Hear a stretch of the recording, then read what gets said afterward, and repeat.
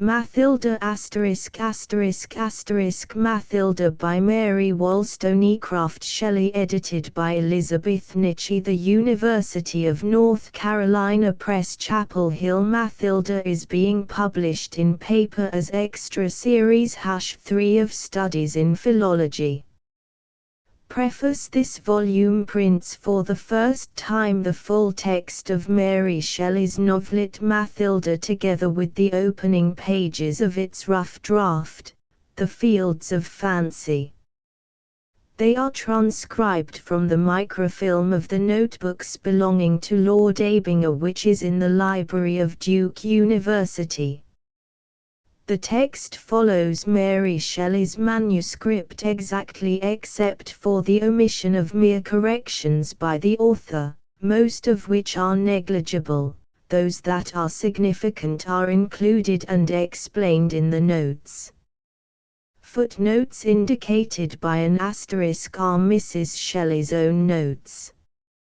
She was in general a fairly good speller, but certain words, especially those in which there was a question of doubling or not doubling a letter, gave her trouble, until, though occasionally she deleted the final L or wrote the word correctly, agreeable, occurred, conferring, bubble, meanness, receded, as well as hopeless, lonely, separate, ecstatic, sacrifice, desert, and words ending in ants or ents. These and other misspellings, even those of proper names, are reproduced without change or comment. The use of sick and of square brackets is reserved to indicate evident slips of the pen, obviously incorrect, unclear, or incomplete phrasing and punctuation, and my conjectures in amending them. I am very grateful to the Library of Duke University and to its librarian, Dr. Benjamin E. Powell, not only for permission to transcribe and publish this work by Mary Shelley, but also for the many courtesies shown to me when they welcomed me as a visiting scholar in 1956. To Lord Abinger also my thanks are due for adding his approval of my undertaking, and to the curators of the Bodleian Library for permitting me to use and to quote from the papers in the reserved Shelley collection. Other libraries and individuals helped me while I was editing Mathilda. The Enoch Pratt Free Library of Baltimore, whose literature and reference departments went to endless trouble for me, the Julia Rogers Library of Goucher College and its staff, the Library of the University of Pennsylvania, Miss Uglin Grylls, Lady Mondea, Professor Lewis Patton of Duke University, Professor Frederick L. Jones of the University of Pennsylvania, and many other persons who did me favors that seemed to them small but that to me were very great. I owe much also to previous books by and about the Shelleys. Those to which I have referred more than once in the introduction and notes are here given with the abbreviated form which I have used. Frederick L. Jones, ed. The Letters of Mary W. Shelley, 2 vols. Norman, University of Oklahoma Press, 1944, Letters, Mary Shelley's Journal. Norman, University of Oklahoma Press, 1947, Journal, Roger Ingpen and W. E. Peck, eds. The Complete Works of Percy Bysshe Shelley, Julian edition, 10 vols. London, 1926–1930, Julian Works, Newman Ivy White. Shelley, 2 vols. New York, Knopf, 1940, White, Shelley, Elizabeth Nichie. Mary Shelley, author of Frankenstein. New Brunswick, Rutgers University Press, 1953, Nichey, Mary Shelley, Elizabeth Nichey May, 1959. Contents: Introduction. Mathilda I 234 v 6789 x 1112. The Fields of Fancy. Notes to Mathilda. Notes to the Fields of Fancy. Introduction of all the novels and stories which Mary Wollstonecraft Shelley left in manuscript. Only one novelet, Mathilda, is complete. It exists in both rough draft and final copy. In this story, as in all Mary Shelley's writing, there is much that is autobiographical. It would be hard to find a more self-revealing work. For an understanding of Mary's character, especially as she saw herself, and of her attitude toward Shelley and toward Godwin in 1819, this tale is an important document. Although the main narrative, that of the father's incestuous love for his daughter, his suicide, and Mathilda's consequent withdrawal from society to a lonely heath, is not in any real sense autobiographical, many elements in it are drawn from reality. The three main characters are clearly Mary herself, Godwin, and Shelley, and their relations can easily be reassorted to correspond with actuality. Highly personal as the story was, Mary Shelley hoped that it would be published, evidently believing that the characters and the situations were sufficiently disguised. In May of 1820 she sent it to England by her friends, the Gisbornes, with a request that her father would arrange for its publication. But Mathilda, together with its rough draft entitled The Fields of Fancy, remained unpublished among the Shelley papers. Although Mary's references to it in her letters and journal aroused some curiosity among scholars, it also remained unexamined until comparatively recently. This seeming neglect was due partly to the circumstances attending the distribution of the family papers after the deaths of Sir Percy and Lady Shelley. One part of them went to the Bodleian Library to become a reserved collection which, by the terms of Lady Shelley's will, was opened to scholars only under definite restrictions. Another part went to Lady Shelley's niece and, in turn, to her heirs, who for a time did not make the manuscripts available for study. A third part went to Sir John Shelley Rolls, the poet's grandnephew, who released much important Shelley material, but not all the scattered manuscripts. In this division, the two notebooks containing the finished draft of Mathilda and a portion of the Fields of Fancy went to Lord Abinger, the notebook containing the remainder of the rough draft to the Bodleian Library, and some loose sheets containing additions and revisions to Sir John Shelley Rolls. Happily all the manuscripts are now accessible to scholars, and it is possible to publish the full text of Mathilda with such additions from the Fields of Fancy as are significant. 2. The three notebooks are alike in format.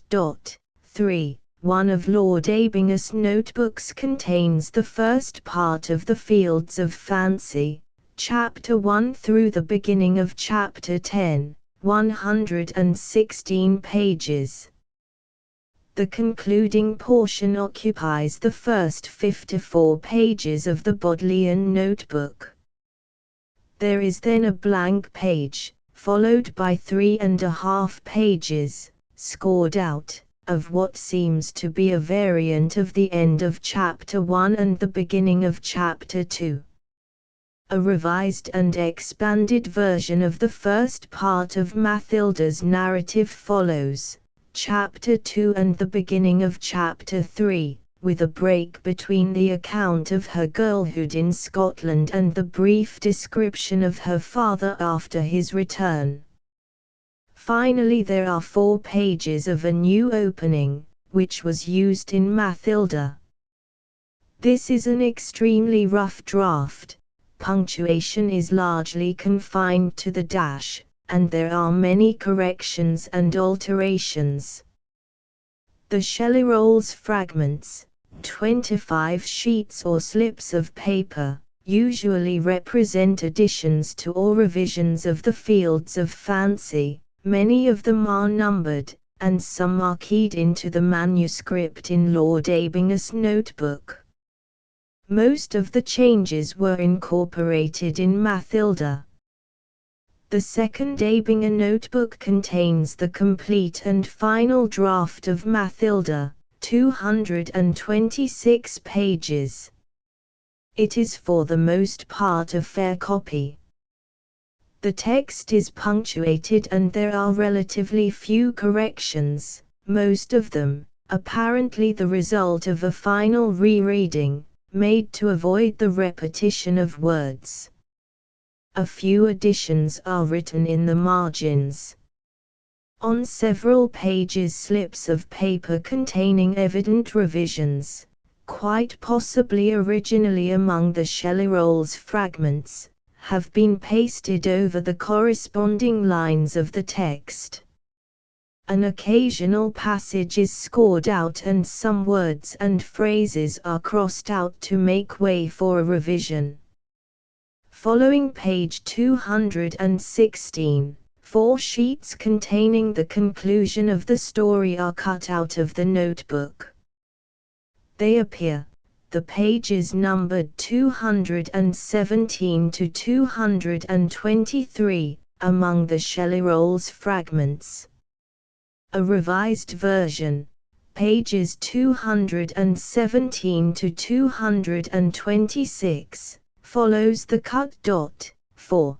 The mode of telling the story in the final draft differs radically from that in the rough draft. In the Fields of Fancy, Mathilda's history is set in a fanciful framework. The author is transported by the fairy Fantasia to the Elysian fields, where she listens to the discourse of Diotima and meets Mathilda. Mathilda tells her story, which closes with her death. In the final draft, this unrealistic and largely irrelevant framework is discarded. Mathilda, whose death is approaching, writes out for her friend Woodville the full details of her tragic history, which she had never had the courage to tell him in person.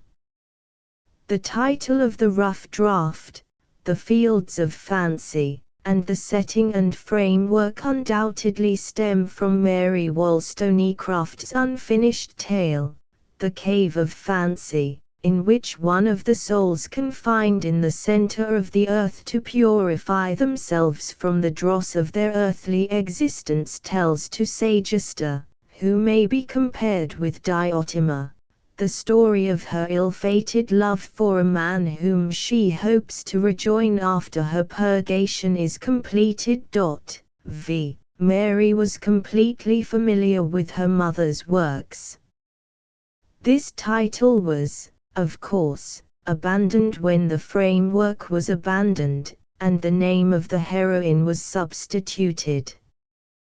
Though it is worth noticing that Mary chose a name with the same initial letter as her own, it was probably taken from Dante.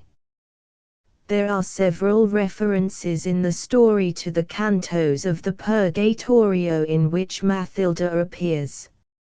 Mathilda's father is never named, nor is Mathilda's surname given. The name of the poet went through several changes: Welford, Lovell, Herbert, and finally Woodville. The evidence for dating Mathilda in the late summer and autumn of 1819 comes partly from the manuscript, partly from Mary's journal.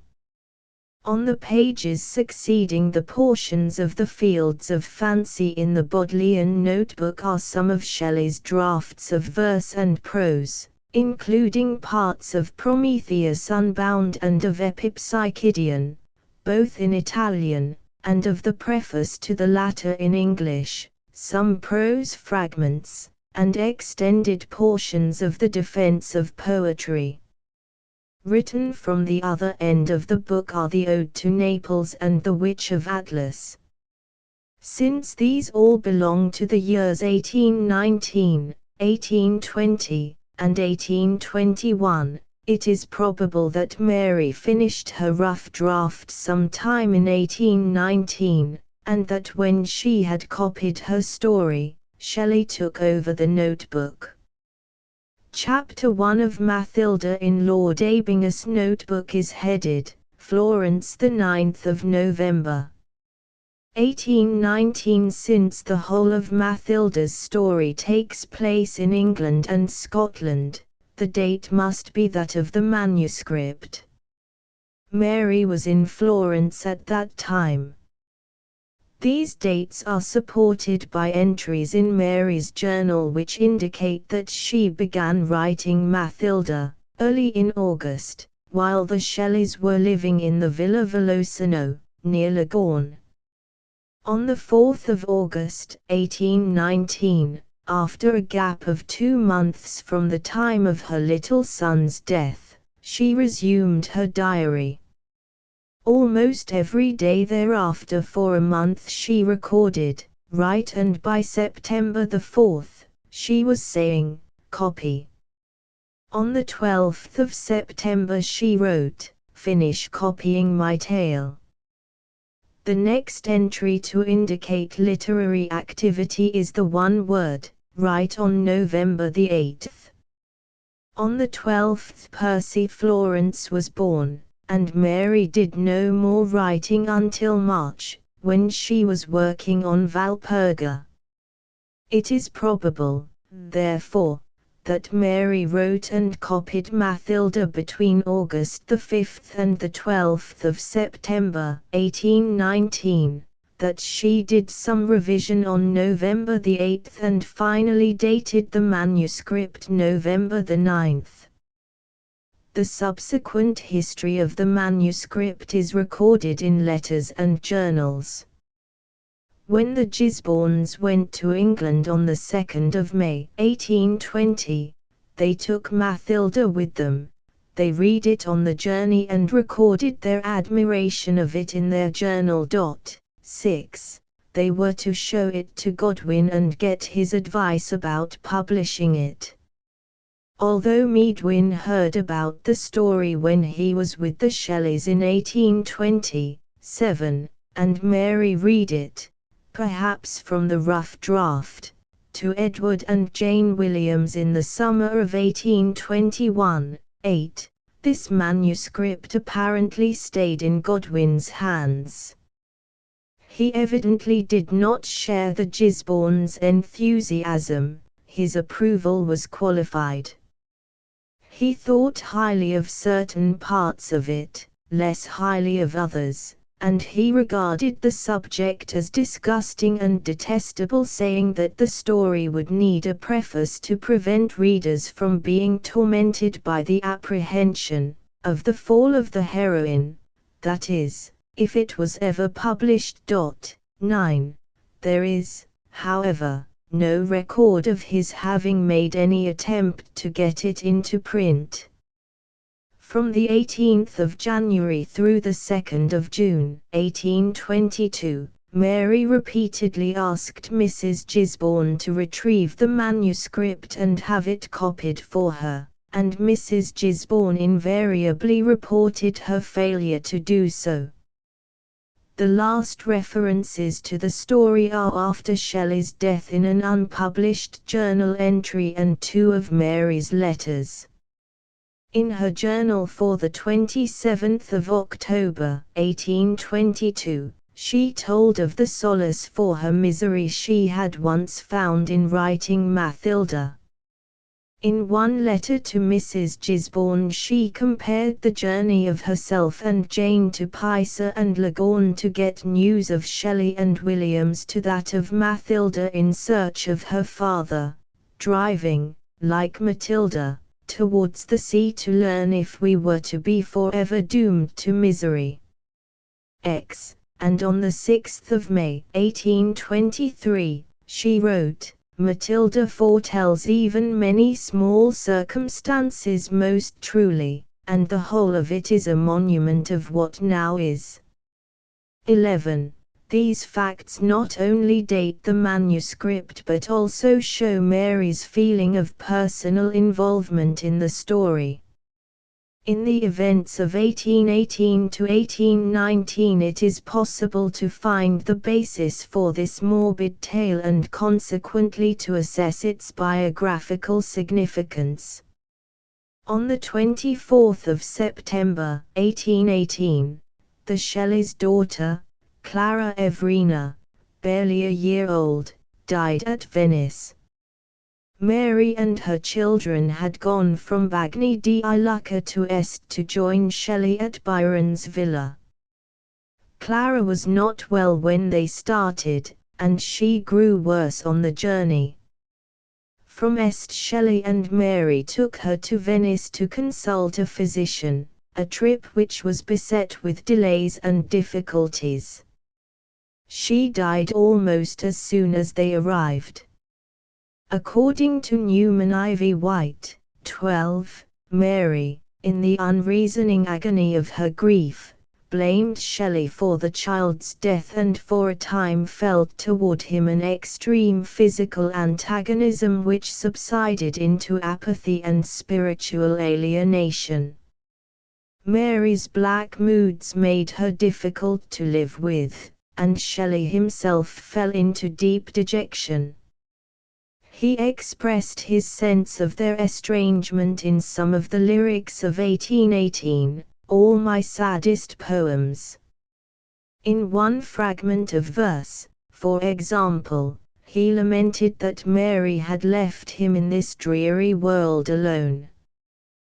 Thy form is here indeed, a lovely one, but thou art fled, gone down the dreary road that leads to sorrow's most obscure abode. Thou sittest on the hearth of pale despair, wherefore thine own Sake I cannot follow thee. Professor White believed that Shelley recorded this estrangement only in veiled terms in Julian and Madelot or in poems that he did not show to Mary, and that Mary acknowledged it only after Shelley's death, in her poem The Choice and in her editorial notes on his poems of that year. But this unpublished story, written after the death of their other child William, certainly contains, though also in veiled terms, Mary's immediate recognition and remorse. Mary well knew, I believe, what she was doing to Shelley. In an effort to purge her own emotions and to acknowledge her fault, she poured out on the pages of Mathilda the suffering and the loneliness, the bitterness and the self-recrimination of the past months.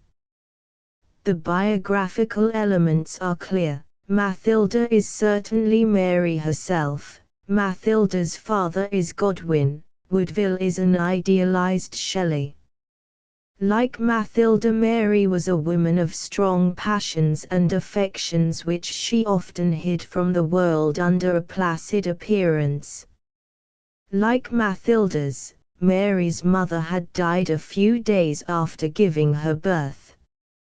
Like Mathilda, she spent part of her girlhood in Scotland. Like Mathilda, she met and loved a poet of exceeding beauty and, also like Mathilda, in that sad year she had treated him ill, having become captious and unreasonable in her sorrow. Mathilda's loneliness, grief, and remorse can be paralleled in Mary's later journal and in The Choice. This story was the outlet for her emotions in 1819. Woodville, the poet, is virtually perfect, glorious from his youth like an angel with winged feet, all beauty, all goodness, all gentleness. He is also successful as a poet, his poem written at the age of 23 having been universally acclaimed. Making allowance for Mary's exaggeration and wishful thinking, we easily recognize Shelley. Woodville has his poetic ideals, the charm of his conversation, his high moral qualities, his sense of dedication and responsibility to those he loved and to all humanity. He is Mary's earliest portrait of her husband, drawn in a year when she was slowly returning to him from the hearth of pale despair. The early circumstances and education of Godwin and of Mathilda's father were different. But they produced similar men, each extravagant, generous, vain, dogmatic. There is more of Godwin in this tale than the account of a great man ruined by character and circumstance. The relationship between father and daughter, before it was destroyed by the father's unnatural passion, is like that between Godwin and Mary. She herself called her love for him excessive and romantic. 13. She may well have been recording, in Mathilda's sorrow over her alienation from her father and her loss of him by death, her own grief at a spiritual separation from Godwin through what could only seem to her his cruel lack of sympathy. He had accused her of being cowardly and insincere in her grief over Clara's death. 14. And later he belittled her loss of William. 15. He had also called Shelley a disgraceful and flagrant person because of Shelley's refusal to send him more money. 16. No wonder if Mary felt that, like Mathilda, she had lost a beloved but cruel father. Thus Mary took all the blame for the rift with Shelley upon herself and transferred the physical alienation to the break in sympathy with Godwin. That she turned these facts into a story of incest is undoubtedly due to the interest which she and Shelley felt in the subject at this time. They regarded it as a dramatic and effective theme. In August of 1819 Shelley completed the Cenci. During its progress he had talked over with Mary the arrangement of scenes. He had even suggested at the outset that she write the tragedy herself. And about a year earlier he had been urging upon her a translation of Alfry's Maha. Thomas Medwin, indeed, thought that the story which she was writing in 1819 was specifically based on Maha. That she was thinking of that tragedy while writing Mathilda is evident from her effective use of it at one of the crises in the tale. And perhaps she was remembering her own handling of the theme when she wrote the biographical sketch of Alfry for Lardner's Cabinet Cyclopedia nearly 20 years later. She then spoke of the difficulties inherent in such a subject, inequality of age adding to the unnatural incest. To shed any interest over such an attachment, the dramatist ought to adorn the father with such youthful attributes as would be by no means contrary to probability. 17. This she endeavored to do in Mathilda, aided indeed by the fact that the situation was the reverse of that in Maha. Mathilda's father was young, he married before he was 20. When he returned to Mathilda, he still showed the ardor and freshness of feeling incident to youth. He lived in the past and saw his dead wife reincarnated in his daughter. Thus Mary attempts to validate the situation and make it by no means contrary to probability. Mathilda offers a good example of Mary Shelley's methods of revision. A study of the manuscript shows that she was a careful workman, and that in polishing this bizarre story she strove consistently for greater credibility and realism, more dramatic, if sometimes melodramatic, presentation of events, better motivation, conciseness, and exclusion of purple passages. In the revision and rewriting, many additions were made, so that Mathilda is appreciably longer than the Fields of Fancy.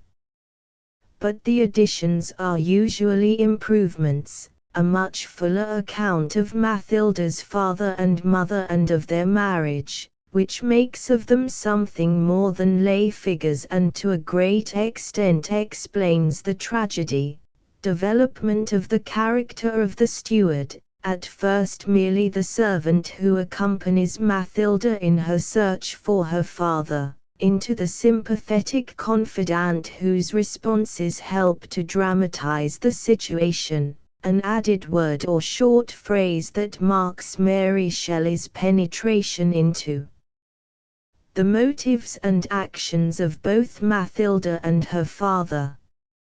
Therefore Mathilda does not impress the reader as being longer than the Fields of Fancy because it better sustains his interest.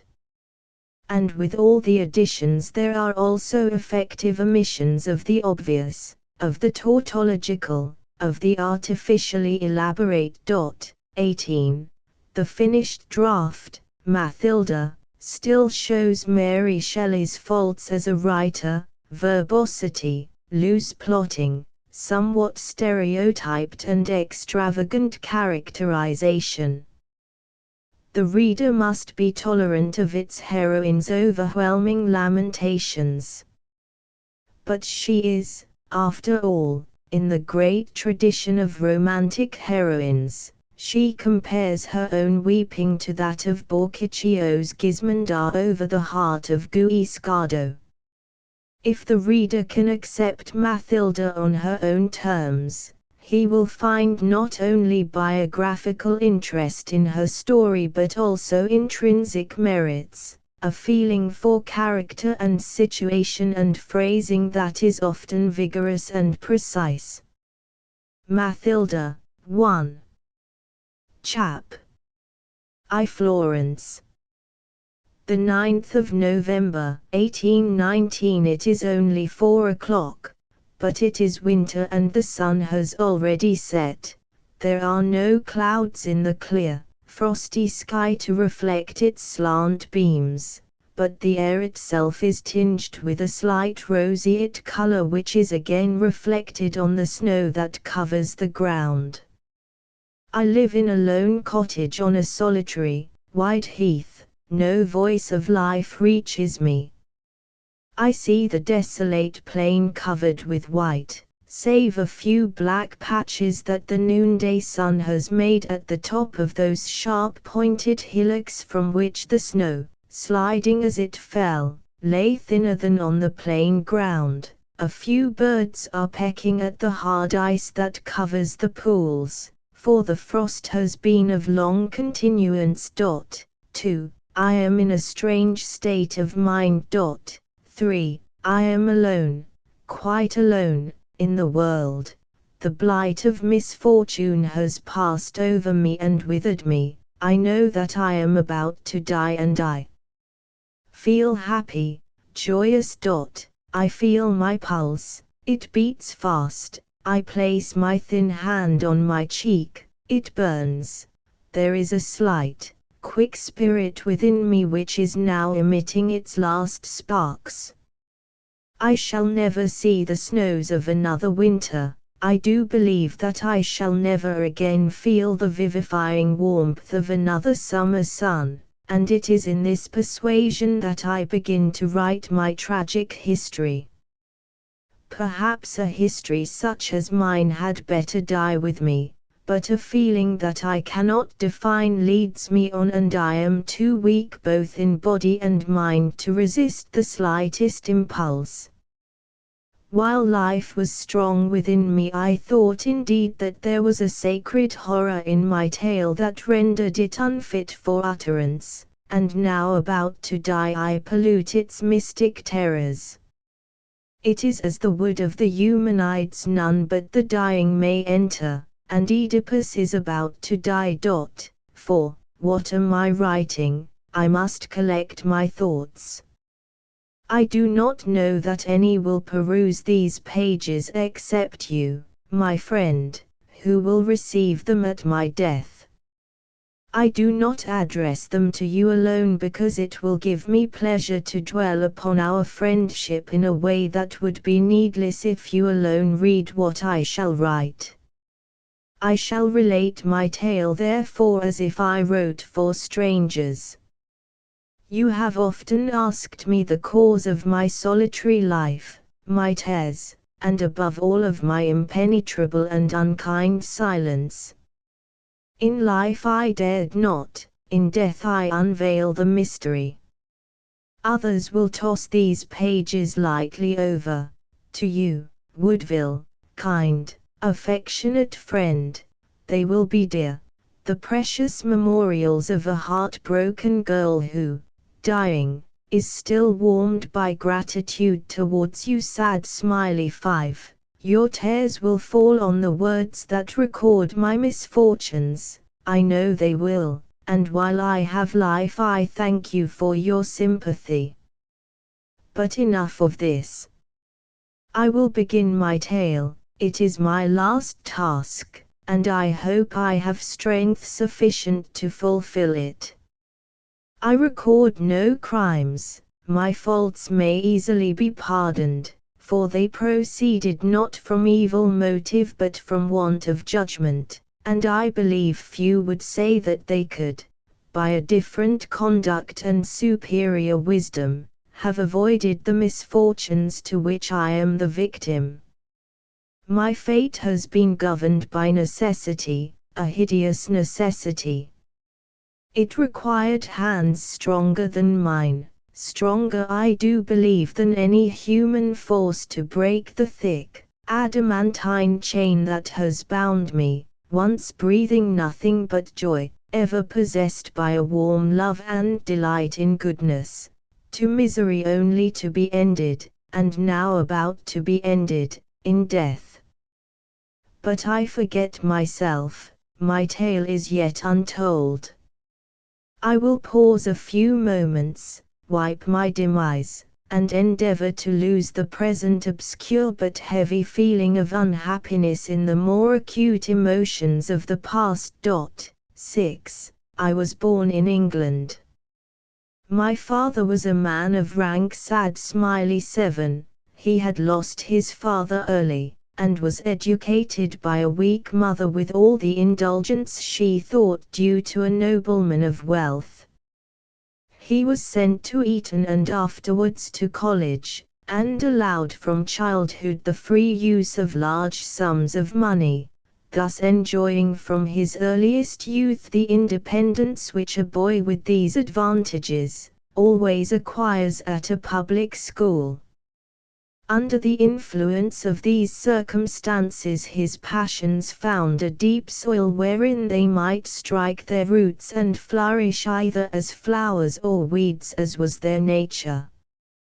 By being always allowed to act for himself his character became strongly and early marked and exhibited a various surface on which a quick-sighted observer might see the seeds of virtues and of misfortunes. His careless extravagance, which made him squander immense sums of money to satisfy passing whims, which from their apparent energy he dignified with the name of passions, often displayed itself in unbounded generosity. Yet while he earnestly occupied himself about the wants of others, his own desires were gratified to their fullest extent. He gave his money, but none of his own wishes were sacrificed to his gifts. He gave his time, which he did not value, and his affections which he was happy in any manner to have called into action. I do not say that if his own desires had been put in competition with those of others that he would have displayed undue selfishness, but this trial was never made. He was nurtured in prosperity and attended by all its advantages. Every one loved him and wished to gratify him. He was ever employed in promoting the pleasures of his companions, but their pleasures were his, and if he bestowed more attention upon the feelings of others than is usual with schoolboys, it was because his social temper could never enjoy itself if every brow was not as free from care as his own. While at school, emulation and his own natural abilities made him hold a conspicuous rank in the forms among his equals. At college he discarded books. He believed that he had other lessons to learn than those which they could teach him. He was now to enter into life, and he was still young enough to consider study as a schoolboy shackle, employed merely to keep the unruly out of mischief, but as having no real connection with life, whose wisdom of riding, gaming and sea he considered with far deeper interest. So he quickly entered into all college follies, although his heart was too well molded to be contaminated by them. It might be light, but it was never cold. He was a sincere and sympathizing friend, but he had met with none who superior or equal to himself could aid him in unfolding his mind, or make him seek for fresh stores of thought by exhausting the old ones. He felt himself superior in quickness of judgment to those around him. His talents, his rank and wealth made him the chief of his party, and in that station he rested, not only contented but glorying, conceiving it to be the only ambition worthy for him to aim at in the world. By a strange narrowness of ideas he viewed all the world in connection only as it was or was not related to his little society. He considered queer and out of fashion all opinions that were exploded by his circle of intimates, and he became at the same time dogmatic and yet fearful of not coinciding with the only sentiments he could consider orthodox. To the generality of spectators he appeared careless of censure, and with high disdain to throw aside all dependence on public prejudices, but at the same time that he strode with a triumphant stride over the rest of the world, he cowered, with self-disguised lowliness, to his own party, and although its never dared express an opinion or a feeling until he was assured that it would meet with the approbation of his companions. Yet he had one secret hidden from these dear friends, a secret he had nurtured from his earliest years, and although he loved his fellow collegiates he would not trust it to the delicacy or sympathy of any one among them. He loved. He feared that the intensity of his passion might become the subject of their ridicule, and he could not bear that they should blaspheme it by considering that trivial and transitory which he felt was the life of his life. There was a gentleman of small fortune who lived near his family mansion who had 3 lovely daughters. The eldest was far the most beautiful, but her beauty was only an addition to her other qualities. Her understanding was clear and strong and her disposition angelically gentle. She and my father had been playmates from infancy. Diana, even in her childhood, had been a favorite with his mother, This partiality increased with the years of this beautiful and lively girl, and thus during his school and college vacations, 8, they were perpetually together. Novels and all the various methods by which youth in civilized life are led to a knowledge of the existence of passions before they really feel them, had produced a strong effect on him who was so peculiarly susceptible of every impression. At 11 years of age Diana was his favorite playmate, but he already talked the language of love. Although she was elder than he by nearly 2 years, the nature of her education made her more childish, at least in the knowledge and expression of feeling. She received his warm protestations with innocence, and returned them unknowing of what they meant. She had read no novels and associated only with her younger sisters. What could she know of the difference between love and friendship? And when the development of her understanding disclosed the true nature of this intercourse to her, her affections were already engaged to her friend, and all she feared was lest other attractions and fickleness might make him break his infant vows. But they became every day more ardent and tender. It was a passion that had grown with his growth. It had become entwined with every faculty and every sentiment, and only to be lost with life.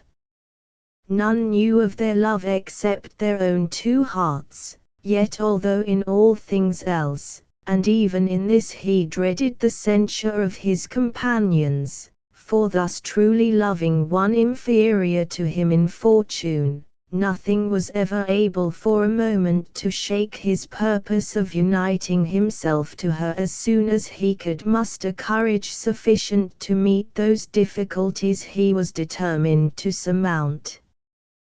Diana was fully worthy of his deepest affection. There were few who could boast of so pure a heart, and so much real humbleness of soul joined to a firm reliance on her own integrity and a belief in that of others. She had from her birth lived a retired life. She had lost her mother when very young, but her father had devoted himself to the care of her education. He had many peculiar ideas which influenced the system he had adopted with regard to her. She was well acquainted with the heroes of Greece and Rome, or with those of England who had lived some 100 years ago, while she was nearly ignorant of the passing events of the day. She had read few authors who had written during at least the last 50 years, but her reading with this exception was very extensive. Thus, although she appeared to be less initiated in the mysteries of life and society than he, her knowledge was of a deeper kind and laid on firmer foundations, and if even her beauty and sweetness had not fascinated him, her understanding would ever have held his in thrall. He looked up to her as his guide, and such was his adoration that he delighted to augment to his own mind the sense of inferiority with which she sometimes impressed him. 9. When he was 19 his mother died. He left college on this event, and shaking off for a while his old friends, he retired to the neighborhood of his Diana and received all his consolation from her sweet voice and dearer caresses. This short separation from his companions gave him courage to assert his independence. He had a feeling that however they might express ridicule of his intended marriage, they would not dare display it when it had taken place. Therefore, seeking the consent of his guardian, which with some difficulty he obtained, and of the father of his mistress, which was more easily given, without acquainting anyone else of his intention, by the time he had attained his 20th birthday he had become the husband of Diana. He loved her with passion, and her tenderness had a charm for him that would not permit him to think of aught but her. He invited some of his college friends to see him, but their frivolity disgusted him. Diana had torn the veil which had before kept him in his boyhood. He was become a man, and he was surprised how he could ever have joined in the cant words and ideas of his fellow collegiates, or how for a moment he had feared the censure of such as these. He discarded his old friendships not from fickleness but because they were indeed unworthy of him. Diana filled up all his heart. He felt as if by his union with her he had received a new and better soul. She was his monitress as he learned what were the true ends of life. It was through her beloved lessons that he cast off his old pursuits and gradually formed himself to become one among his fellow men, a distinguished member of society, a patriot, and an enlightened lover of truth and virtue. He loved her for her beauty and for her amiable disposition, but he seemed to love her more for what he considered her superior wisdom. They studied, they rode together, they were never separate and seldom admitted a third to their society. Thus my father, born in affluence, and always prosperous, clomb without the difficulty and various disappointments that all human beings seem destined to encounter, to the very topmost pinnacle of happiness. Around him was sunshine, and clouds whose shapes of beauty made the prospect divine, concealed from him the barren reality which lay hidden below them.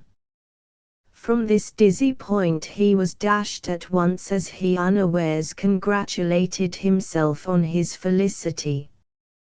15 months after their marriage I was born, and my mother died a few days after my birth. A sister of my father was with him at this period. She was nearly 15 years older than he, and was the offspring of a former marriage of his father.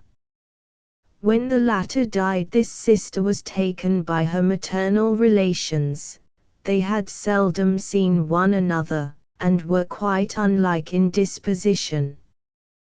This aunt, to whose care I was afterwards consigned, has often related to me the effect that this catastrophe had on my father's strong and susceptible character.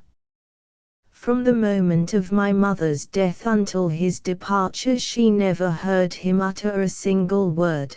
Buried in the deepest melancholy, he took no notice of anyone. Often for hours his eyes streamed tears, or a more fearful gloom overpowered him. All outward things seemed to have lost their existence relatively to him, and only one circumstance could in any degree recall him from his motionless and mute despair: he would never see me. He seemed insensible to the presence of any one else, but if, as a trial to awaken his sensibility, my aunt brought me into the room, he would instantly rush out with every symptom of fury and distraction. At the end of a month he suddenly quitted his house and, unattended, by any servant, departed from that part of the country without by word or writing informing any one of his intentions. My aunt was only relieved of her anxiety concerning his fate by a letter from him dated Hamburg. How often have I wept over that letter, which until I was 16 was the only relic I had to remind me of my parents. Pardon me, it said, for the uneasiness I have unavoidably given you, but while in that unhappy island, where everything breathes her spirit whom I have lost forever, a spell held me. It is broken. I have quitted England for many years, perhaps forever. but to convince you that selfish feeling does not entirely engross me, I shall remain in this town until you have made by letter every arrangement that you judge necessary. When I leave this place, do not expect to hear from me. I must break all ties that at present exist. I shall become a wanderer, a miserable outcast, alone. Alone. In another part of the letter he mentioned me, as for that unhappy little being whom I could not see, and hardly dare mention. I leave her under your protection. Take care of her and cherish her. One day I may claim her at your hands, but futurity is dark. Make the present happy to her. My father remained 3 months at Hamburg. When he quitted it he changed his name. My aunt could never discover that which he adopted, and only by faint hints could conjecture that he had taken the road of Germany and Hungary to Turkey. 10. Thus this towering spirit, who had excited interest and high expectation in all who knew and could value him, became at once, as it were, extinct. He existed from this moment for himself only. His friends remembered him as a brilliant vision which would never again return to them.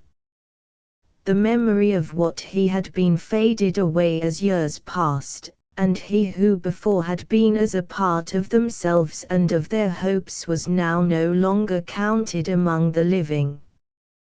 Chapter 2. I now come to my own story. During the early part of my life there is little to relate, and I will be brief, but I must be allowed to dwell a little on the years of my childhood, that it may be apparent how when one hope failed all life was to be a blank, and how when the only affection I was permitted to cherish was blasted my existence was extinguished with it. I have said that my aunt was very unlike my father. I believe that without the slightest tinge of a bad heart she had the coldest that ever filled a human breast. It was totally incapable of any affection. She took me under her protection because she considered it her duty, but she had too long lived alone and undisturbed by the noise and prattle of children to allow that I should disturb her quiet. She had never been married, and for the last 5 years had lived perfectly alone on an estate that had descended to her through her mother, on the shores of Loch Lomond in Scotland. My father had expressed a wish in his letters that she should reside with me at his family mansion, which was situated in a beautiful country near Richmond in Yorkshire. She would not consent to this proposition, but as soon as she had arranged the affairs which her brother's departure had caused to fall to her care, she quitted England and took me with her to her Scotch estate. The care of me while a baby, and afterwards until I had reached my 8th year, devolved on a servant of my mother's, who had accompanied us in our retirement for that purpose. I was placed in a remote part of the house, and only saw my aunt at stated hours. These occurred twice a day. Once about noon she came to my nursery, and once after her dinner I was taken to her. She never caressed me, and seemed all the time I stayed in the room to fear that I should annoy her by some childish freak. My good nurse always schooled me with the greatest care before she ventured into the parlor, and the awe my aunt's cold looks and few constrained words inspired was so great that I seldom disgraced her lessons or was betrayed from the exemplary stillness which I was taught to observe during these short visits. 11. Under my good nurse's care I ran wild about our park and the neighboring fields. the offspring of the deepest love I displayed from my earliest years, the greatest sensibility of disposition. I cannot say with what passion I loved everything, even the inanimate objects that surrounded me. I believe that I bore an individual attachment to every tree in our park, every animal that inhabited it knew me and I loved them. Their occasional deaths filled my infant heart with anguish. I cannot number the birds that I have saved during the long and severe winters of that climate, or the hares and rabbits that I have defended from the attacks of our dogs, or have nursed when accidentally wounded. When I was 7 years of age my nurse left me. I now forget the cause of her departure, if indeed I ever knew it. She returned to England, and the bitter tears she shed at parting were the last I saw flow for love of me for many years. My grief was terrible. I had no friend but her in the whole world. By degrees I became reconciled to solitude, but no one supplied her place in my affections. I lived in a desolate country where there were none to praise and very few to love. It is true that I now saw a little more of my aunt, but she was in every way an unsocial being, and to a timid child she was as a plant beneath a thick covering of ice. I should cut my hands in endeavoring to get at it. So I was entirely thrown upon my own resources. The neighboring minister was engaged to give me lessons in reading, writing and French, but he was without family and his manners even to me were always perfectly characteristic of the profession in the exercise of whose functions he chiefly shone, that of a schoolmaster. I sometimes strove to form friendships with the most attractive of the girls who inhabited the neighboring village, but I believe I should never have succeeded, even had not my aunt interposed her authority to prevent all intercourse between me and the peasantry, for she was fearful lest I should acquire the Scotch accent and dialect. A little of it I had, although great pains was taken that my tongue should not disgrace my English origin. As I grew older my liberty increased with my desires, and my wanderings extended from our park to the neighboring country. Our house was situated on the shores of the lake and the lawn came down to the water's edge. I rambled amidst the wild scenery of this lovely country and became a complete mountaineer. I passed hours on the steep brow of a mountain that overhung a waterfall or rowed myself in a little skiff to some one of the islands. I wandered forever about these lovely solitudes, gathering flower after flower on dear Pinta tutelar mia via b. Singing as I might the wild melodies of the country, or occupied by pleasant daydreams. My greatest pleasure was the enjoyment of a serene sky amidst these verdant woods, yet I loved all the changes of nature, and rain, and storm, and the beautiful clouds of heaven brought their delights with them. When rocked by the waves of the lake my spirits rose in triumph as a horseman feels with pride the motions of his high-fed steed.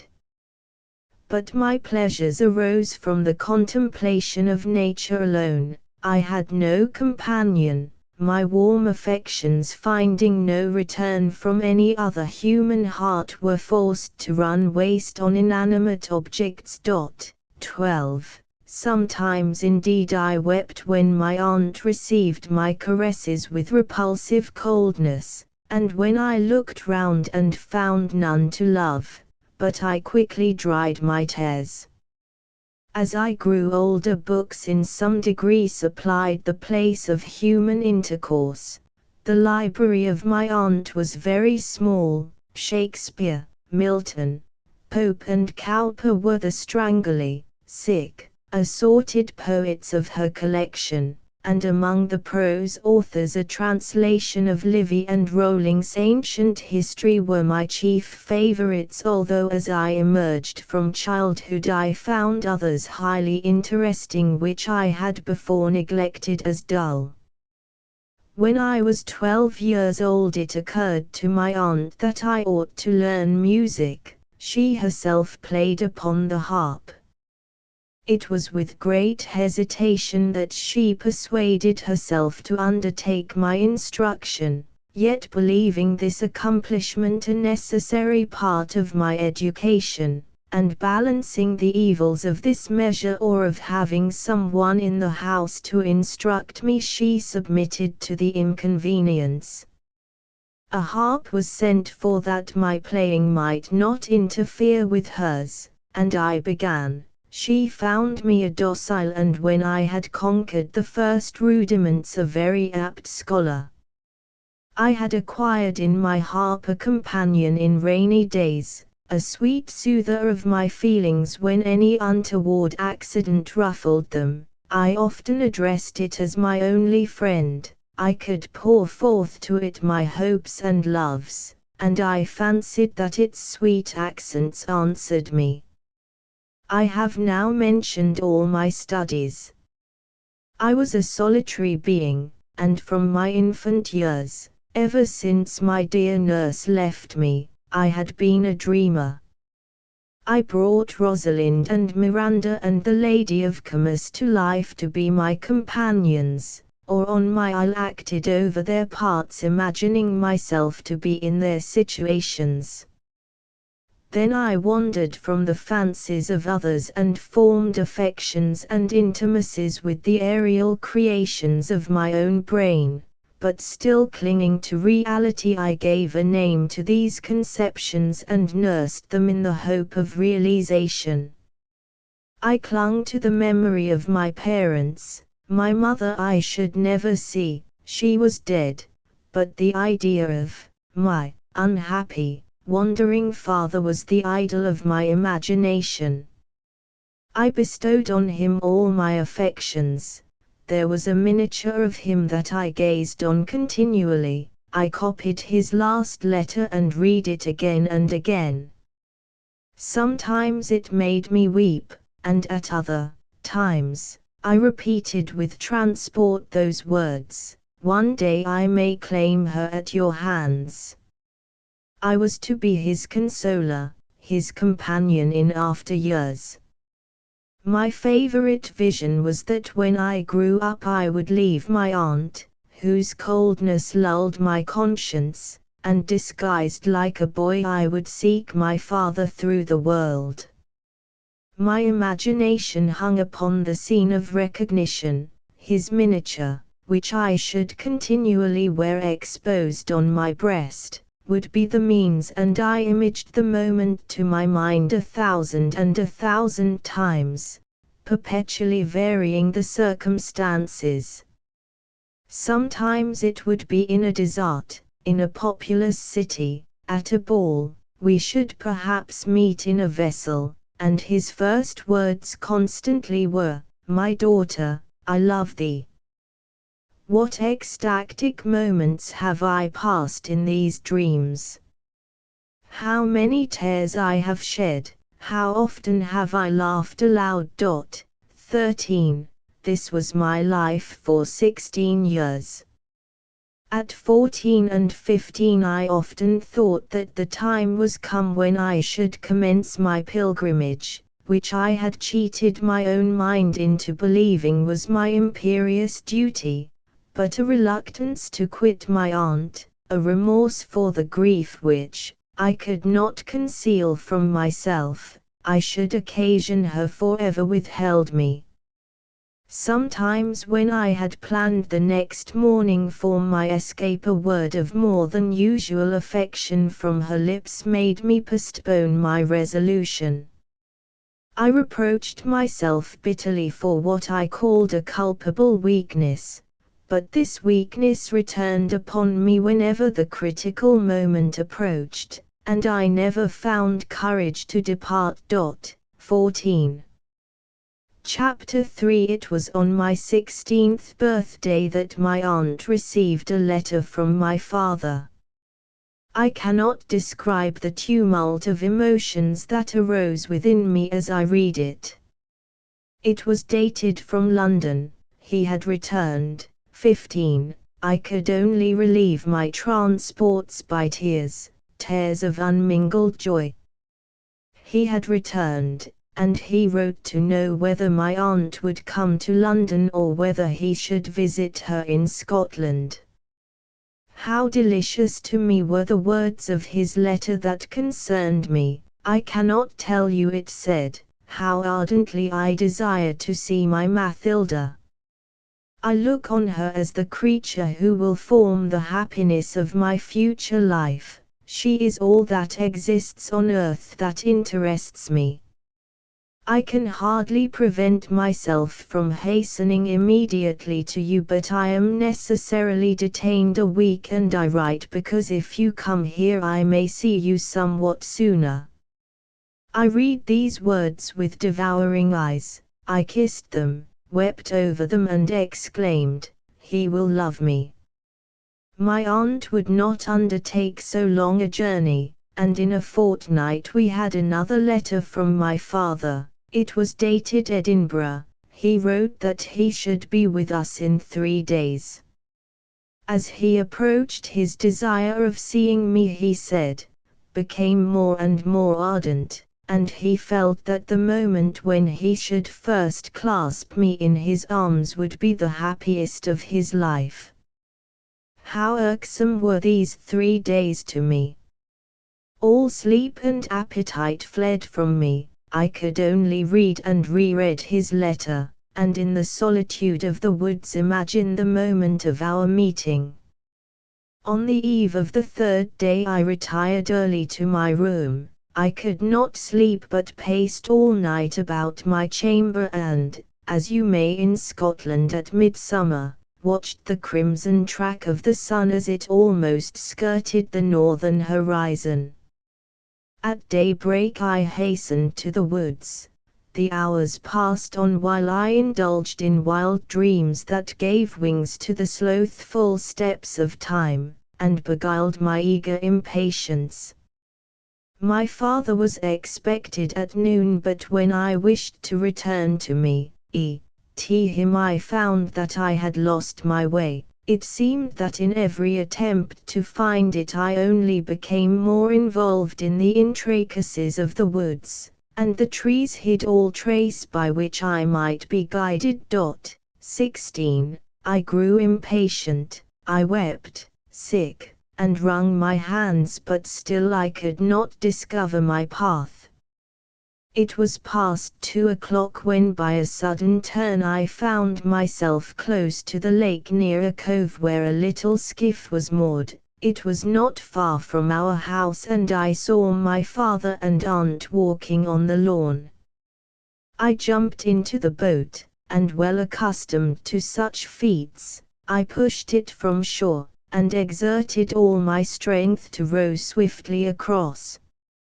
As I came, dressed in white, covered only by my tartan rachan, my hair streaming on my shoulders, and shooting across with greater speed than it could be supposed I could give to my boat, my father has often told me that I looked more like a spirit than a human maid. I approached the shore, my father held the boat, I leapt lightly out, and in a moment was in his arms. And now I began to live. All around me was changed from a dull uniformity to the brightest scene of joy and delight. The happiness I enjoyed in the company of my father far exceeded my sanguine expectations. We were forever together, and the subjects of our conversations were inexhaustible. He had passed the 16 years of absence among nations nearly unknown to Europe. He had wandered through Persia, Arabia and the north of India, and had penetrated among the habitations of the natives with a freedom permitted to few Europeans. His relations of their manners, his anecdotes and descriptions of scenery whiled away delicious hours, when we were tired of talking of our own plans of future life. The voice of affection was so new to me that I hung with delight upon his words when he told me what he had felt concerning me during these long years of apparent forgetfulness. "At first," said he, "I could not bear to think of my poor little girl, but afterwards, as grief wore off and hope again revisited me, I could only turn to her, and amidst cities and deserts her little fairy form, such as I imagined it, forever flitted before me. The northern breeze as it refreshed me was sweeter and more balmy, for it seemed to carry some of your spirit along with it. I often thought that I would instantly return and take you along with me to some fertile island where we should live at peace forever. As I returned, my fervent hopes were dashed by so many fears, my impatience became in the highest degree painful. I dared not think that the sun should shine and the moon rise not on your living form but on your grave. But, no, it is not so. I have my Mathilda, my consolation, and my hope. My father was very little changed from what he described himself to be before his misfortunes. It is intercourse with civilized society, it is the disappointment of cherished hopes, the falsehood of friends, or the perpetual clash of mean passions that changes the heart and damps the ardor of youthful feelings. Lonely wanderings in a wild country among people of simple or savage manners may inure the body but will not tame the soul, or extinguish the ardor and freshness of feeling incident to youth. The burning sun of India, and the freedom from all restraint had rather increased the energy of his character. Before he bowed under, now he was impatient of any censure except that of his own mind. He had seen so many customs and witnessed so great a variety of moral creeds that he had been obliged to form an independent one for himself which had no relation to the peculiar notions of any one country. His early prejudices of course influenced his judgment in the formation of his principles, and some raucous ideas were strangely mingled with the deepest deductions of his penetrating mind. The vacuity his heart endured of any deep interest in life during his long absence from his native country had had a singular effect upon his ideas. There was a curious feeling of unreality attached by him to his foreign life in comparison with the years of his youth. All the time he had passed out of England was as a dream, and all the interest of his soul, all his affections belonged to events which had happened and persons who had existed 16 years before. It was strange when you heard him talk to see how he passed over this lapse of time as a night of visions, while the remembrances of his youth standing separate as they did from his afterlife had lost none of their vigor. He talked of my mother as if she had lived but a few weeks before, not that he expressed poignant grief, but his description of her person, and his relation of all anecdotes connected with her was thus fervent and vivid. In all this there was a strangeness that attracted and enchanted me. He was, as it were, now awakened from his long, visionary sleep, and he felt somewhat like one of the 7 sleepers, or like Noor-Jahad, 17, in that sweet imitation of an Eastern tale. Diana was gone, his friends were changed or dead, and now on his awakening I was all that he had to love on earth. How dear to me were the waters, and mountains, and woods of Loch Lomond now that I had so beloved a companion for my rambles. I visited with my father every delightful spot, either on the islands, or by the side of the tree-sheltered waterfalls, every shady path, or dingle entangled with underwood and fern. My ideas were enlarged by his conversation. I felt as if I were recreated and had about me all the freshness and life of a new being. I was, as it were, transported since his arrival from a narrow spot of earth into a universe boundless to the imagination and the understanding. My life had been before as a pleasing country reel, never destined to leave its native fields, but when its task was fulfilled quietly to be absorbed, and leave no trace. Now it seemed to me to be as a various river flowing through a fertile and lovely landscape, ever changing and ever beautiful. Alas! I knew not the desert it was about to reach, the rocks that would tear its waters, and the hideous scene that would be reflected in a more distorted manner in its waves. Life was then brilliant. I began to learn to hope, and what brings a more bitter despair to the heart than hope destroyed? Is it not strange, 18, that grief should quickly follow so divine a happiness? I drank of an enchanted cup, but gall was at the bottom of its long-drawn sweetness. My heart was full of deep affection, but it was calm from its very depth and fullness. I had no idea that misery could arise from love, and this lesson that all at last must learn was taught me in a manner few are obliged to receive it. I lament now, I must ever lament, those few short months of paradisaical bliss. I disobeyed no command, I ate no apple, and yet I was ruthlessly driven from it. Alas! My companion did, and I was precipitated in his fall. 19. But I wander from my relation. Let woe come at its appointed time. I may at this stage of my story still talk of happiness. 3 months passed away in this delightful intercourse, when my aunt fell ill. I passed a whole month in her chamber nursing her, but her disease was mortal and she died, leaving me for some time inconsolable. Death is so dreadful to the living. Winking sad smiley. 20.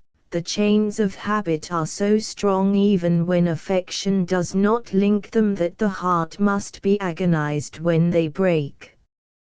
But my father was beside me to console me and to drive away bitter memories by bright hopes. Methought that it was sweet to grieve that he might dry my tears. Then again he distracted my thoughts from my sorrow by comparing it with his despair when he lost my mother.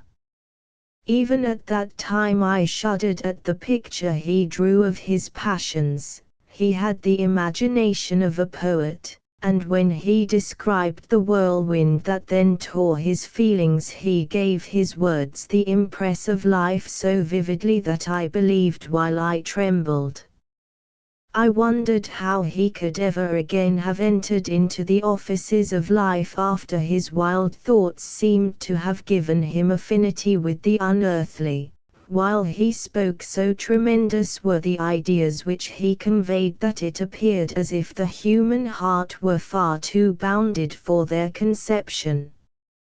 His feelings seemed better fitted for a spirit whose habitation is the earthquake and the volcano than for one confined to a mortal body and human lineaments. But these were merely memories. He was changed since then.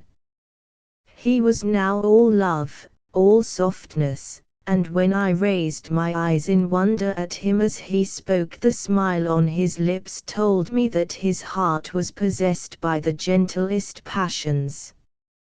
2 months after my aunt's death we removed to London, where I was led by my father to attend to deeper studies than had before occupied me. My improvement was his delight. He was with me during all my studies and assisted or joined with me in every lesson. We saw a great deal of society, and no day passed that my father did not endeavor to embellish by some new enjoyment. The tender attachment that he bore me, and the love and veneration with which I returned it, cast a charm over every moment. The hours were slow, for each minute was employed. We lived more in 1 week than many do in the course of several months, and the variety and novelty of our pleasures gave zest to each. We perpetually made excursions together. And whether it were to visit beautiful scenery, or to see fine pictures, or sometimes for no object but to seek amusement as it might chance to arise, I was always happy when near my father. It was a subject of regret to me whenever we were joined by a third person, yet if I turned with a disturbed look towards my father, his eyes fixed on me and beaming with tenderness instantly restored joy to my heart. Oh, hours of intense delight! Short as ye were, ye are made as long to me as a whole life when looked back upon through the mist of grief that rose immediately after, as if to shut ye from my view. Alas! Ye were the last of happiness that I ever enjoyed, a very few weeks, and all was destroyed. Like Psyche, 21, I lived for a while in an enchanted palace, amidst odors, and music, and every luxurious delight, when suddenly I was left on a barren rock. A wide ocean of despair rolled around me, above all was black, and my eyes closed while I still inhabited a universal death. Still I would not hurry on. I would pause forever on the recollections of these happy weeks. I would repeat every word, and how many do I remember, record every enchantment of the Faroe habitation. But, no, my tale must not pause, it must be as rapid as was my fate. I can only describe in short all those strong expressions, my precipitate and irremediable change from happiness to despair. 22. Chapter 4. Among our most assiduous visitors was a young man of rank, well informed, and agreeable in his person. After we had spent a few weeks in London, his attentions towards me became marked and his visits more frequent. I was too much taken up by my own occupations and feelings to attend much to this, and then indeed I hardly noticed more than the bare surface of events as they passed around me. But I now remember that my father was restless and uneasy whenever this person visited us, and when we talked together watched us with the greatest apparent anxiety, although he himself maintained a profound silence. At length these obnoxious visits suddenly ceased altogether, but from that moment I must date the change of my father. A change that to remember makes me shudder and then filled me with the deepest grief.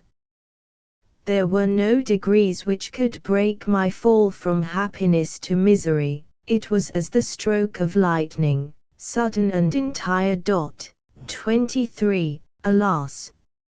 I now met frowns where before I had been welcomed only with smiles. He, my beloved father, shunned me, and either treated me with harshness or a more heart-breaking coldness.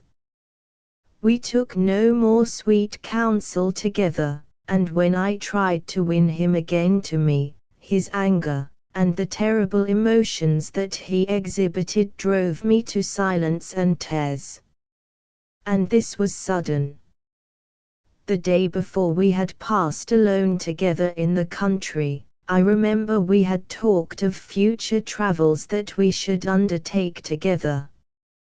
There was an eager delight in our tones and gestures that could only spring from deep and mutual love joined to the most unrestrained confidence, winking slyly, and now the next day, the next hour, I saw his brows contracted, his eyes fixed in sullen fierceness on the ground, and his voice so gentle and so dear made me shiver when he addressed me. Often, when my wandering fancy brought by its various images now consolation and now aggravation of grief to my heart, 24, I have compared myself to Proserpine, who was gaily and heedlessly gathering flowers on the sweet plain of Ina, when the king of hell snatched her away to the abodes of death and misery. Alas! I who so lately knew of naught but the joy of life, who had slept only to dream sweet dreams and awoke to incomparable happiness, I now passed my days and nights in tears. I who sought and had found joy in the love-breathing countenance of my father, now when I dared fix on him a supplicating look, it was ever answered by an angry frown. I dared not speak to him, and when sometimes I had worked up courage to meet him and to ask an explanation, one glance at his face where a chaos of mighty passion seemed forever struggling made me tremble and shrink to silence. I was dashed down from heaven to earth as a silly sparrow when pounced on by a hawk. My eyes swam and my head was bewildered by the sudden apparition of grief. Day after day, 25, passed marked only by my complaints and my tears. Often I lifted my soul in vain prayer for a softer descent from joy to woe, or if that were denied me, that I might be allowed to die, and fade forever under the cruel blast that swept over me. For what should I do here, like a decaying flower, still withering under his bitter words, whose kindly heat should give my poor heart life? See, sometimes I said to myself, this is an enchantment, and I must strive against it. My father is blinded by some malignant vision which I must remove. And then, like David, I would try music to win the evil spirit from him, and once while singing I lifted my eyes towards him and saw his fixed on me and filled with tears, all his muscles seemed relaxed to softness. I sprung towards him with a cry of joy and would have thrown myself into his arms, but he pushed me roughly from him and left me. And even from this slight incident he contracted fresh gloom and an additional severity of manner. There are many incidents that I might relate which showed the diseased yet incomprehensible state of his mind, but I will mention one that occurred while we were in company with several other persons. On this occasion I chanced to say that I thought Maha the best of Alfrei's tragedies. As I said this I chanced to cast my eyes on my father and met his. For the first time the expression of those beloved eyes displeased me, and I saw with affright that his whole frame shook with some concealed emotion that in spite of his efforts half conquered him. As this tempest faded from his soul he became melancholy and silent. Every day some new scene occurred and displayed in him a mind working as it were with an unknown horror that now he could master, but which at times threatened to overturn his reason, and to throw the bright seat of his intelligence into a perpetual chaos. I will not dwell longer than I need on these disastrous circumstances. 26. I might waste days in describing how anxiously I watched every change of fleeting circumstance that promised better days, and with what despair I found that each effort of mine aggravated his seeming madness. To tell all my grief I might as well attempt to count the tears that have fallen from these eyes, or every sign that has torn my heart. I will be brief, for there is in all this a horror that will not bear many words, and I sink almost a second time to death while I recall these sad scenes to my memory. Oh, my beloved father! Indeed you made me miserable beyond all words, but how truly did I even then forgive you, and how entirely did you possess my whole heart while I endeavored, as a rainbow gleams upon a cataract, 27, to soften thy tremendous sorrows. Thus did this change come about. I seem perhaps to have dashed too suddenly into the description, but thus suddenly did it happen. In one sentence I have passed from the idea of unspeakable happiness to that of unspeakable grief, but they were thus closely linked together. We had remained 5 months in London, 3 of joy and 2 of sorrow. My father and I were now seldom alone, or if we were he generally kept silence with his eyes fixed on the ground, the dark full orbs in which before I delighted to read all sweet and gentle feelings shadowed from my sight by their lids and the long lashes that fringed them. When we were in company he affected gaiety, but I wept to hear his hollow laugh, begun by an empty smile and often ending in a bitter sneer such as never before this fatal period had wrinkled his lips. When others were there he often spoke to me, and his eyes perpetually followed my slightest motion. His accents whenever he addressed me were cold and constrained, although his voice would tremble when he perceived that my full heart choked the answer to words proffered with a mien yet new to me. But days of peaceful melancholy were of rare occurrence. They were often broken in upon by gusts of passion that drove me as a weak boat on a stormy sea to seek a cove for shelter. But the winds blew from my native harbor and I was cast far, far out until shattered I perished when the tempest had passed and the sea was apparently calm. I do not know that I can describe his emotions. Sometimes he only betrayed them by a word or gesture, and then retired to his chamber and I crept as near it as I dared and listened with fear to every sound, yet still more dreading a sudden silence, dreading I knew not what, but ever full of fear. It was after one tremendous day when his eyes had glared on me like lightning, and his voice sharp and broken seemed unable to express the extent of his emotion, that in the evening when I was alone he joined me with a calm countenance, and not noticing my tears which I quickly dried when he approached, told me that in 3 days that, he intended to remove with me to his estate in Yorkshire, and bidding me prepare left me hastily as if afraid of being questioned. This determination on his part indeed surprised me.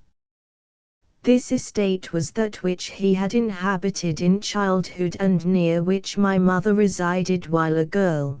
This was the scene of their youthful loves and where they had lived after their marriage. In happier days my father had often told me that however he might appear weaned from his widow's sorrow, and free from bitter recollections elsewhere, yet he would never dare visit the spot where he had enjoyed her society or trust himself to see the rooms that so many years ago they had inhabited together. her favourite walks and the gardens the flowers of which she had delighted to cultivate. And now while he suffered intense misery he determined to plunge into still more intense, and strove for greater emotion than that which already tore him. I was perplexed, and most anxious to know what this portended. What could it tend but ruin? I saw little of my father during this interval, but he appeared calmer although not less unhappy than before. On the morning of the third day he informed me that he had determined to go to Yorkshire first alone, and that I should follow him in a fortnight unless I heard anything from him in the meantime that should contradict this command.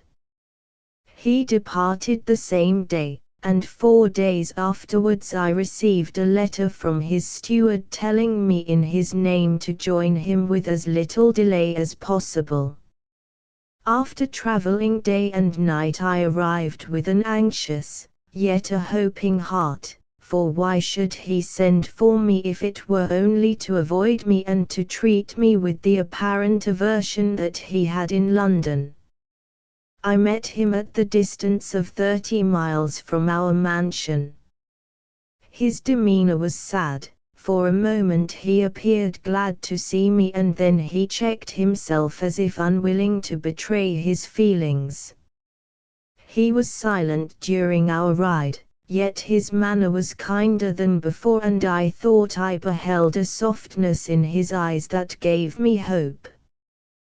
When we arrived, after a little rest, he led me over the house and pointed out to me the rooms which my mother had inhabited.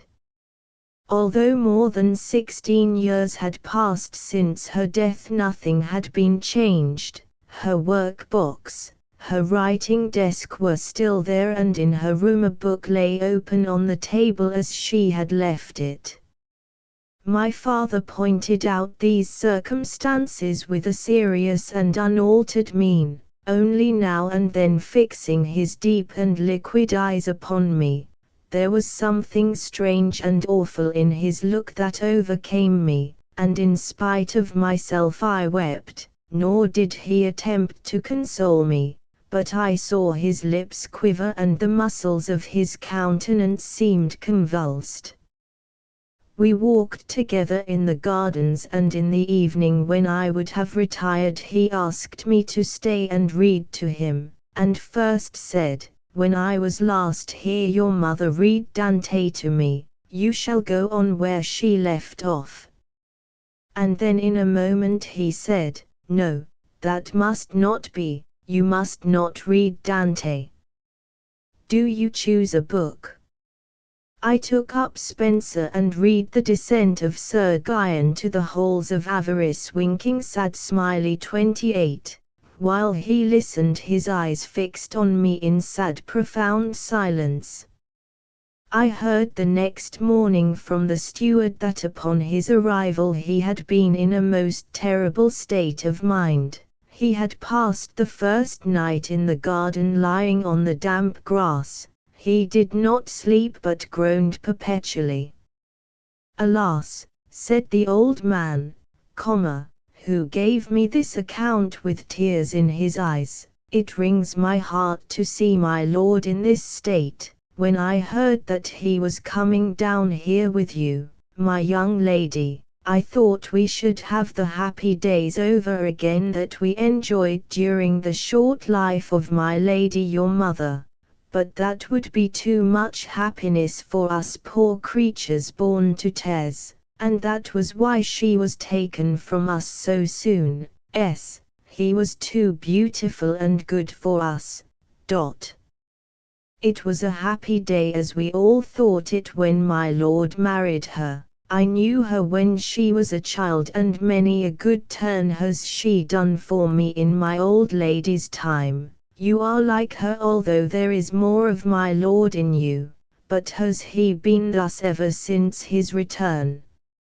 All my joy turned to sorrow when I first beheld him with that melancholy countenance enter these doors as it were the day after my lady's funeral. He seemed to recover himself a little after he had bidden me write to you, but still it is a woeful thing to see him so unhappy. 29. These were the feelings of an old, faithful servant. What must be those of an affectionate daughter? Alas! Even then my heart was almost broken.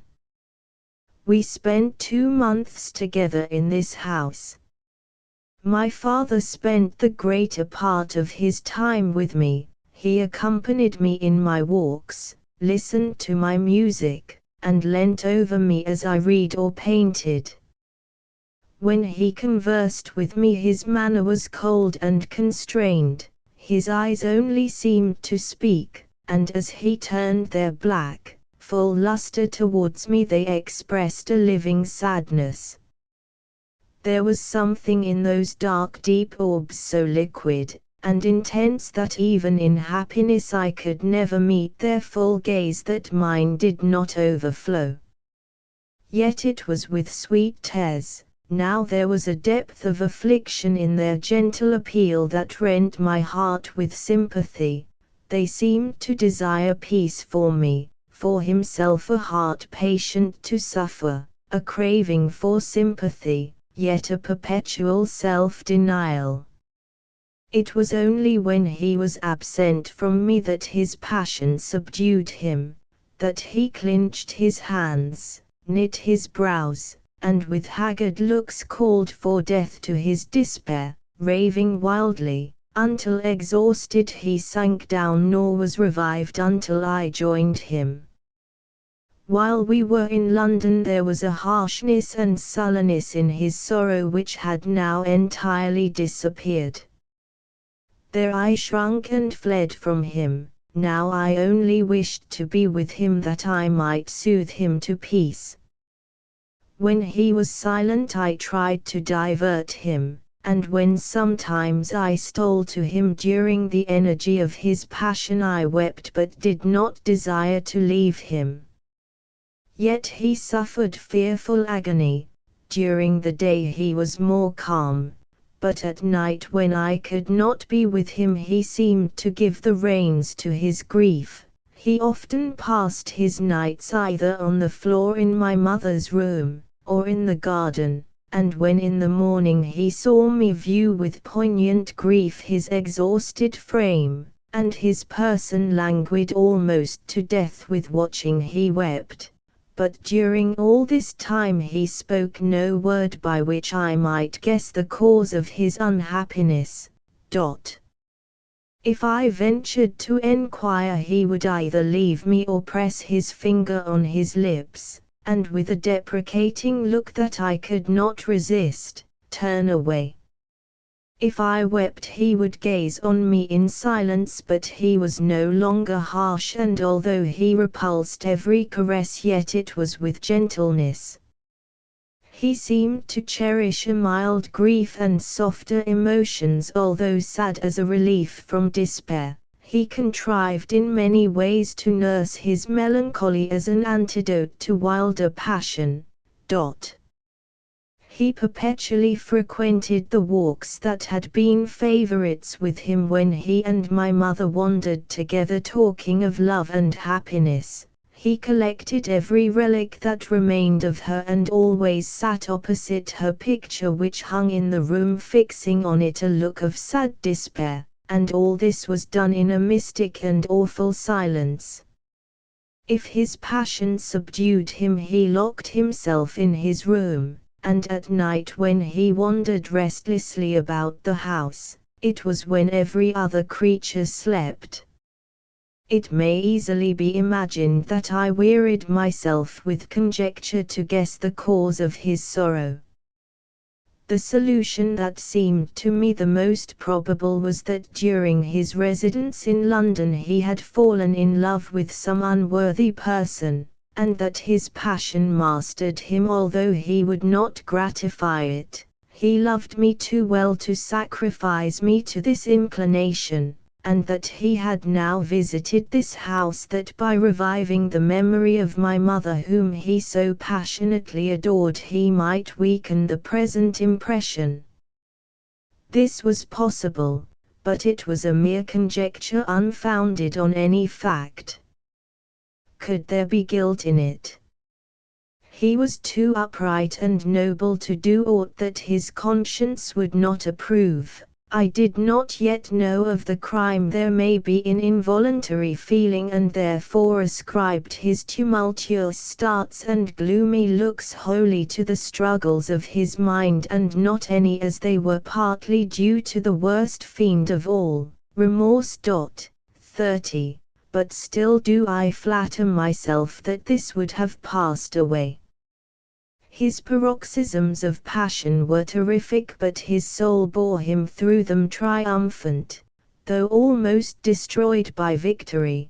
But the day would finally have been won had not I, foolish and presumptuous wretch, hurried him on until there was no recall, no hope. My rashness gave the victory in this dreadful fight to the enemy who triumphed over him as he lay fallen and vanquished. I alone was the cause of his defeat, and justly did I pay the fearful penalty. I said to myself, let him receive sympathy and these struggles will cease. Let him confide his misery to another heart and half the weight of it will be lightened. I will win him to me, he shall not deny his grief to me, and when I know his secret then will I pour a balm into his soul, and again I shall enjoy the ravishing delight of beholding his smile, and of again seeing his eyes beam, if not with pleasure at least with gentle love and thankfulness. This will I do, I said. Half I accomplished, I gained his secret, and we were both lost forever.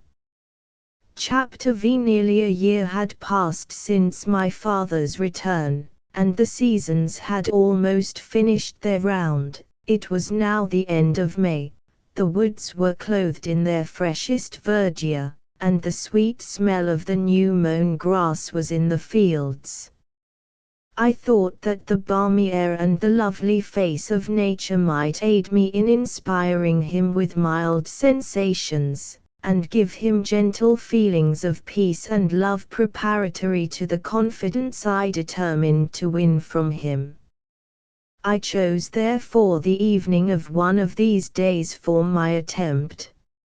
I invited him to walk with me, and led him to a neighboring wood of beech trees whose light shade shielded us from the slant and dazzling beams of the descending sun. After walking for some time in silence, I seated myself with him on a mossy hillock. It is strange, but even now I seem to see the spot.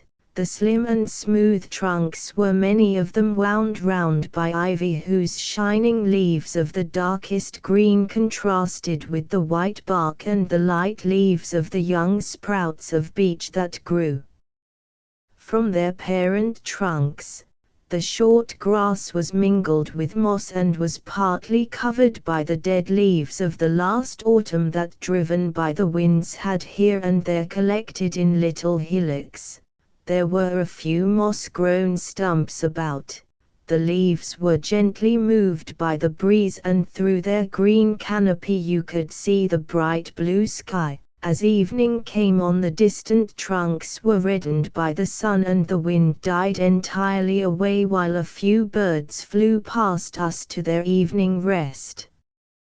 Well, it was here we sat together, and when you hear all that passed, all that of terrible tore our souls even in this placid spot, which but for strange passions might have been a paradise to us, you will not wonder that I remember it as I looked on it, that its calm might give me calm, and inspire me not only with courage but with persuasive words.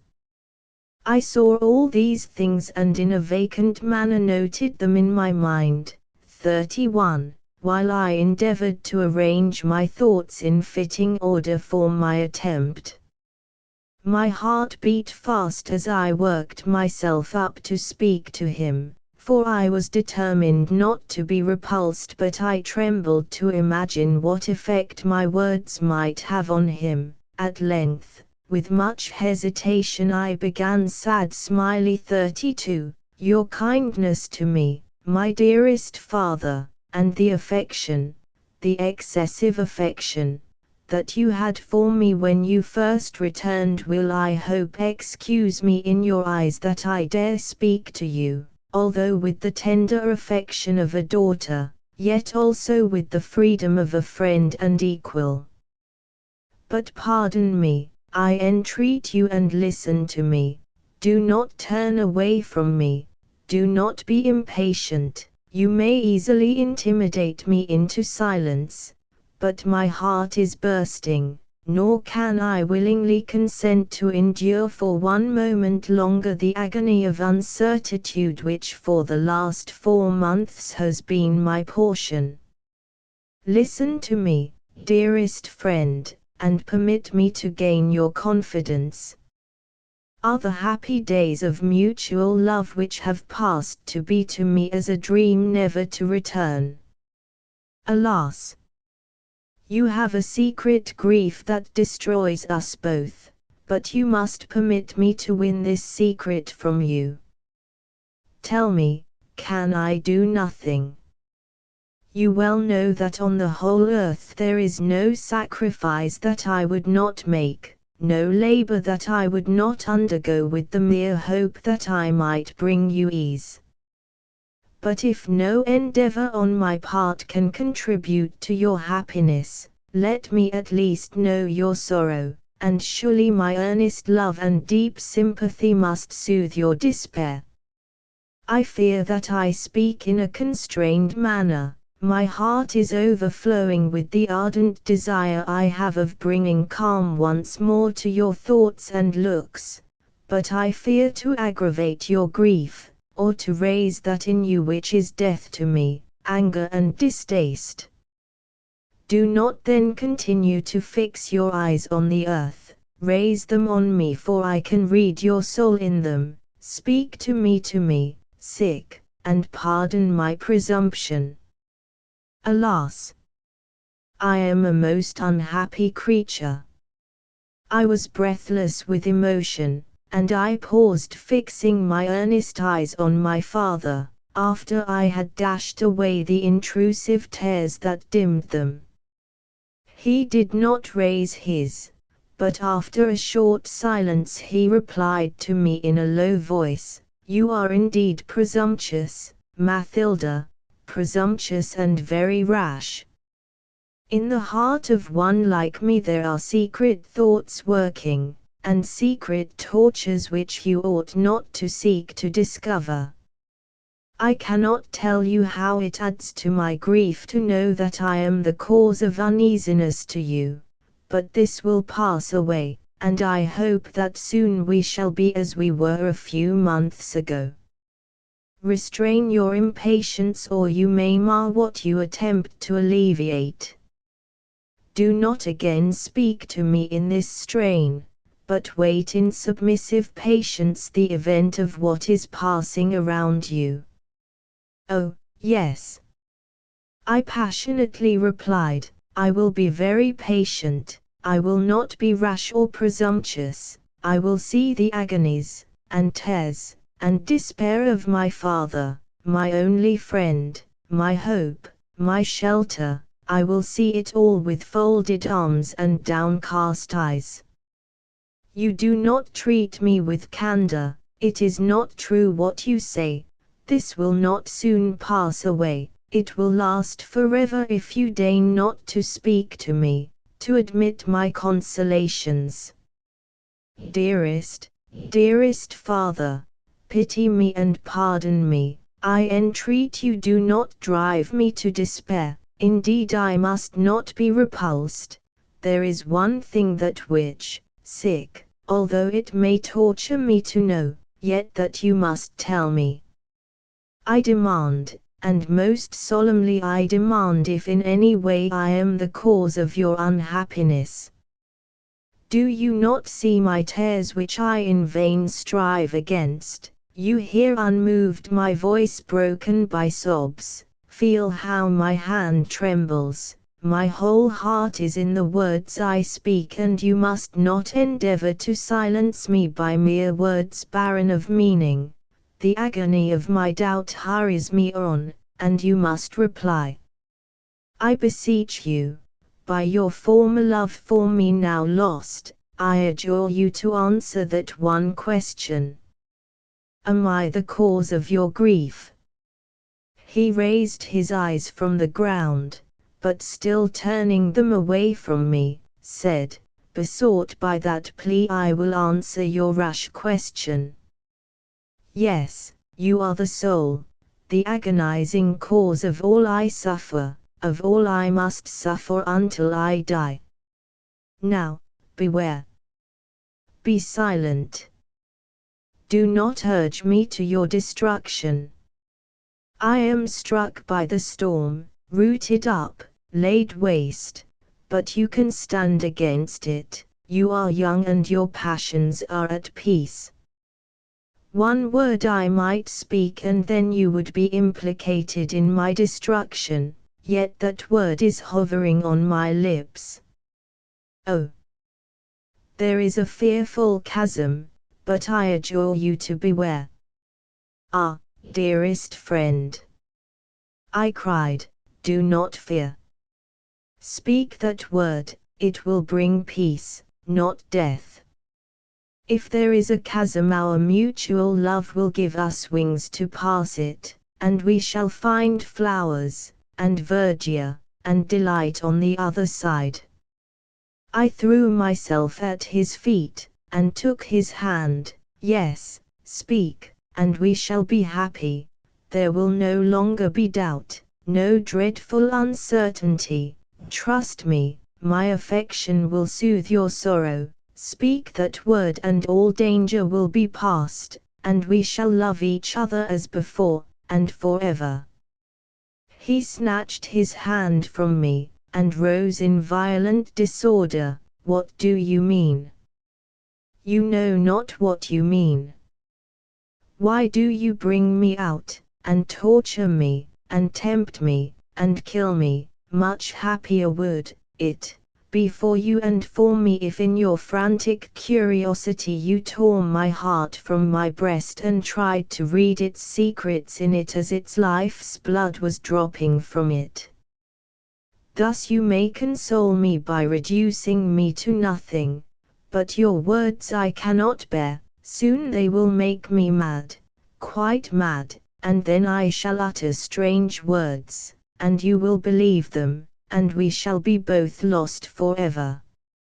I tell you I am on the very verge of insanity. Why, cruel girl, do you drive me on? You will repent and I shall die. When I repeat his words I wonder at my pertinacious folly. I hardly know what feelings resistlessly impelled me.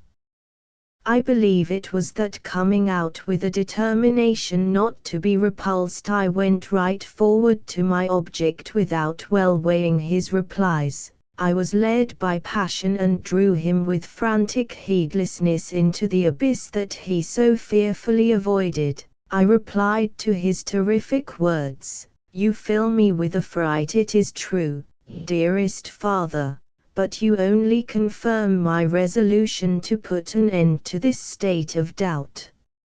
I will not be put off thus. Do you think that I can live thus fearfully from day to day, the sword in my bosom yet kept from its mortal wound by a hair? A word, I demand that dreadful word, though it be as a flash of lightning to destroy me, speak it. Alas! Alas! What am I become?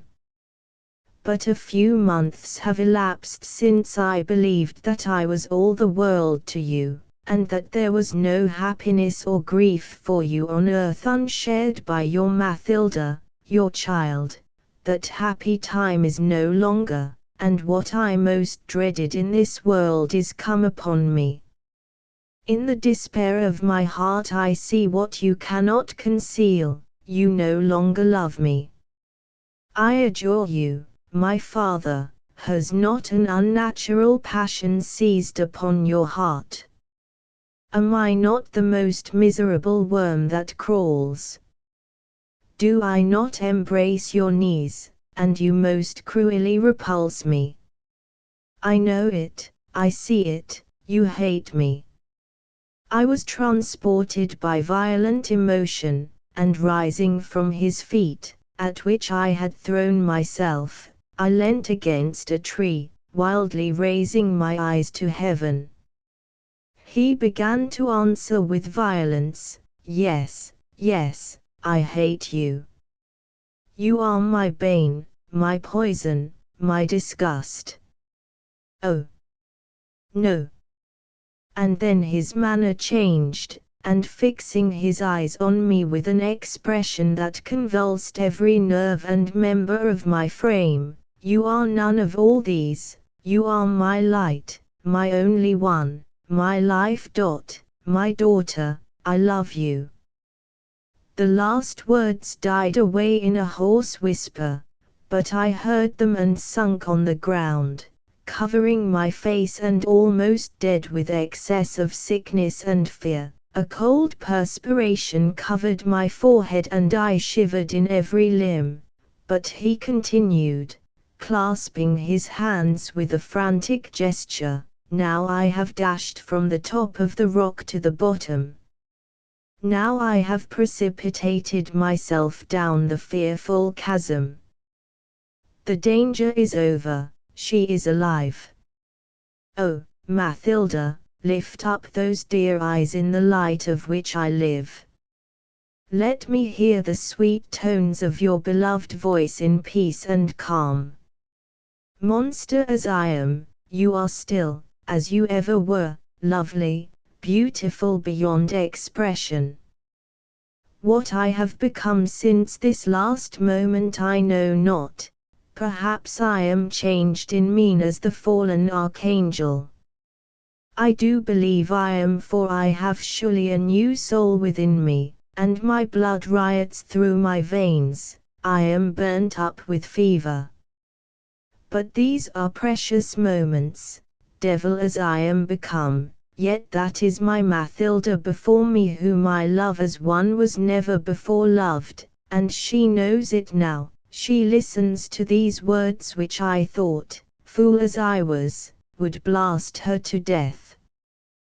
Come, come, the worst is past, no more grief, tears or despair. Were not those the words you uttered? We have leapt the chasm I told you of, and now, mark me, Mathilda, we are to find flowers, and verdure and delight, or is it hell, and fire, and tortures?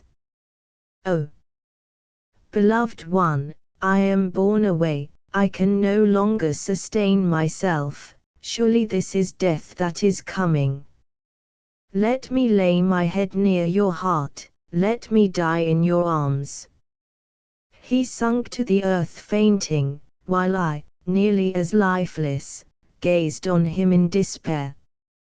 Yes, it was despair I felt, for the first time that phantom seized me, the first and only time, for it has never since left me. After the first moments of speechless agony I felt her fangs on my heart, I tore my hair, I raved aloud. At one moment in pity for his sufferings I would have clasped my father in my arms, and then starting back with horror I spurned him with my foot. I felt as if stung by a serpent, as if scourged by a whip of scorpions which drove me, whither?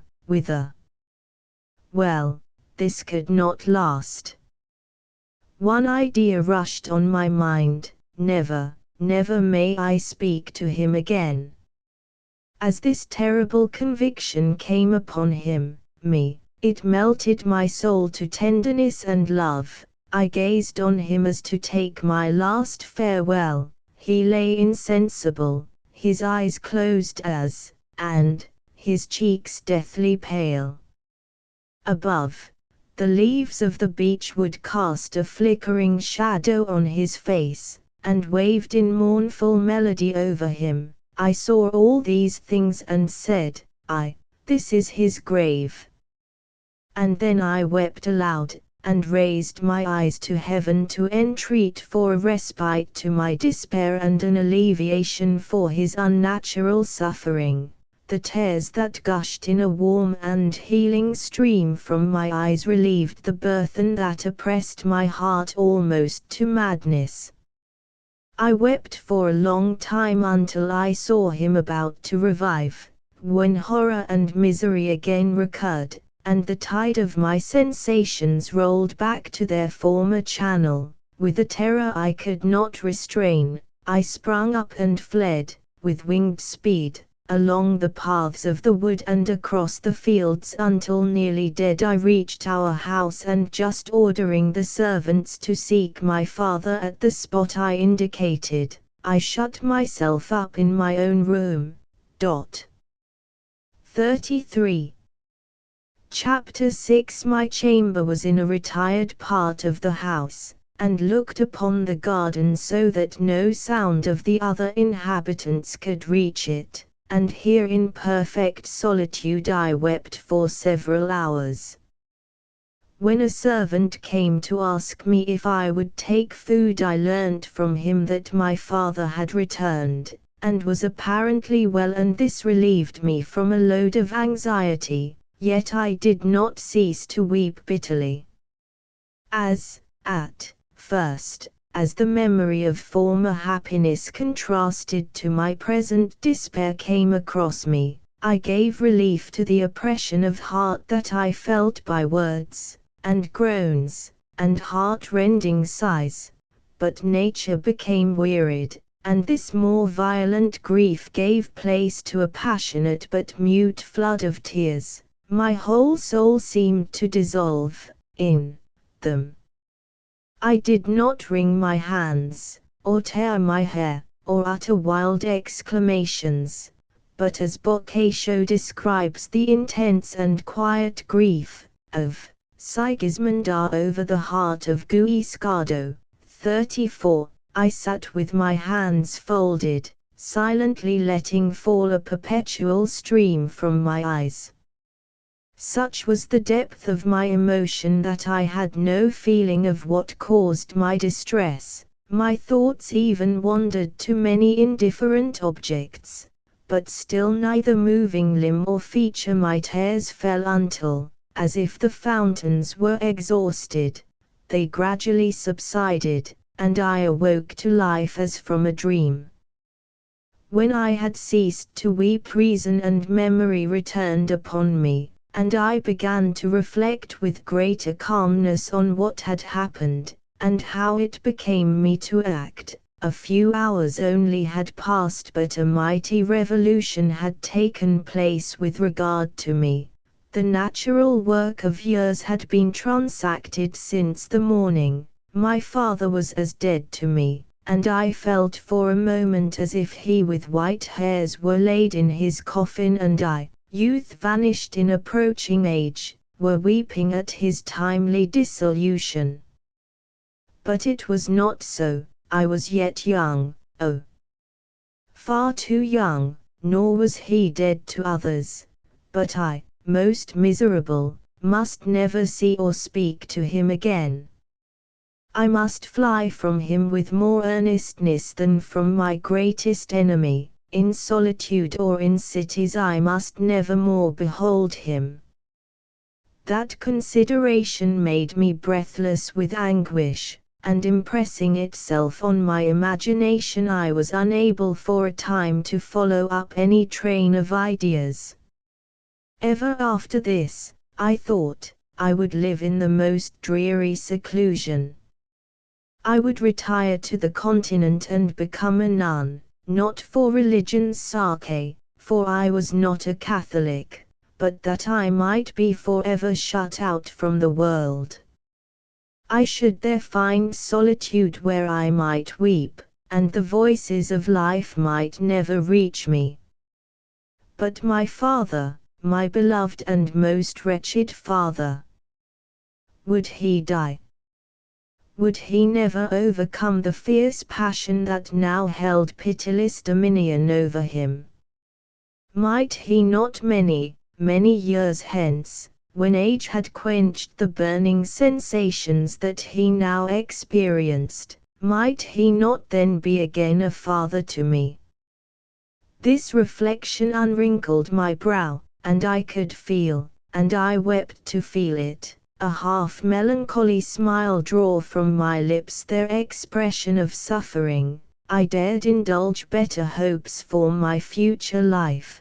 Years must pass, but they would speed lightly away, winged by hope, or if they passed heavily, still they would pass, and I had not lost my father forever. Let him spend another 16 years of desolate wandering, let him once more utter his wild complaints to the vast woods and the tremendous cataracts of another clime. Let him again undergo fearful danger and soul-quelling hardships. Let the hot sun of the south again burn his passion-worn cheeks, and the cold night rains fall on him and chill his blood. To this life, miserable father, I devote thee. Go, be thy days passed with savages, and thy nights under the cope of heaven. Be thy limbs worn and thy heart chilled, and all youth be dead within thee. Let thy hairs be as snow, thy walk trembling, and thy voice have lost its mellow tones. Let the liquid lustre of thine eyes be quenched, and then return to me, return to thy Mathilda, thy child, who may then be clasped in thy loved arms, while thy heart beats with sinless emotion. Go, devoted one, and return thus. This is my curse, a daughter's curse. Go, and return pure to thy child, who will never love aught but thee. These were my thoughts, and with trembling hands I prepared to begin a letter to my unhappy parent. I had now spent many hours in tears and mournful meditation. It was past 12 o'clock, all was at peace in the house, and the gentle air that stole in at my window did not rustle the leaves of the twining plants that shadowed it. I felt the entire tranquillity of the hour when my own breath and involuntary sobs were all the sounds that struck upon the air. On a sudden I heard a gentle step ascending the stairs. I paused breathless, and as it approached glided into an obscure corner of the room. The steps paused at my door, but after a few moments they again receded, descended the stairs, and I heard no more. This slight incident gave rise in me to the most painful reflections, nor do I now dare express the emotions I felt. That he should be restless I understood, that he should wander as an unlaid ghost and find no quiet from the burning hell that consumed his heart. But why approach my chamber? Was not that sacred? I felt almost ready to faint while he had stood there, but I had not betrayed my wakefulness by the slightest motion, although I had heard my own heart beat with violent fear. He had withdrawn. Oh, never, never, may I see him again. Tomorrow night the same roof may not cover us, he or I must depart. The mutual link of our destinies is broken, we must be divided by seas, by land. The stars and the sun must not rise at the same period to us. He must not say, looking at the setting crescent of the moon, Mathilda now watches its fall. No, all must be changed. Be it light with him when it is darkness with me. Let him feel the sun of summer while I am chilled by the snows of winter. Let there be the distance of the antipodes between us. At length the east began to brighten, and the comfortable light of morning streamed into my room. I was weary with watching, and for some time I had combated with the heavy sleep that weighed down my eyelids, but now, no longer fearful, I threw myself on my bed. I sought for repose, although I did not hope for forgetfulness. I knew I should be pursued by dreams, but did not dread the frightful one that I really had. I thought that I had risen and went to seek my father to inform him of my determination to separate myself from him. I sought him in the house, in the park, and then in the fields and the woods, but I could not find him. At length I saw him at some distance, seated under a tree, and when he perceived me he waved his hand several times, beckoning me to approach. There was something unearthly in his mien that awed and chilled me, but I drew near.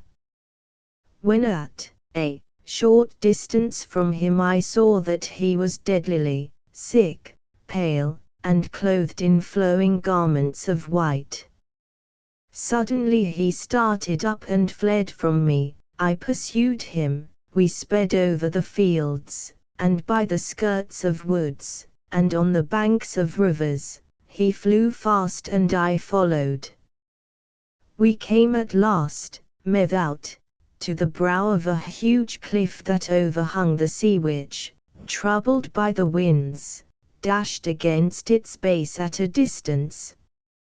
I heard the roar of the waters. He held his course right on towards the brink, and I became breathless with fear lest he should plunge down the dreadful precipice. I tried to augment my speed, but my knees failed beneath me. Yet I had just reached him, just caught a part of his flowing robe, when he leapt down and I awoke with a violent scream. I was trembling and my pillow was wet with my tears. For a few moments my heart beat hard, but the bright beams of the sun and the chirping of the birds quickly restored me to myself, and I rose with a languid spirit, yet wondering what events the day would bring forth.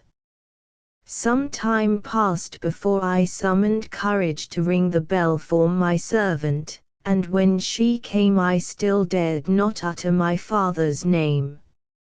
I ordered her to bring my breakfast to my room, and was again left alone, yet still I could make no resolve, but only thought that I might write a note to my father to beg his permission to pay a visit to a relation who lived about 30 miles off, and who had before invited me to her house. But I had refused, for then I could not quit my suffering father. When the servant came back she gave me a letter. "From whom is this letter?" I asked, trembling. "Your father left it, madam, with his servant, to be given to you when you should rise." "My father left it. Where is he? Is he not here?" "No, he quitted the house before 4 this morning." "Good God! He is gone. But tell how this was, speak quick." Her relation was short. He had gone in the carriage to the nearest town, where he took a post-chaise and horses with orders for the London road. He dismissed his servants there, only telling them that he had a sudden call of business and that they were to obey me as their mistress until his return. Chapter 7. With a beating heart and fearful, I knew not why, I dismissed the servant and locking my door, sat down to read my father's letter. These are the words that it contained. My dear child, I have betrayed your confidence, I have endeavored to pollute your mind, and have made your innocent heart acquainted with the looks and language of unlawful and monstrous passion. I must expiate these crimes, and must endeavor in some degree to proportionate my punishment to my guilt. You are, I doubt, not prepared for what I am about to announce. We must separate and be divided forever. I deprive you of your parent and only friend. You are cast out shelterless on the world, your hopes are blasted, the peace and security of your pure mind destroyed. Memory will bring to you frightful images of guilt, and the anguish of innocent love betrayed. Yet I who draw down all this misery upon you, I who cast you forth and remorselessly have set the seal of distrust and agony on the heart and brow of my own child, who with devilish levity have endeavored to steal away her loveliness to place in its stead the foul deformity of sin, I, in the overflowing anguish of my heart, supplicate you to forgive me. I do not ask your pity, you must and do abhor me, but pardon me, Mathilda, and let not your thoughts follow me in my banishment with unrelenting anger. I must never more behold you, never more hear your voice, but the soft whisperings of your forgiveness will reach me and cool the burning of my disordered brain and heart. I am sure I should feel it even in my grave.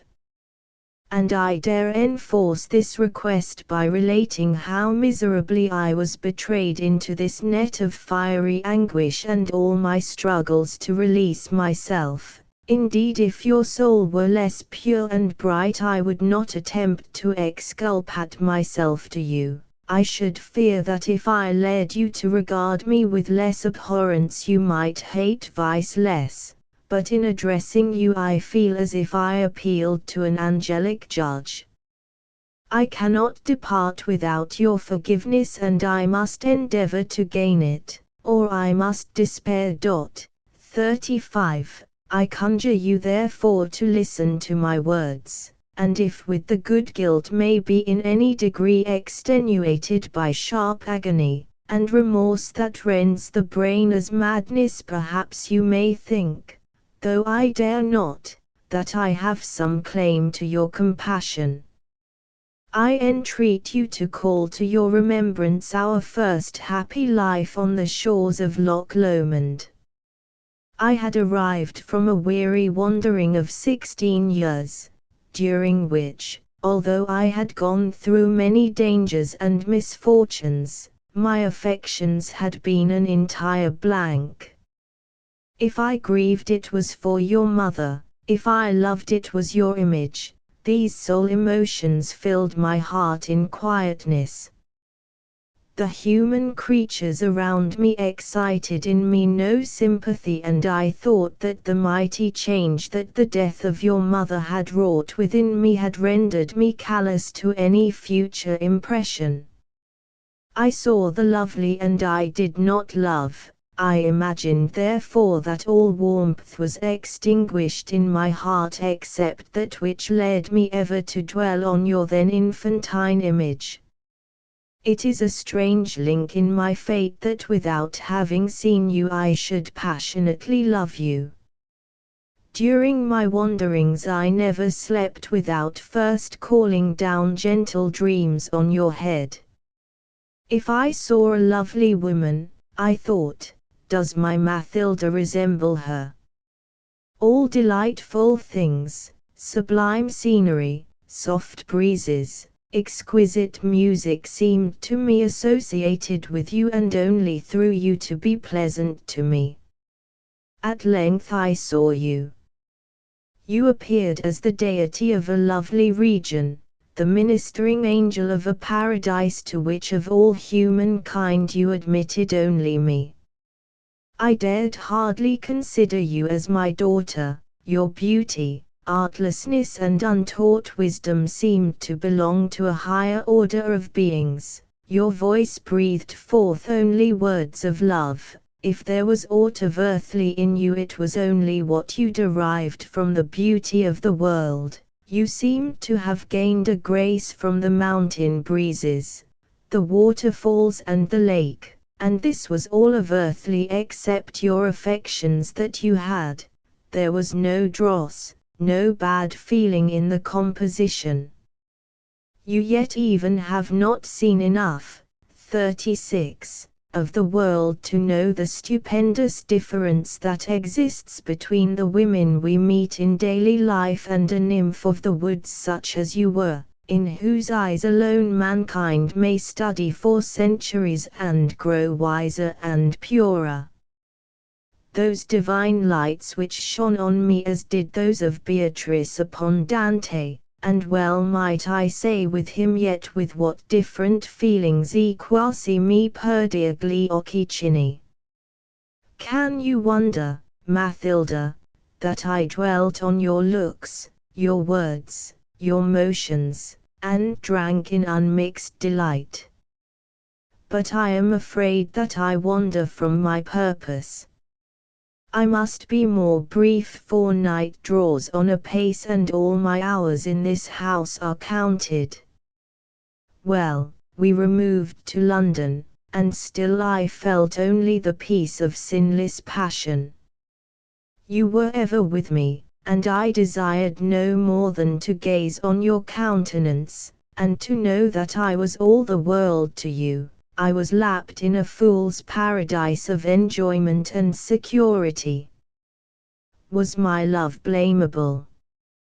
If it was, I was ignorant of it. I desired only that which I possessed, and if I enjoyed from your looks, and words, and most innocent caresses a rapture usually excluded from the feelings of a parent towards his child, yet no uneasiness, no wish, no casual idea awoke me to a sense of guilt. I loved you as a human father might be supposed to love a daughter born to him by a heavenly mother, as Anchises might have regarded the child of Venus if the sex had been changed, love mingled with respect and adoration. Perhaps also my passion was lulled to content by the deep and exclusive affection you felt for me.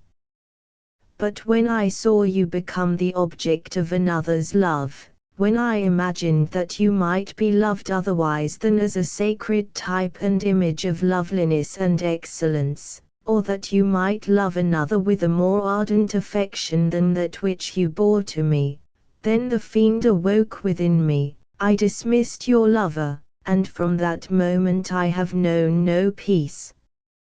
I have sought in vain for sleep and rest, my lids refused to close, and my blood was forever in a tumult. I awoke to a new life as one who dies in hope might wake in hell. I will not sully your imagination by recounting my combats, my self-anger and my despair. Let a veil be drawn over the unimaginable sensations of a guilty father. The secrets of so agonized a heart may not be made vulgar. All was uproar, crime, remorse and hate, yet still the tenderest love, and what first awoke me to the firm resolve of conquering my passion and of restoring her father to my child was the sight of your bitter and sympathizing sorrows. It was this that led me here. I thought that if I could again awaken in my heart the grief I had felt at the loss of your mother, and the many associations with her memory which had been laid to sleep for 17 years, that all love for her child would become extinct. In a fit of heroism I determined to go alone, to quit you, the life of my life, and not to see you again until I might guiltlessly. But it would not do. I rated my fortitude too high, or my love too low. I should certainly have died if you had not hastened to me.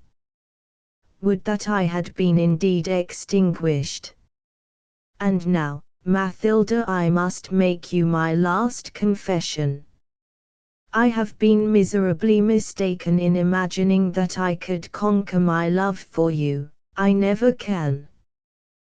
The sight of this house, these fields and woods which my first love inhabited, seems to have increased it. In my madness I dared say to myself, Diana died to give her birth, her mother's spirit was transferred into her frame, and she ought to be as Diana to me.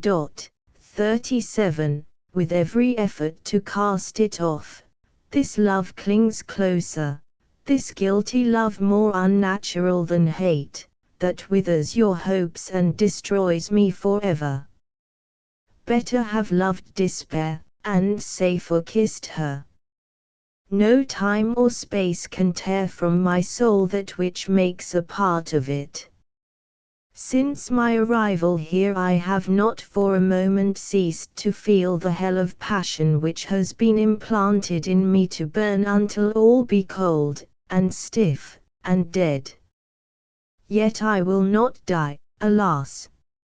How dare I go where I may meet Diana, when I have disobeyed her last request, her last words said in a faint voice when all feeling but love, which survives all things else, was already dead. She then bade me make her child happy. That thought alone gives a double sting to death. I will wander away from you, away from all life. In the solitude I shall seek, I alone shall breathe of humankind. I must endure life, and as it is my duty so I shall until the grave dreaded yet desired. Receive me free from pain, for while I feel it will be pain that must make up the whole sum of my sensations. Is not this a fearful curse that I labor under? Do I not look forward to a miserable future? My child, if after this life I am permitted to see you again, if pain can purify the heart, mine will be pure. If remorse may expiate guilt, I shall be guiltless. I have been at the door of your chamber, everything is silent. You sleep. Do you indeed sleep, Mathilda? Spirits of good, behold the tears of my earnest prayer. Bless my child. Protect her from the selfish among her fellow creatures. Protect her from the agonies of passion, and the despair of disappointment. Peace, hope and love be thy guardians, O, thou soul of my soul, thou in whom I breathe. I dare not read my letter over, for I have no time to write another, and yet I fear that some expressions in it might displease me. Since I last saw you I have been constantly employed in writing letters, and have several more to write, for I do not intend that any one shall hear of me after I depart. I need not conjure you to look upon me as one of whom all links that once existed between us are broken. Your own delicacy will not allow you, I am convinced, to attempt to trace me. It is far better for your peace that you should be ignorant of my destination. You will not follow me, for when I banish myself would you nourish guilt by obtruding yourself upon me. You will not do this, I know you will not.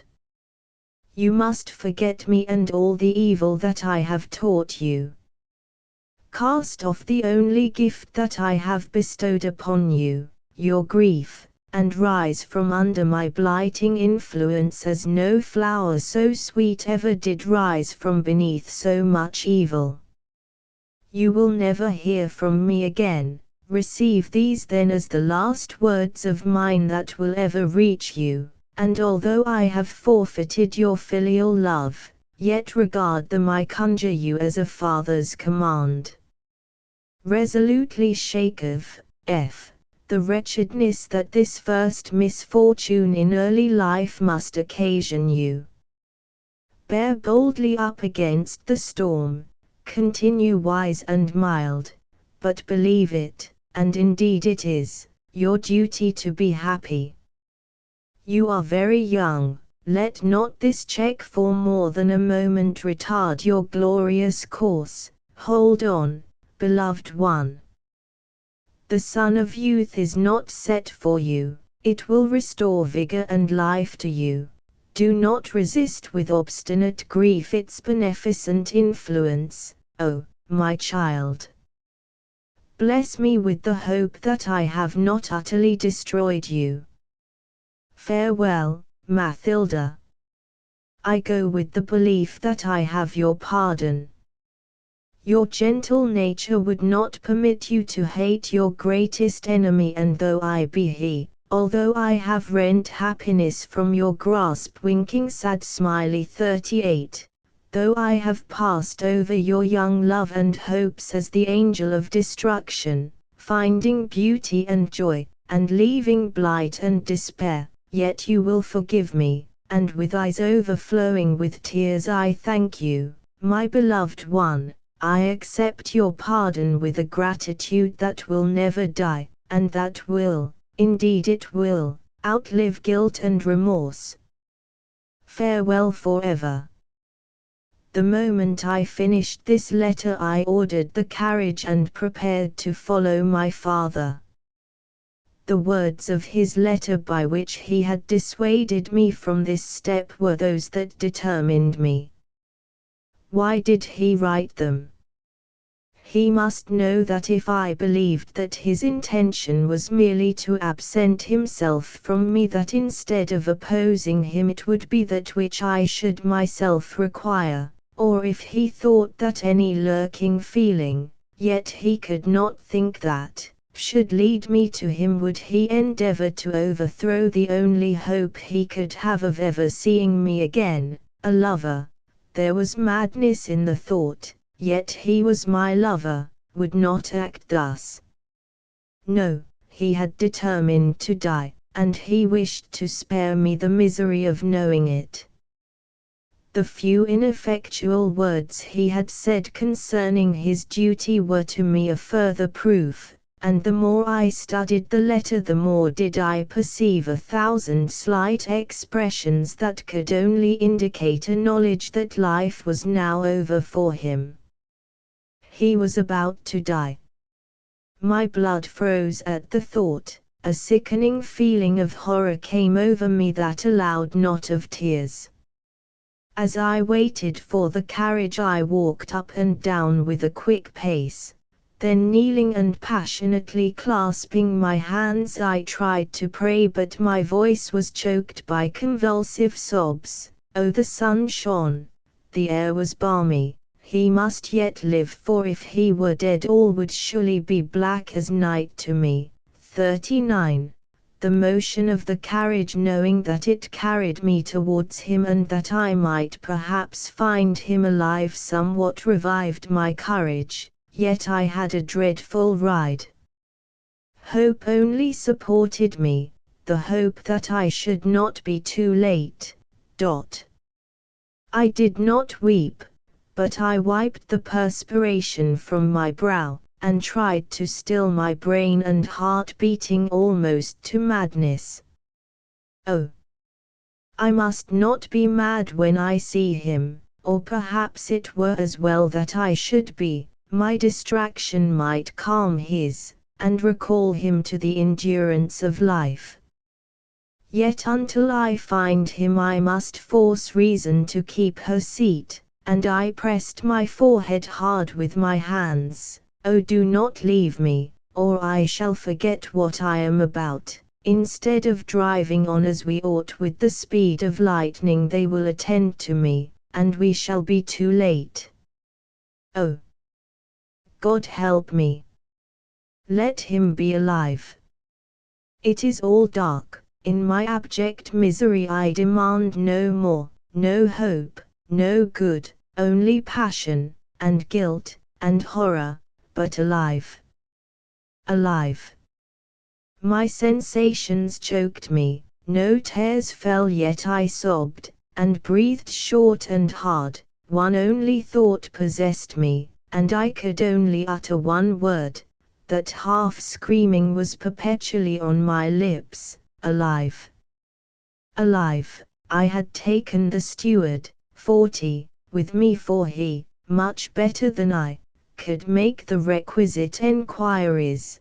The poor old man could not restrain his tears as he saw my deep distress and knew the cause. He sometimes uttered a few broken words of consolation. In moments like these the mistress and servant become in a manner equals, and when I saw his old demise wet with sympathizing tears, his grey hair thinly scattered on an age-wrinkled brow, I thought, oh, if my father were as he is, decrepit and hoary, then I should be spared this pain. When I had arrived at the nearest town I took post horses and followed the road my father had taken. At every inn where we changed horses we heard of him, and I was possessed by alternate hope and fear. At length I found that he had altered his route. At first he had followed the London road, but now he changed it, and upon enquiry I found that the one which he now pursued led towards the sea. My dream recurred to my thoughts. I was not usually superstitious, but in wretchedness every one is so. The sea was 50 miles off, yet it was towards it that he fled. The idea was terrible to my half-crazed imagination, and almost overturned the little self-possession that still remained to me. I journeyed all day. Every moment my misery increased and the fever of my blood became intolerable. The summer sun shone in an unclouded sky. The air was close, but all was cool to me except my own scorching skin. Towards evening dark thunder clouds arose above the horizon and I heard its distant roll. After sunset they darkened the whole sky and it began to rain. The lightning lighted up the whole country and the thunder drowned the noise of our carriage. At the next inn my father had not taken horses. He had left a box there saying he would return, and had walked over the fields to the town of a seacoast town 8 miles off. For a moment I was almost paralyzed by fear, but my energy returned and I demanded a guide to accompany me in following his steps. The night was tempestuous, but my bribe was high and I easily procured a countryman. We passed through many lanes and over fields and wild downs. The rain poured down in torrents, and the loud thunder broke in terrible crashes over our heads. Oh, what a night it was! And I passed on with quick steps among the high, dank grass amid the rain and tempest. My dream was forever in my thoughts, and with a kind of half-insanity that often possesses the mind in despair, I said aloud, "Courage! We are not near the sea, we are yet several miles from the ocean." Yet it was towards the sea that our direction lay, and that heightened the confusion of my ideas. Once, overcome by fatigue, I sunk on the wet earth. About 200 yards distant, alone in a large meadow stood a magnificent oak. The lightnings showed its myriad boughs torn by the storm. A strange idea seized me. A person must have felt all the agonies of doubt concerning the life and death of one who is the whole world to them before they can enter into my feelings, for in that state, The mind working unrestrained by the will makes strange and fanciful combinations with outward circumstances and weaves the chances and changes of nature into an immediate connection with the event they dread. It was with this feeling that I turned to the old steward who stood pale and trembling beside me. "Mark, Gasper, if the next flash of lightning rend not that oak, my father will be alive." I had scarcely uttered these words than a flash instantly followed by a tremendous peal of thunder descended on it, and when my eyes recovered their sight after the dazzling light, the oak no longer stood in the meadow. The old man uttered a wild exclamation of horror when he saw so sudden an interpretation given to my prophecy. I started up, my strength returned. Sick with my terror, I cried, "O God! Is this thy decree? Yet perhaps I shall not be too late." Although still several miles distant, we continued to approach the sea. We came at last to the road that led to the town of, and at an inn there we heard that my father had passed by somewhat before sunset. He had observed the approaching storm and had hired a horse for the next town, which was situated a mile from the sea, that he might arrive there before it should commence. This town was 5 miles off. We hired a chaise here, and with 4 horses drove with speed through the storm. My garments were wet and clung around me, and my hair hung in straight locks on my neck when not blown aside by the wind. I shivered, yet my pulse was high with fever. Great God! What agony I endured! I shed no tears, but my eyes, wild and inflamed, were starting from my head. I could hardly support the weight that pressed upon my brain. We arrived at the town of, in a little more than half an hour. When my father had arrived, the storm had already begun, but he had refused to stop, and leaving his horse there he walked on, towards the sea. Alas!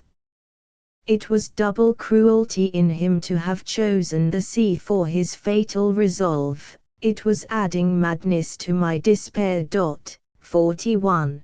The poor old servant who was with me endeavored to persuade me to remain here and to let him go alone. I shook my head silently and sadly. Sick almost to death, I leant upon his arm, and as there was no road for a chaise, dragged my weary steps across the desolate downs to meet my fate, now too certain for the agony of doubt. Almost fainting, I slowly approached the fatal waters. When we had quitted the town, we heard their roaring.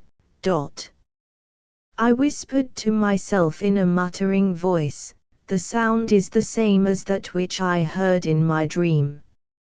It is the knell of my father which I hear." 42. The rain had ceased, there was no more thunder and lightning, the wind had paused. My heart no longer beat wildly, I did not feel any fever, but I was chilled, my knees sunk under me, I almost slept as I walked with excess of weariness, every limb trembled.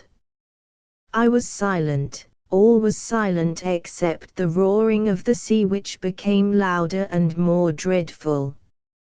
Yet we advanced slowly. Sometimes I thought that we should never arrive, that the sound of waves would still allure us, and that we should walk on forever and ever, field succeeding field. Never would our weary journey cease, nor night nor day, but still we should hear the dashing of the sea, and to all this there would be no end.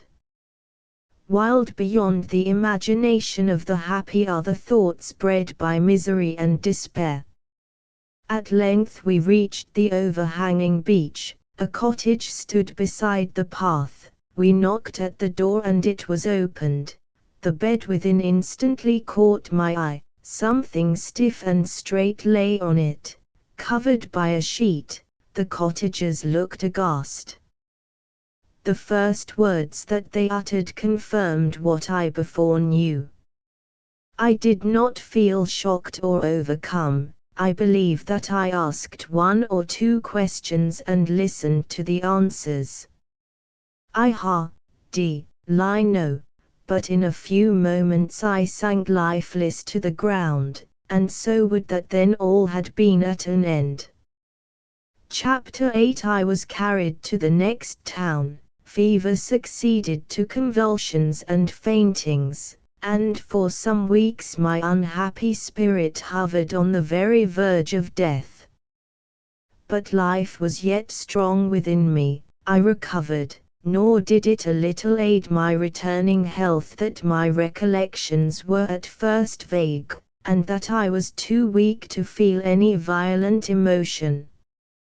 I often said to myself, "My father is dead. He loved me with a guilty passion, and stung by remorse and despair he killed himself. Why is it that I feel no horror? Are these circumstances not dreadful? Is it not enough that I shall never more meet the eyes of my beloved father, never more hear his voice, no caress, no look? All cold, and stiff, and dead. Alas! I am quite callous. The night I was out in was fearful, and the cold rain that fell about my heart has acted like the waters of the cavern of Antipros, 43, and has changed it to stone. I do not weep or sigh, but I must reason with myself, and force myself to feel sorrow and despair. This is not resignation that I feel, for I am dead to all regret. I communed in this manner with myself, but I was silent to all around me. I hardly replied to the slightest question, and was uneasy when I saw a human creature near me. I was surrounded by my female relations, but they were all of them nearly strangers to me. I did not listen to their consolations, and so little did they work their designed effect that they seemed to me to be spoken in an unknown tongue. I found if sorrow was dead within me, so was love and desire of sympathy. Yet sorrow only slept to revive more fierce, but love never woke again. Its ghost, ever hovering over my father's grave, alone survived. Since his death all the world was to me a blank except where woe had stamped its burning words telling me to smile no more. The living were not fit companions for me, and I was ever meditating by what means I might shake them all off, and never be heard of again. My convalescence rapidly advanced, yet this was the thought that haunted me, and I was forever forming plans how I might hereafter contrive to escape the tortures that were prepared for me when I should mix in society, and to find that solitude which alone could suit one whom an untold grief separated from her fellow creatures. Who can be more solitary even in a crowd than one whose history and the never-ending feelings and remembrances arising from it is, known to no living soul? There was too deep a horror in my tale for confidence. I was on earth the sole depositary of my own secret. I might tell it to the winds and to the desert heaths, but I must never among my fellow creatures, either by word or look, give allowance to the smallest conjecture of the dread reality. I must shrink before the eye of man lest he should read my father's guilt in my glazed eyes. I must be silent lest my faltering voice should betray unimagined horrors. Over the deep grave of my secret I must heap an impenetrable heap of false smiles and words, cunning frauds, treacherous laughter, and a mixture of all light deceits would form a mist to blind others and be as the poisonous simoon to me.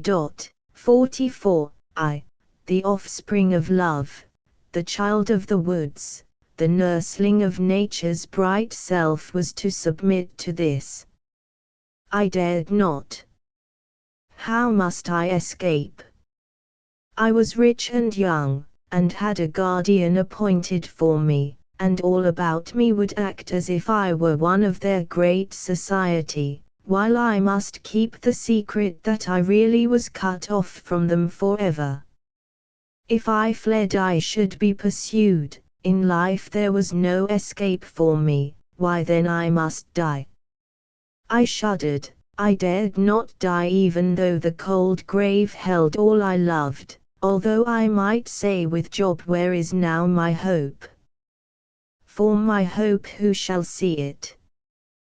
They shall go down together to the bars of the pit, when our rest together is in the dust. 45. Yes, my hope was corruption and dust and all to which death brings us. Or after life. No, no, I will not persuade myself to die. I may not, dare not. And then I wept. Yes, warm tears once more struggled into my eyes, soothing yet bitter. And after I had wept much and called with unavailing anguish, with outstretched arms, for my cruel father, after my weak frame was exhausted by all variety of plaint, I sank once more into reverie, and once more reflected on how I might find that which I most desired, dear to me if aught were dear, a death-like solitude. I dared not die, but I might feign death, and thus escape from my comforters. They will believe me united to my father, and so indeed I shall be. For alone, when no voice can disturb my dream, and no cold eye meet mine to check its fire, then I may commune with his spirit, on a lone heath, at noon or at midnight, still I should be near him. His last injunction to me was that I should be happy.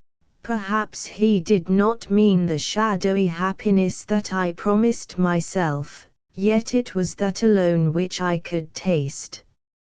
He did not conceive that ever, question never, again I could make one of the smiling hunters that go coursing after bubbles that break to nothing when caught, and then after a new one with brighter colors. My hope also had proved a bubble, but it had been so lovely, so adorned that I saw none that could attract me after it.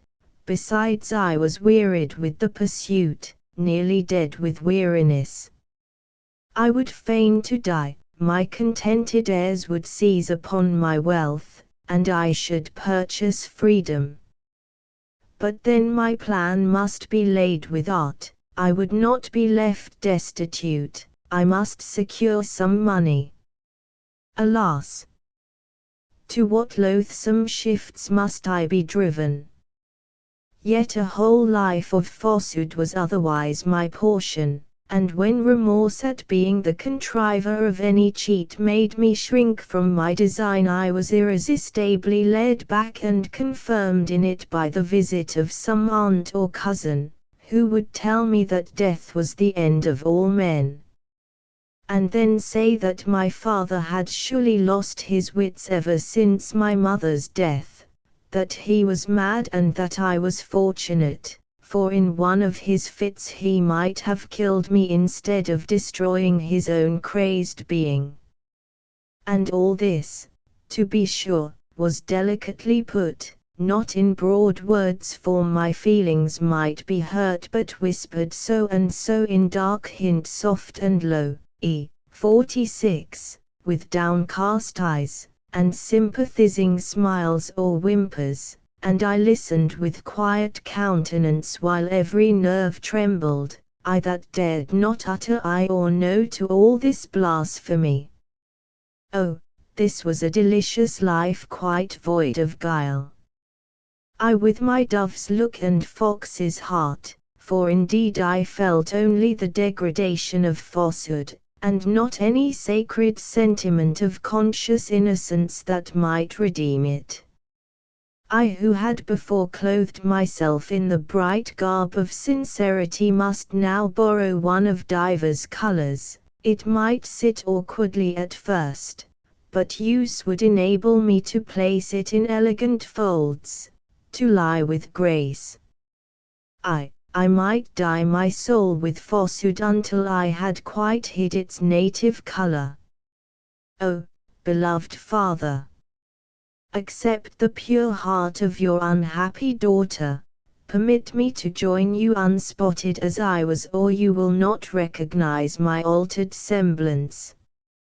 As grief might change Constance, 47, so would deceit change me until in heaven you would say, "This is not my child, my father."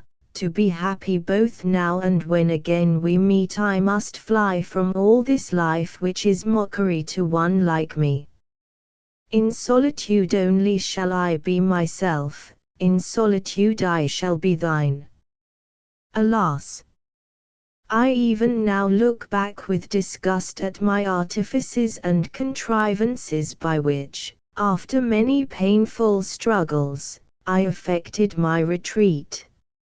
I might enter into a long detail of the means I used, first to secure myself a slight maintenance for the remainder of my life, and afterwards to ensure the conviction of my death. I might, but I will not. I even now blush at the falsehoods I uttered, my heart sickens. I will leave this complication of what I hope I may in a manner call innocent deceit to be imagined by the reader. The remembrance haunts me like a crime. I know that if I were to endeavor to relate it my tale would at length remain unfinished. 48. I was led to London, and had to endure for some weeks cold looks, cold words and colder consolations, but I escaped. They tried to bind me with fetters that they thought silken, yet which weighed on me like iron, although I broke them more easily than a girth formed of a single straw and fled to freedom. The few weeks that I spent in London were the most miserable of my life. A great city is a frightful habitation to one sorrowing. The sunset and the gentle moon, the blessed motion of the leaves and the murmuring of waters are all sweet physicians to a distempered mind. The soul is expanded and drinks in quiet, a lulling medicine. To me it was as the sight of the lovely water snakes to the bewitched mariner. In loving and blessing nature I unawares called down a blessing on my own soul. But in a city all is closed shut like a prison, a wiry prison from which you can peep at the sky only. I cannot describe to you what were, the frantic nature of my sensations while I resided there. I was often on the verge of madness. Nay, when I look back on many of my wild thoughts, thoughts with which actions sometimes endeavored to keep pace, when I tossed my hands high calling down the cope of heaven to fall on me and bury me, when I tore my hair and throwing it to the winds cried, "Ye are free, go seek my father." And then, like the unfortunate Constance, catching at them again and tying them up, that naught might find him if I might not.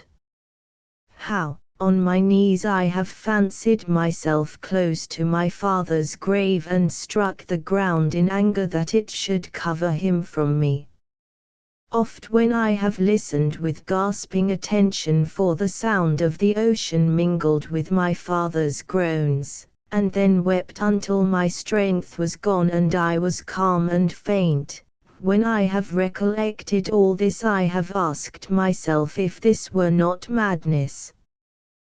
While in London, these and many other dreadful thoughts too harrowing for words were my portion. I lost all this suffering when I was free, when I saw the wild heath around me, and the evening star in the west. Then I could weep, gently weep, and be at peace. Do not mistake me, I never was really mad. I was always conscious of my state when my wild thoughts seemed to drive me to insanity, and never betrayed them to aught but silence and solitude. The people around me saw nothing of all this. They only saw a poor girl broken in spirit, who spoke in a low and gentle voice, and from underneath whose downcast lids tears would sometimes steal which she strove to hide. One who loved to be alone, and shrunk from observation, who never smiled. Oh, no. I never smiled, and that was all. Well, I escaped. I left my guardian's house and I was never heard of again. It was believed from the letters that I left and other circumstances that I planned that I had destroyed myself. I was sought after therefore with less care than would otherwise have been the case, and soon all trace and memory of me was lost. I left London in a small vessel bound for a port in the north of England. And now, having succeeded in my attempt, and being quite alone, peace returned to me.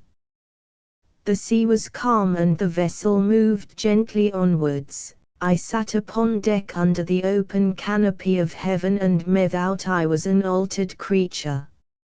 Not the wild, raving and most miserable Mathilda, but a youthful hermitess dedicated to seclusion and whose bosom she must strive to keep free from all tumult and unholy despair. The fanciful nun-like dress that I had adopted, winking sad smiley 49. The knowledge that my very existence was a secret known only to myself. The solitude to which I was forever hereafter destined nursed gentle thoughts in my wounded heart. The breeze that played in my hair revived me, and I watched with quiet eyes the sunbeams that glittered on the waves, and the birds that coursed each other over the waters, just brushing them with their plumes. I slept too, undisturbed by dreams, and awoke refreshed to again enjoy my tranquil freedom. In 4 days we arrived at the harbour to which we were bound. I would not remain on the sea coast, but proceeded immediately inland. I had already planned the situation where I would live. It should be a solitary house on a wide plain near no other habitation, where I could behold the whole horizon, and wander far without molestation from the sight of my fellow creatures. I was not misanthropic, but I felt that the gentle current of my feelings depended upon my being alone. I fixed myself on a wide solitude. On a dreary heath bestrewn with stones, among which short grass grew, and here and there a few rushes beside a little pool. Not far from my cottage was a small cluster of pines, the only trees to be seen for many miles. I had a path cut through the firs from my door to this little wood, from whose topmost branches the birds saluted the rising sun and awoke me to my daily meditation. My view was bounded only by the horizon, except on one side where a distant wood made a black spot on the heath, that everywhere else stretched out its faint hues as far as the eye could reach, white and very desolate. Here I could mark the network of the clouds as they wove themselves into thick masses. I could watch the slow rise of the heavy thunder clouds and could see the rack as it was driven across the heavens, or under the pine trees I could enjoy the stillness of the azure sky. My life was very peaceful. I had one female servant who spent the greater part of the day at a village 2 miles off. My amusements were simple and very innocent. I fed the birds who built on the pines or among the ivy that covered the wall of my little garden, and they soon knew me. The bolder ones pecked the crumbs from my hands and perched on my fingers to sing their thankfulness. When I had lived here some time, other animals visited me, and a fox came every day for a portion of food appropriated for him and would suffer me to pat his head. I had besides many books and a harp with which when despairing I could soothe my spirits, and raise myself to sympathy and love. Love. What had I to love? Oh, many things. There was the moonshine, and the bright stars, the breezes and the refreshing rains. There was the whole earth and the sky that covers it, all lovely forms that visited my imagination, all memories of heroism and virtue. Yet this was very unlike my early life, although as then I was confined to nature and books. Then I bounded across the fields, my spirit often seemed to ride upon the winds, and to mingle in joyful sympathy with the ambient air. Then if I wandered slowly I cheered myself with a sweet song or sweeter daydreams. I felt a holy rapture spring from all I saw. I drank in joy with life, my steps were light, my eyes, clear from the love that animated them, sought the heavens, and with my long hair loosened to the winds I gave my body and my mind to sympathy and delight. But now my walk was slow, my eyes were seldom raised and often filled with tears, no song, no smiles, no careless motion that might bespeak a mind intent on what surrounded it. I was gathered up into myself, a selfish solitary creature ever pondering on my regrets and faded hopes. Mine was an idle, useless life, it was so, but say not to the lily laid prostrate by the storm arise, and bloom as before. My heart was bleeding from its death's wound, I could live no otherwise. Often amid apparent calm I was visited by despair and melancholy, gloom that naught could dissipate or overcome, a hatred of life, a carelessness of beauty. All these would by fits hold me nearly annihilated by their powers. Never for one moment when most placid did I cease to pray for death. I could be found in no state of mind which I would not willingly have exchanged for nothingness.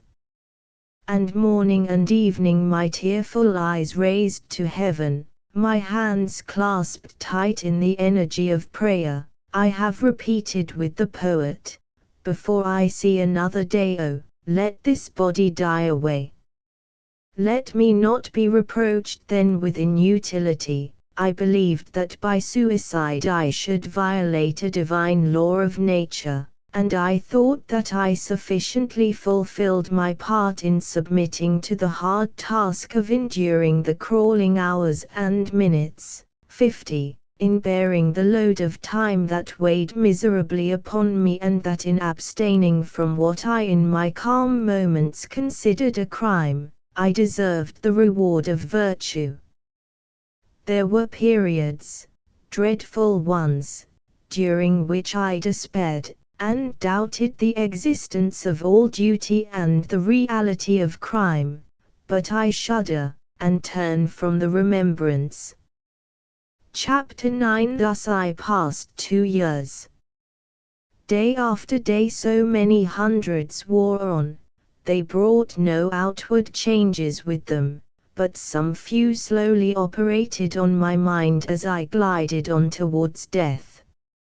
I began to study more, to sympathize more in the thoughts of others as expressed in books, to read history, and to lose my individuality among the crowd that had existed before me. Thus perhaps as the sensation of immediate suffering wore off, I became more human. Solitude also lost to me some of its charms. I began again to wish for sympathy, not that I was ever tempted to seek the crowd, but I wished for one friend to love me. You will say perhaps that I gradually became fitted to return to society. I do not think so. For the sympathy that I desired must be so pure, so divested of influence from outward circumstances that in the world I could not fail of being balked by the gross materials that perpetually mingle even with its best feelings. Believe me, I was then less fitted for any communion with my fellow creatures than before. When I left them they had tormented me, but it was in the same way as pain and sickness may torment, something extraneous to the mind that galled it, and that I wished to cast aside. But now I should have desired sympathy, I should wish to knit my soul to some one of theirs, and should have prepared for myself plentiful draughts of disappointment and suffering, for I was tender as the sensitive plant, all nerve. I did not desire sympathy and aid in ambition or wisdom, but sweet and mutual affection, smiles to cheer me and gentle words of comfort. I wished for one heart in which I could pour unrestrained my plaints, and by the heavenly nature of the soil blessed fruit might spring from such bad seed. Yet how could I find this? The love that is the soul of friendship is a soft spirit seldom found except when two amiable creatures are knit from early youth, or when bound by mutual suffering and pursuits. It comes to some of the elect unsought and unaware, it descends as gentle dew on chosen spots which however barren they were before become under its benign influence fertile in all sweet plants. But when desired it flies, it scoffs at the prayers of its votaries, it will bestow, but not be sought. I knew all this and did not go to seek sympathy, but there on my solitary heath, under my lowly roof where all around was desert, it came to me as a sunbeam in winter to adorn while it helps to dissolve the drifted snow dot. Alas, the sun shone on blighted fruit, I did not revive under its radiance, for I was too utterly undone to feel its kindly power. My father had been, and his memory was the life of my life. I might feel gratitude to another, but I never more could love or hope as I had done. It was all suffering, even my pleasures were endured, not enjoyed. I was as a solitary spot among mountains shut in on all sides by steep black precipices, where no ray of heat could penetrate, and from which there was no outlet to sunnier fields. And thus it was that although the spirit of friendship soothed me for a while, it could not restore me. It came as some gentle visitation, it went and I hardly felt the loss. The spirit of existence was dead within me. Be not surprised therefore that when it came I welcomed not more gladly, or when it departed I lamented not more bitterly the best gift of heaven, a friend. The name of my friend was Woodville.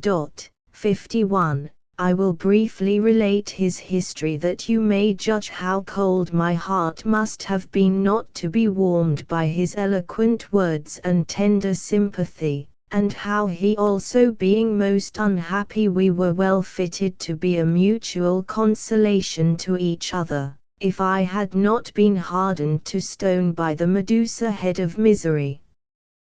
The misfortunes of Woodville were not of the heart's core like mine. His was a natural grief, not to destroy but to purify the heart, and from which he might, when its shadow had passed from over him, shine forth brighter and happier than before. Woodville was the son of a poor clergyman and had received a classical education. He was one of those very few whom fortune favors from their birth, on whom she bestows all gifts of intellect and person with a profusion that knew no bounds, and whom under her peculiar protection, no imperfection however slight, or disappointment however transitory has leave to touch. She seemed to have formed his mind of that excellence which no dross can tarnish, and his understanding was such that no error could pervert. His genius was transcendent, and when it rose as a bright star in the east all eyes were turned towards it in admiration. He was a poet. That name has so often been degraded that it will not convey the idea of all that he was. He was like a poet of old whom the muses had crowned in his cradle, and on whose lips bees had fed. As he walked among other men he seemed encompassed with a heavenly halo that divided him from and lifted him above them. It was his surpassing beauty, the dazzling fire of his eyes, and his words whose rich accents wrapped the listener in mute and ecstatic wonder, that made him transcend all others so that before him they appeared only formed to minister to his superior excellence. He was glorious from his youth. Every one loved him. No shadow of envy or hate cast even from the meanest mind ever fell upon him. He was, as one the peculiar delight of the gods, railed and fenced in by his own divinity, so that naught but love and admiration could approach him. His heart was simple like a child, unstained by arrogance or vanity. He mingled in society unknowing of his superiority over his companions, not because he undervalued himself but because he did not perceive the inferiority of others. He seemed incapable of conceiving of the full extent of the power that selfishness and vice possesses in the world. When I knew him, although he had suffered disappointment in his dearest hopes, he had not experienced any that arose from the meanness and self-love of men. His station was too high to allow of his suffering through their hard-heartedness, and too low for him to have experienced ingratitude and encroaching selfishness. It is one of the blessings of a moderate fortune, that by preventing the possessor from conferring pecuniary favors it prevents him also from diving into the arcana of human weakness or malice.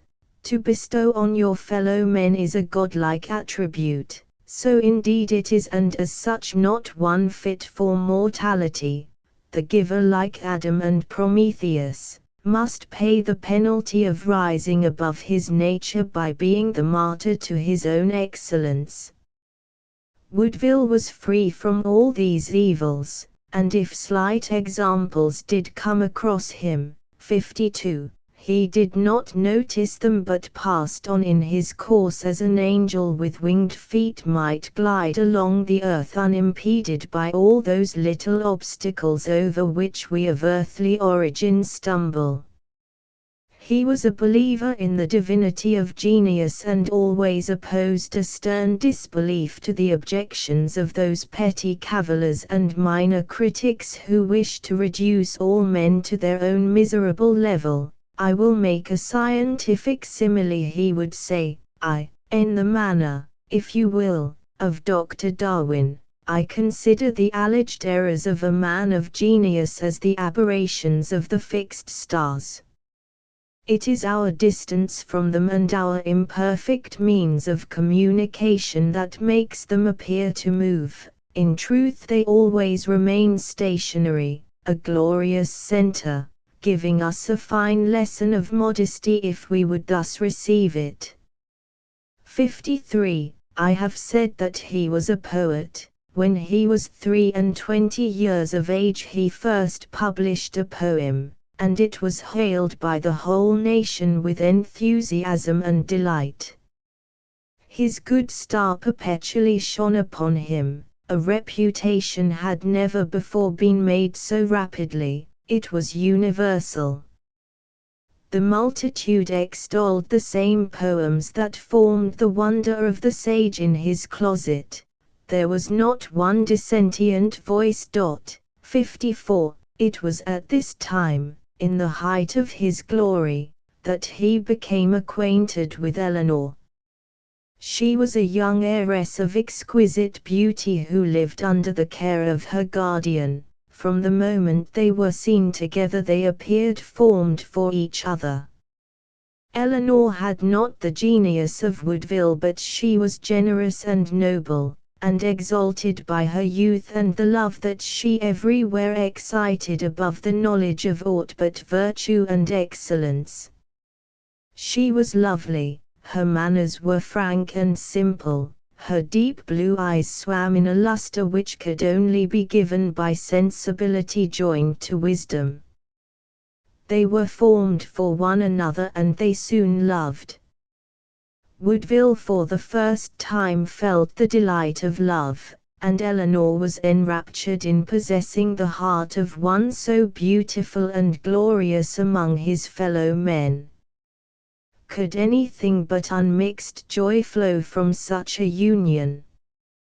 Woodville was a poet, he was sought for by every society and all eyes were turned on him alone when he appeared, but he was the son of a poor clergyman and Eleanor was a rich heiress.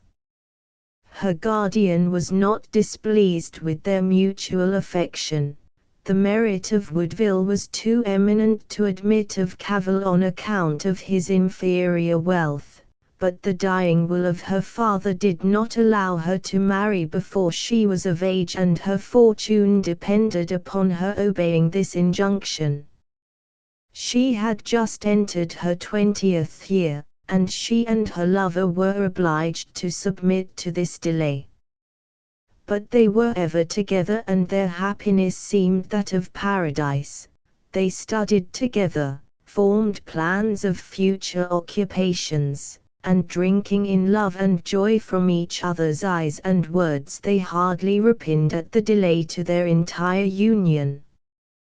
Woodville forever rose in glory, and Eleanor become more lovely and wise under the lessons of her accomplished lover. In 2 months Eleanor would be 21, everything was prepared for their union.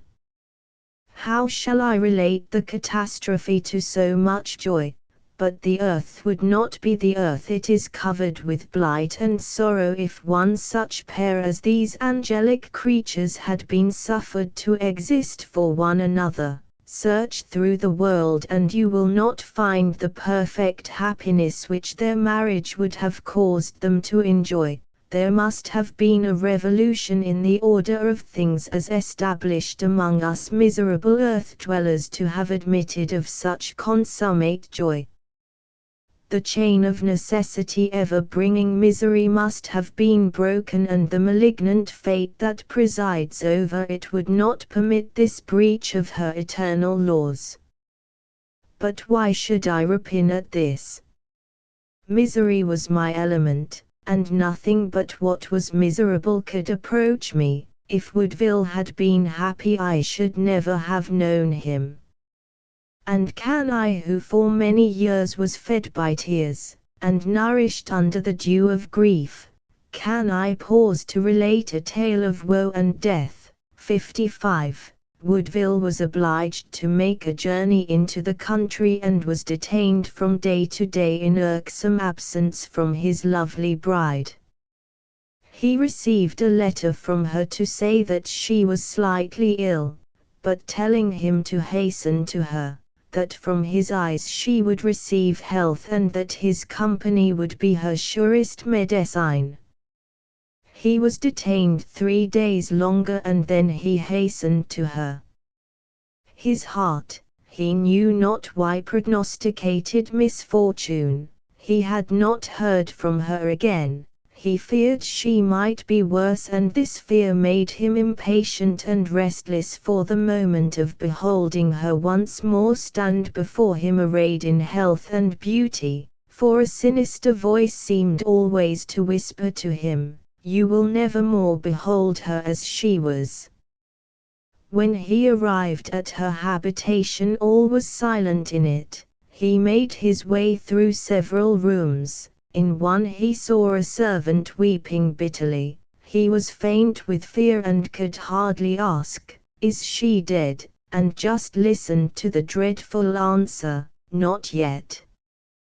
These astounding words came on him as of less fearful import than those which he had expected, and to learn that she was still in being, and that he might still hope, was an alleviation to him.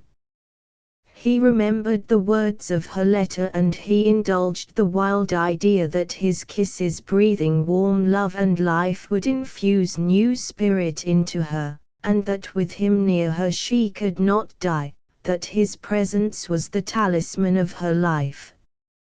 He hastened to her sick room. She lay, her cheeks burning with fever, yet her eyes were closed and she was seemingly senseless. He wrapped her in his arms. He imprinted breathless kisses on her burning lips. He called to her in a voice of subdued anguish by the tenderest names, "Return, Eleanor, I am with you, your life, your love. Return, dearest one, you promised me this boon, that I should bring you health. Let your sweet spirit revive. You cannot die near me. What is death? To see you no more. To part with what is a part of myself, without whom I have no memory and no futurity. Eleanor, die. This is frenzy and the most miserable despair. You cannot die while I am near." And again he kissed her eyes and lips, and hung over her inanimate form in agony, gazing on her countenance still lovely although changed, watching every slight convulsion and varying color which denoted life still lingering although about to depart. Once for a moment she revived and recognized his voice. A smile, a last lovely smile, played upon her lips. He watched beside her for 12 hours and then she died. 56.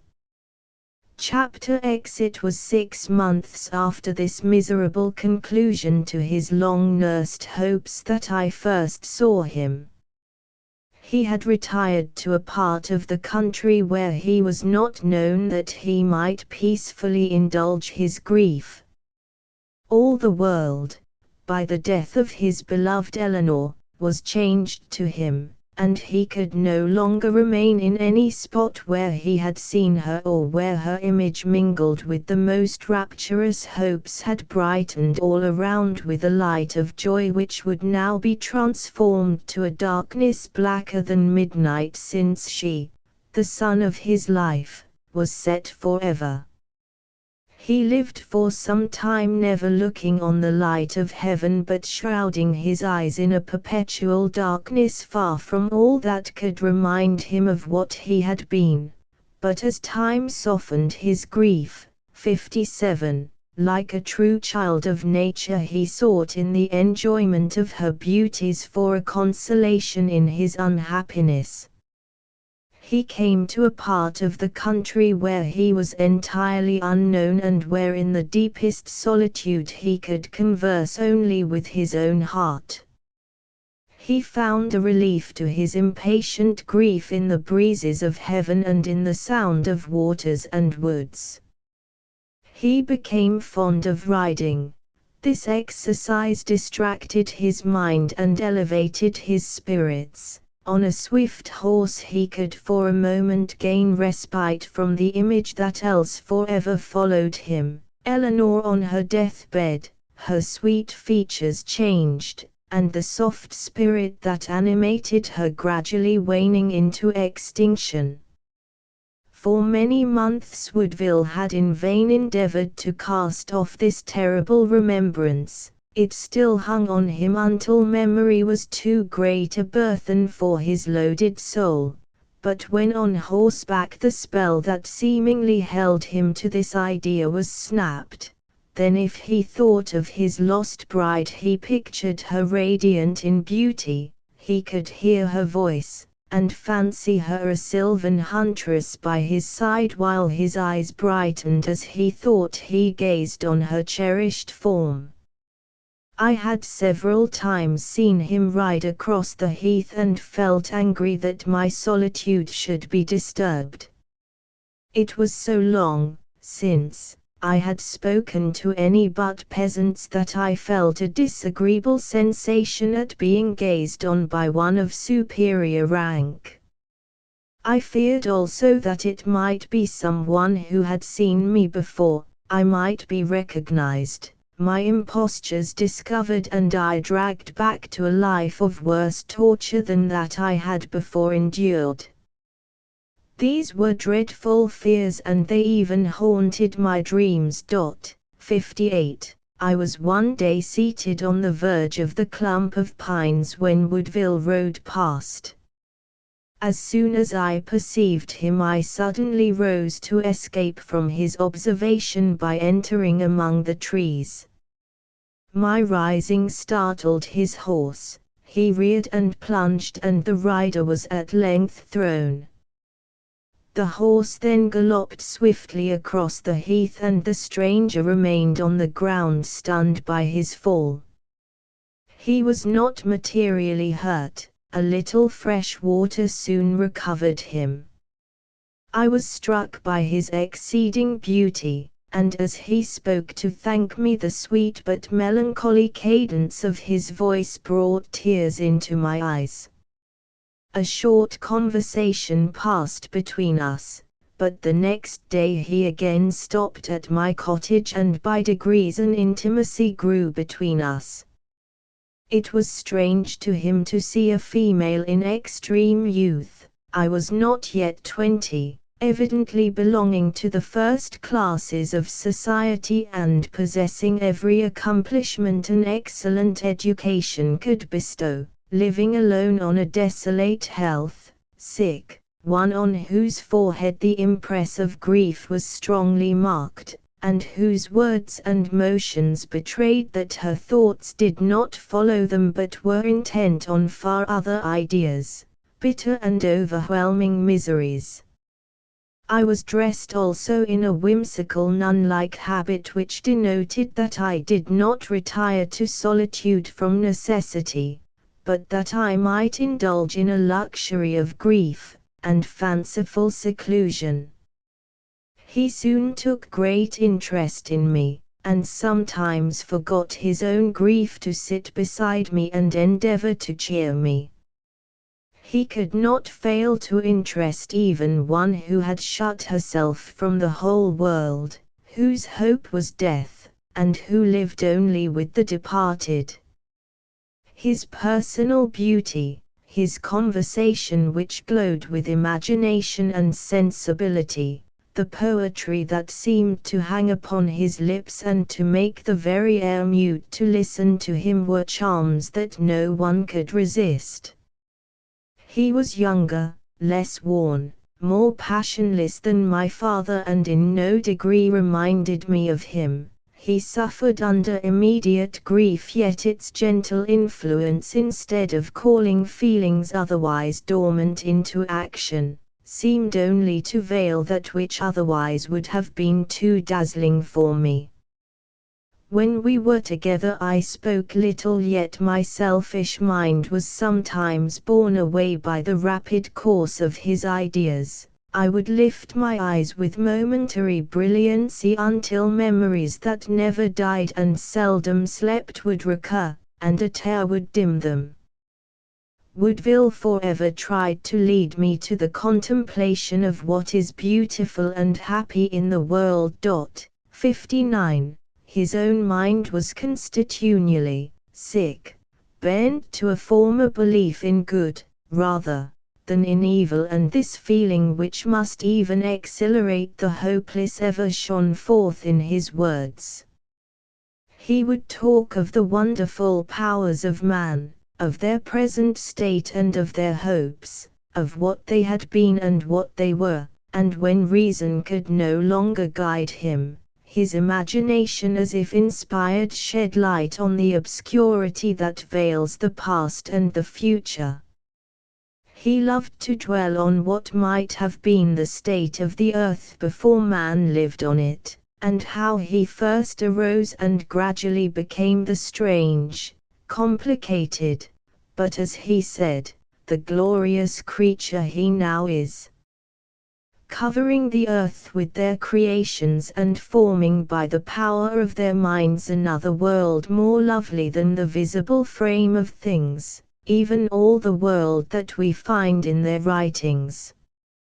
A beautiful creation, he would say, which may claim this superiority to its model, that good and evil is more easily separated, the good rewarded in the way they themselves desire, the evil punished as all things evil ought to be punished, not by pain, which is revolting to all philanthropy to consider, but by quiet obscurity, which simply deprives them of their harmful qualities. Why kill the serpent when you have extracted his fangs?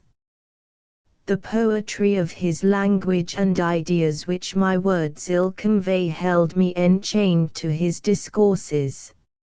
It was a melancholy pleasure to me to listen to his inspired words, to catch for a moment the light of his eyes, winking smiley, to feel a transient sympathy, and then to awaken from the delusion, again to know that all this was nothing, a dream, a shadow, for that there was no reality for me. My father had forever deserted me, leaving me only memories which set an eternal barrier between me and my fellow creatures.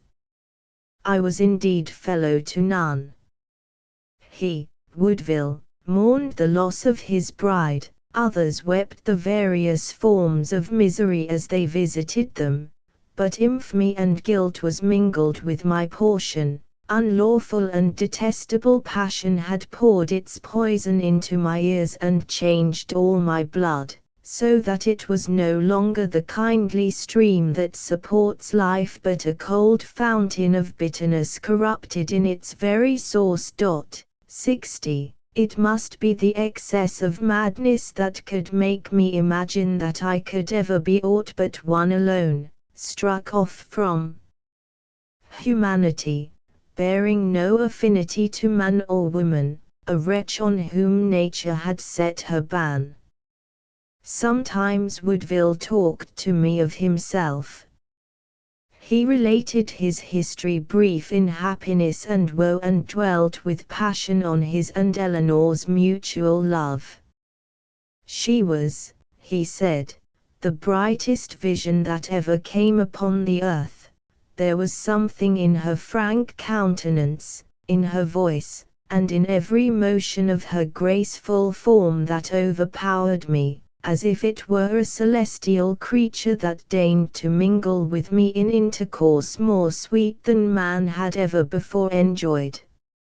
Sorrow fled before her, and her smile seemed to possess an influence like light to irradiate all mental darkness. It was not like a human loveliness that these gentle smiles went and came, but as a sunbeam on a lake, now light and now obscure, flitting before as you strove to catch them, and fold them forever to your heart. I saw this smile fade forever. Alas!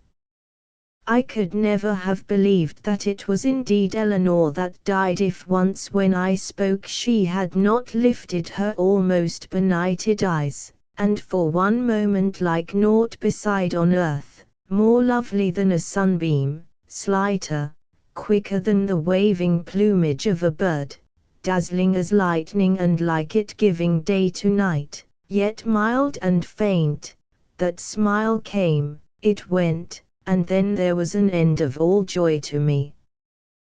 Thus his own sorrows, or the shapes copied from nature that dwelt in his mind with beauty greater than their own, occupied our talk while I railed in my own griefs with cautious secrecy.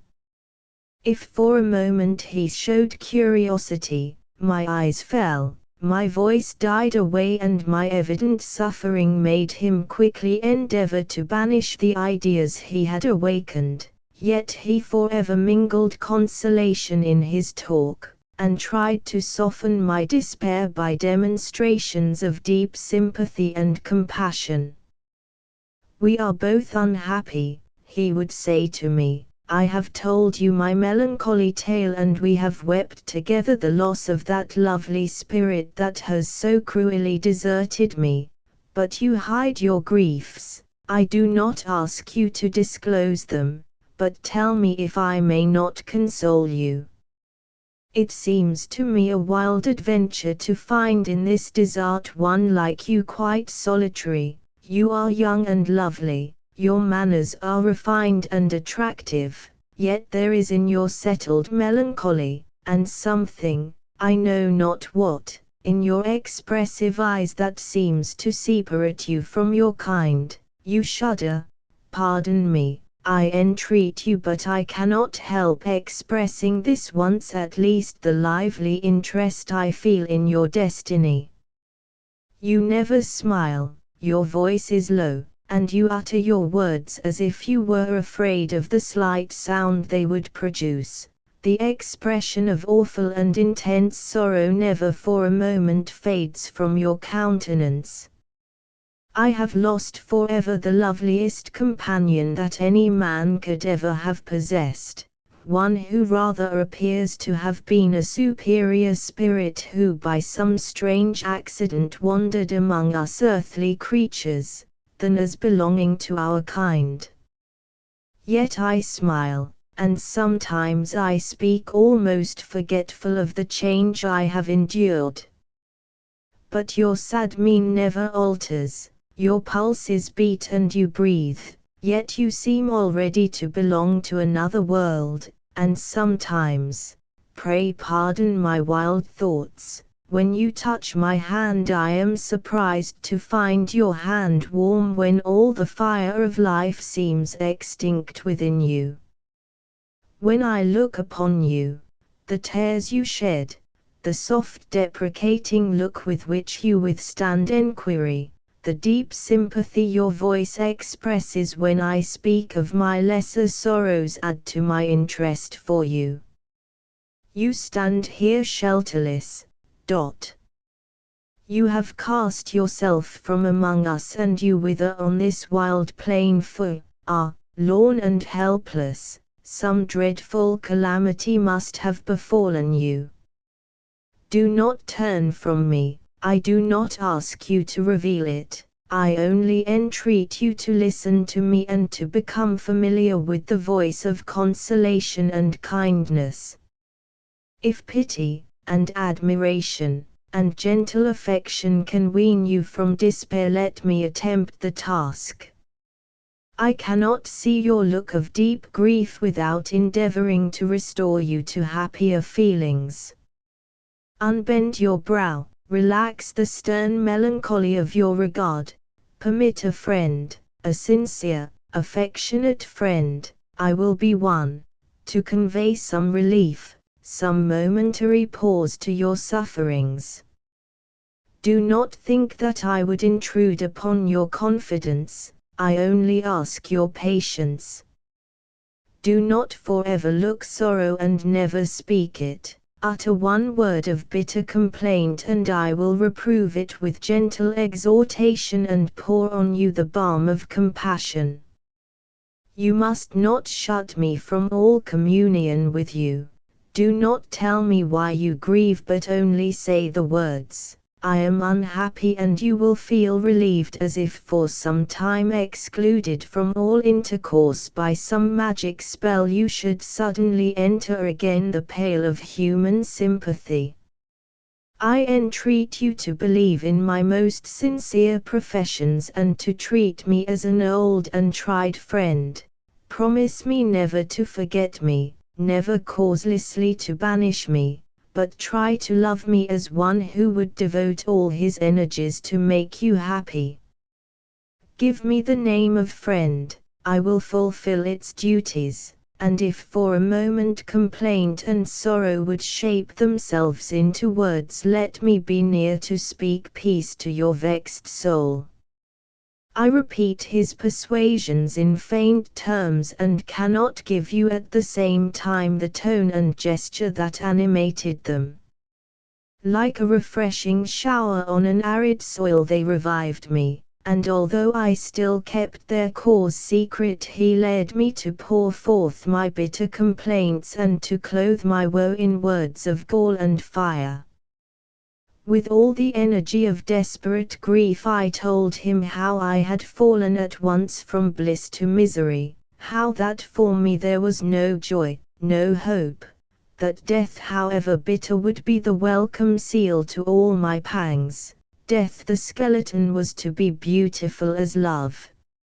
I know not why but I found it sweet to utter these words to human ears. And though I derided all consolation, yet I was pleased to see it offered me with gentleness and kindness.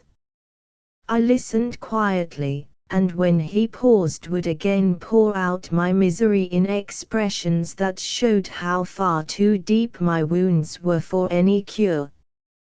But now also I began to reap the fruits of my perfect solitude. I had become unfit for any intercourse, even with Woodville, the most gentle and sympathizing creature that existed. I had become captious and unreasonable, my temper was utterly spoilt. I called him my friend, but I viewed all he did with jealous eyes. If he did not visit me at the appointed hour I was angry, very angry, and told him that if indeed he did feel interest in me it was cold, and could not be fitted for me, a poor worn creature, whose deep unhappiness demanded much more than his worldly heart could give. When for a moment I imagined that his manner was cold, I would fretfully say to him, I was at peace before you came, why have you disturbed me?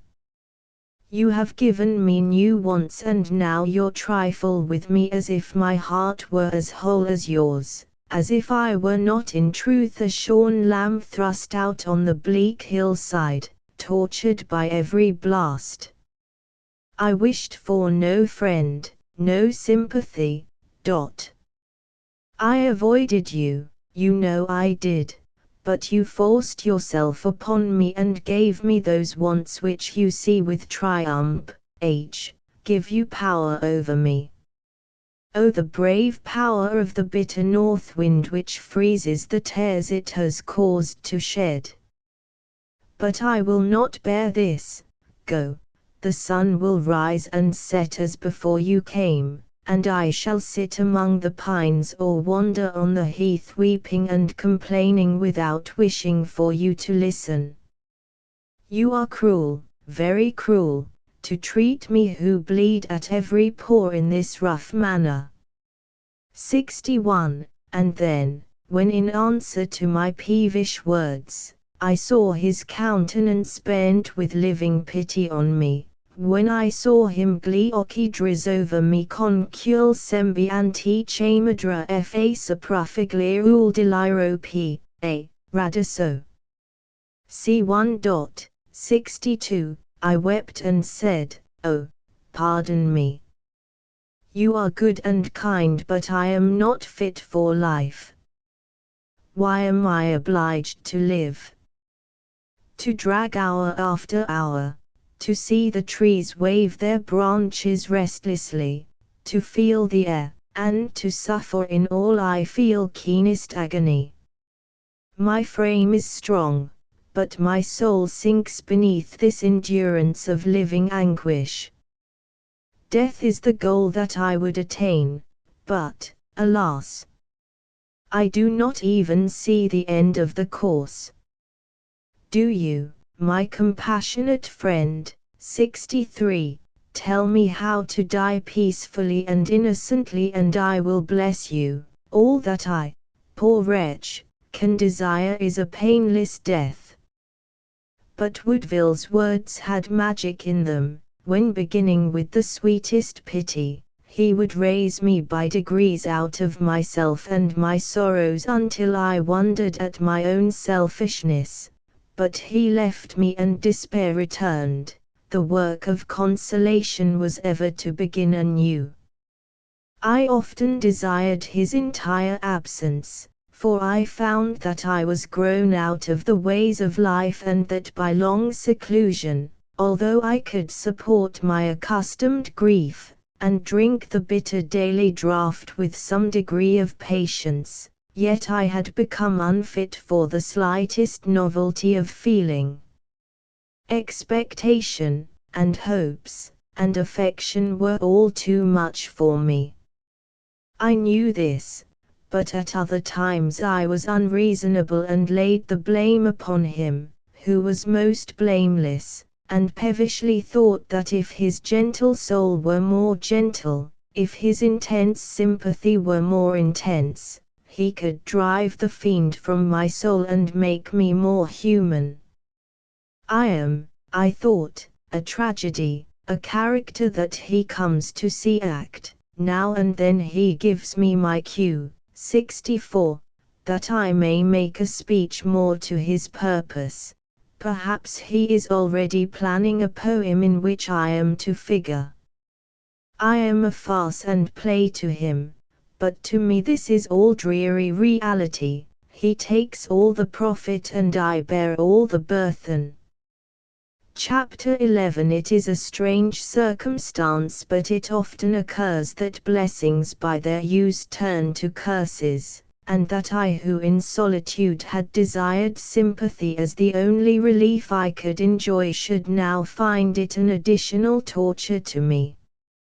During my father's lifetime I had always been of an affectionate and forbearing disposition, but since those days of joy, alas, I was much changed. I had become arrogant, peevish, and above all suspicious. Although the real interest of my narration is now ended and I ought quickly to wind up its melancholy catastrophe, yet I will relate one instance of my sad suspicion and despair, and how Woodville, with the goodness and almost the power of an angel, softened my rugged feelings and led me back to gentleness. 65. He had promised to spend some hours with me one afternoon, but a violent and continual rain, 66, prevented him. I was alone the whole evening. I had passed 2 whole years alone unrepining, but now I was miserable. He could not really care for me, I thought, for if he did the storm would rather have made him come even if I had not expected him, than, as it did, prevent a promised visit. He would well know that this drear sky and gloomy rain would load my spirit almost to madness. If the weather had been fine I should not have regretted his absence as heavily as I necessarily must, shut up in this miserable cottage with no companions but my own wretched thoughts. If he were truly my friend he would have calculated all this, and let me now calculate this boasted friendship, and discover its real worth. He got over his grief for Eleanor, and the country became dull to him, so he was glad to find even me for amusement, and when he does not know what else to do he passes his lazy hours here, and calls this friendship. It is true that his presence is a consolation to me, and that his words are sweet, and, when he will he can pour forth thoughts that win me from despair. His words are sweet, and so, truly, is the honey of the bee, but the bee has a sting, and unkindness is a worse smart than that received from an insect's venom.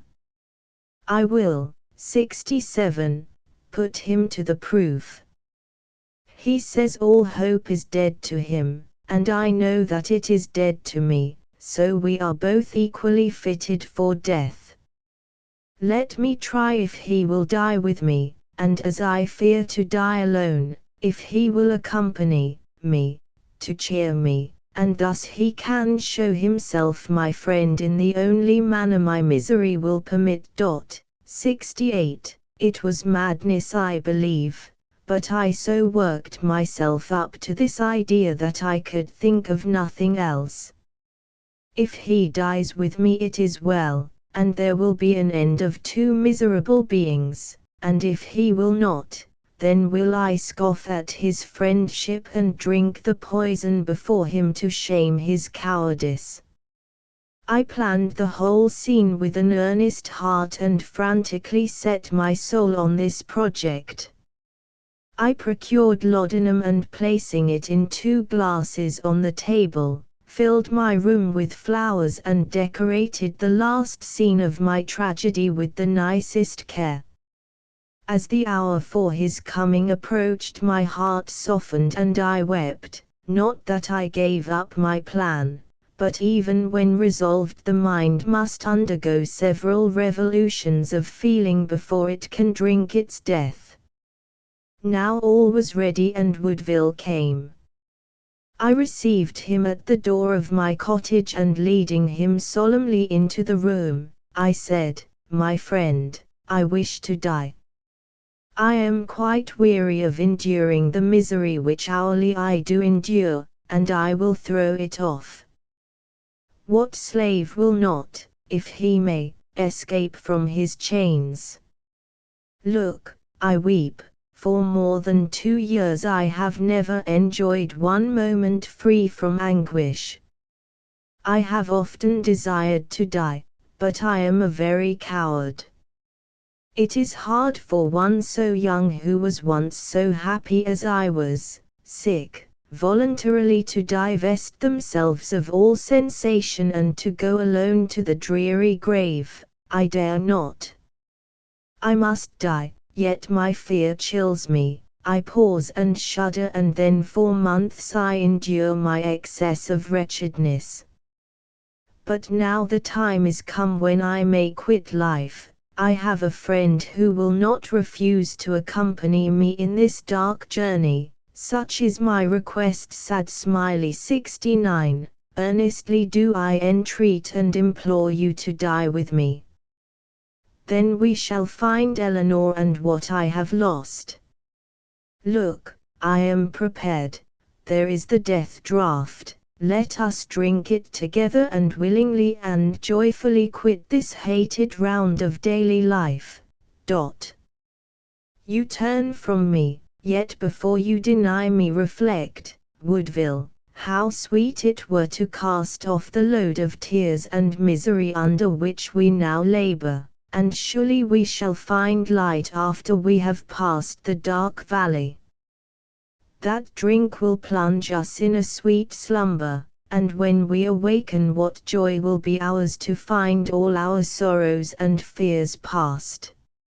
A little patience, and all will be over, a very little patience, for, look, there is the key of our prison, we hold it in our own hands. And are we more debased than slaves to cast it away and give ourselves up to voluntary bondage?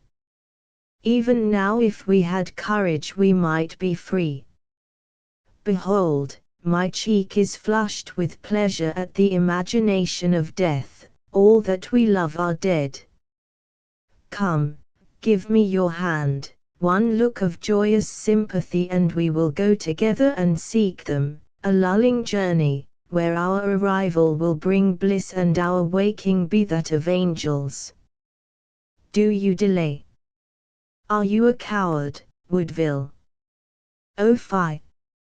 Cast off this blank look of human melancholy. Oh!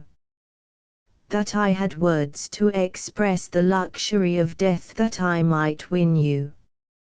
I tell you we are no longer miserable mortals, we are about to become gods, spirits free and happy as gods. What fool on a bleak shore, seeing a flowery isle on the other side with his lost love beckoning to him from it would pause because the wave is dark and turbid?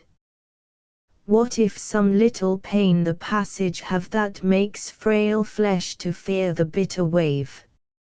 Is not short pain well borne that brings long ease, and lays the soul to sleep in quiet grave? Do you mark my words? I have learned the language of despair, I have it all by heart, for I am despair, and a strange being am I, joyous, triumphant despair.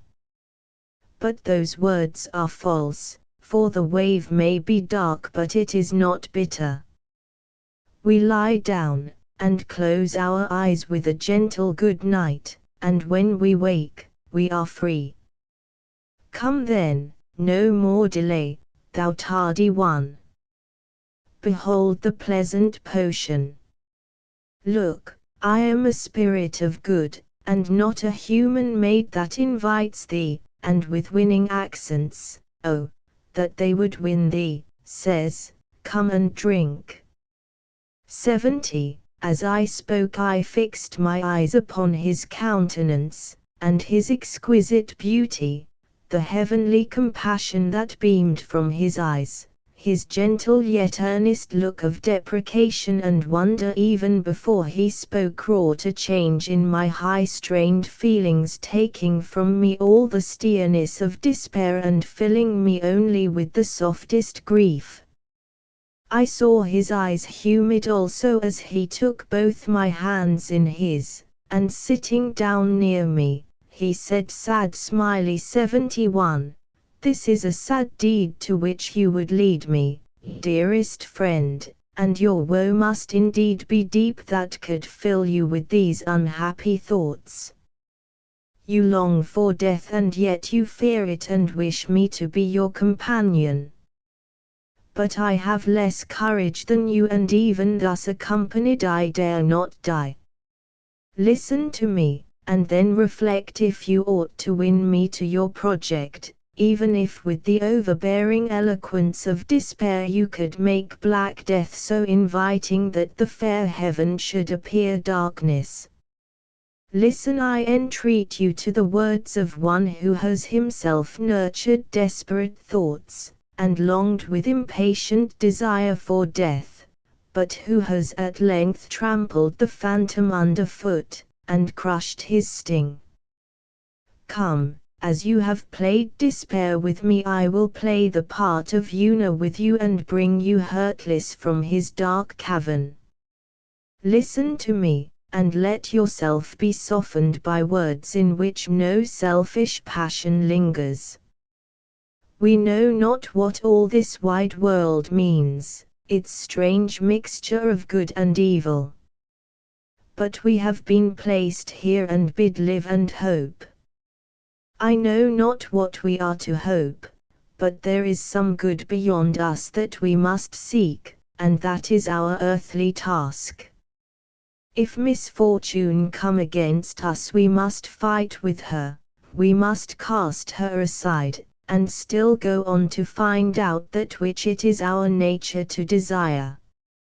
Whether this prospect of future good be the preparation for another existence I know not, or whether that it is merely that we, as workmen in God's vineyard, must lend a hand to smooth the way for our posterity.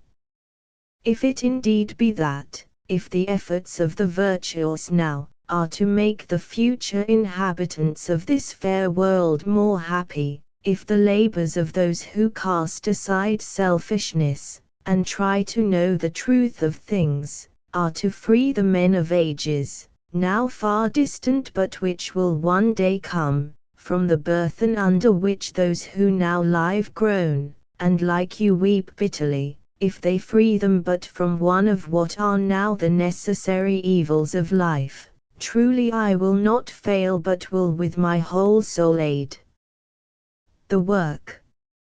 From my youth I have said, I will be virtuous, I will dedicate my life for the good of others, I will do my best to extirpate evil, and if the spirit who protects ill should so influence circumstances that I should suffer through my endeavor, yet while there is hope, and hope there ever must be, of success, cheerfully do I gird myself to my task. I have powers, my countrymen think well of them. Do you think I sow my seed in the barren air, and have no end in what I do? Believe me, I will never desert life until this last hope is torn from my bosom, that in some way my labors may form a link in the chain of gold with which we ought all to strive to drag happiness from where she sits enthroned above the clouds, now far beyond our reach, to inhabit the earth with us. Let us suppose that Socrates, or Shakespeare, or Rousseau had been seized with despair and died in youth when they were as young as I am. Do you think that we and all the world should not have lost incalculable improvement in our good feelings and our happiness through their destruction? I am not like one of these. They influenced millions, but if I can influence but 100, but 10, but one solitary individual, so as in any way to lead him from ill to good, that will be a joy to repay me for all my sufferings, though they were 1,000,000 times multiplied, and that hope will support me to bear them. And those who do not work for posterity, or working, as may be my case, will not be known by it, yet they, believe me, have also their duties. You grieve because you are unhappy. Winking smiley, it is happiness you seek but you despair of obtaining it. But if you can bestow happiness on another, if you can give one other person only 1 hour of joy, ought you not to live to do it? And every one has it in their power to do that. The inhabitants of this world suffer so much pain. In crowded cities, among cultivated plains, or on the desert mountains, pain is thickly sown, and if we can tear up but one of these noxious weeds, or more, if in its stead we can sow one seed of corn, or plant one fair flower, let that be motive sufficient against suicide. Let us not desert our task while there is the slightest hope that we may in a future day do this. Indeed, I dare not die. I have a mother whose support and hope I am. I have a friend who loves me as his life, and in whose breast I should infix a mortal sting if I ungratefully left him. So I will not die. Nor shall you, my friend. Cheer up, cease to weep, I entreat you. Are you not young, and fair, and good? Why should you despair? Or if you must for yourself, why for others? If you can never be happy, can you never bestow happiness? Oh! Believe me, if you beheld on lips pale with grief one smile of joy and gratitude, and knew that you were parent of that smile, and that without you it had never been, you would feel so pure and warm a happiness that you would wish to live forever again and again to enjoy the same pleasure. Come, I see that you have already cast aside the sad thoughts you before frantically indulged. Look in that mirror. When I came your brow was contracted, your eyes deep sunk in your head, your lips quivering, your hands trembled violently when I took them, but now all is tranquil and soft. You are grieved and there is grief in the expression of your countenance, but it is gentle and sweet.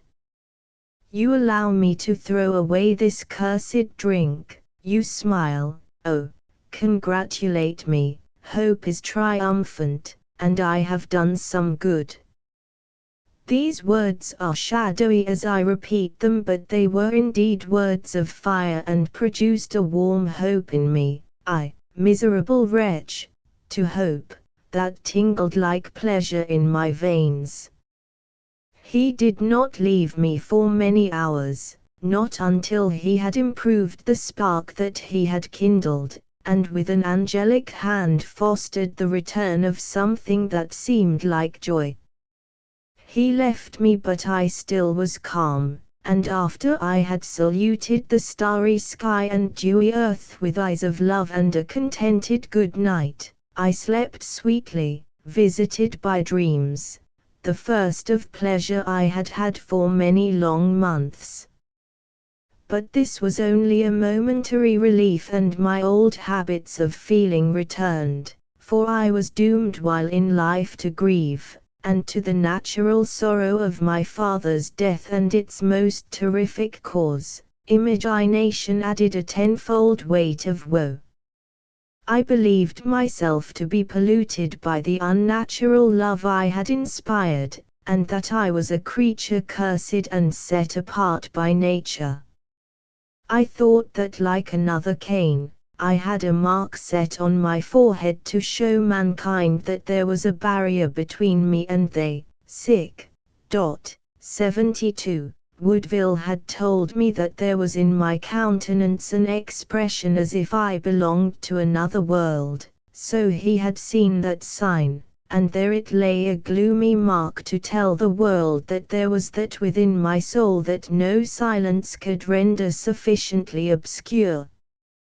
Why, when fate drove me to become this outcast from human feeling, this monster with whom none might mingle in converse and love, why had she not from that fatal and most accursed moment, shrouded me in thick mists and placed real darkness between me and my fellows, so that I might never more be seen, and as I passed, like a murky cloud loaded with blight, they might only perceive me by the cold chill I should cast upon them, telling them, how truly, that something unholy was near. Then I should have lived upon this dreary heath unvisited, and blasting none by my unhallowed gaze. Alas!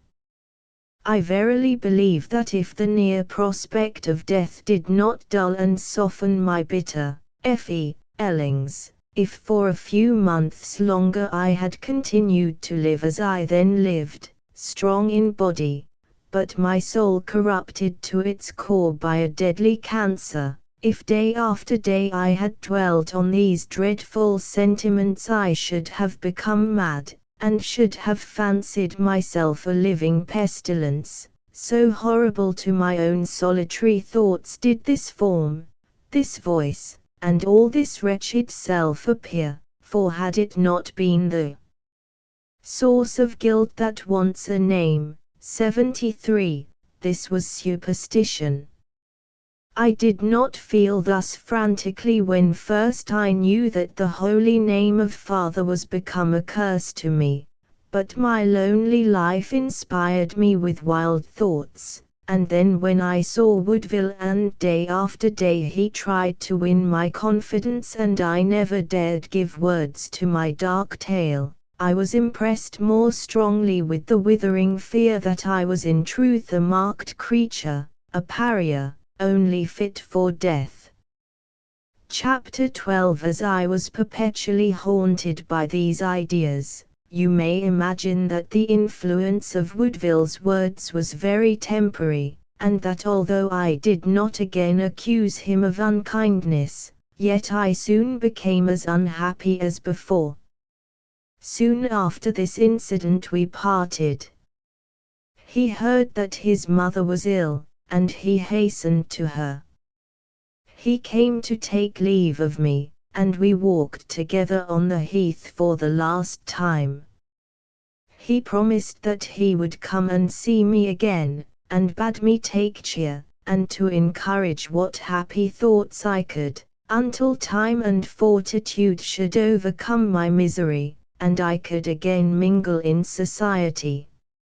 Above all other admonition on my part, he said, cherish and follow this one, do not despair. That is the most dangerous gulf on which you perpetually totter, but you must reassure your steps, and take hope to guide you.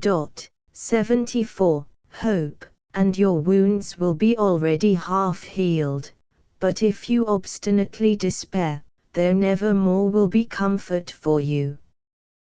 Believe me, my dearest friend, that there is a joy that the sun and earth and all its beauties can bestow that you will one day feel.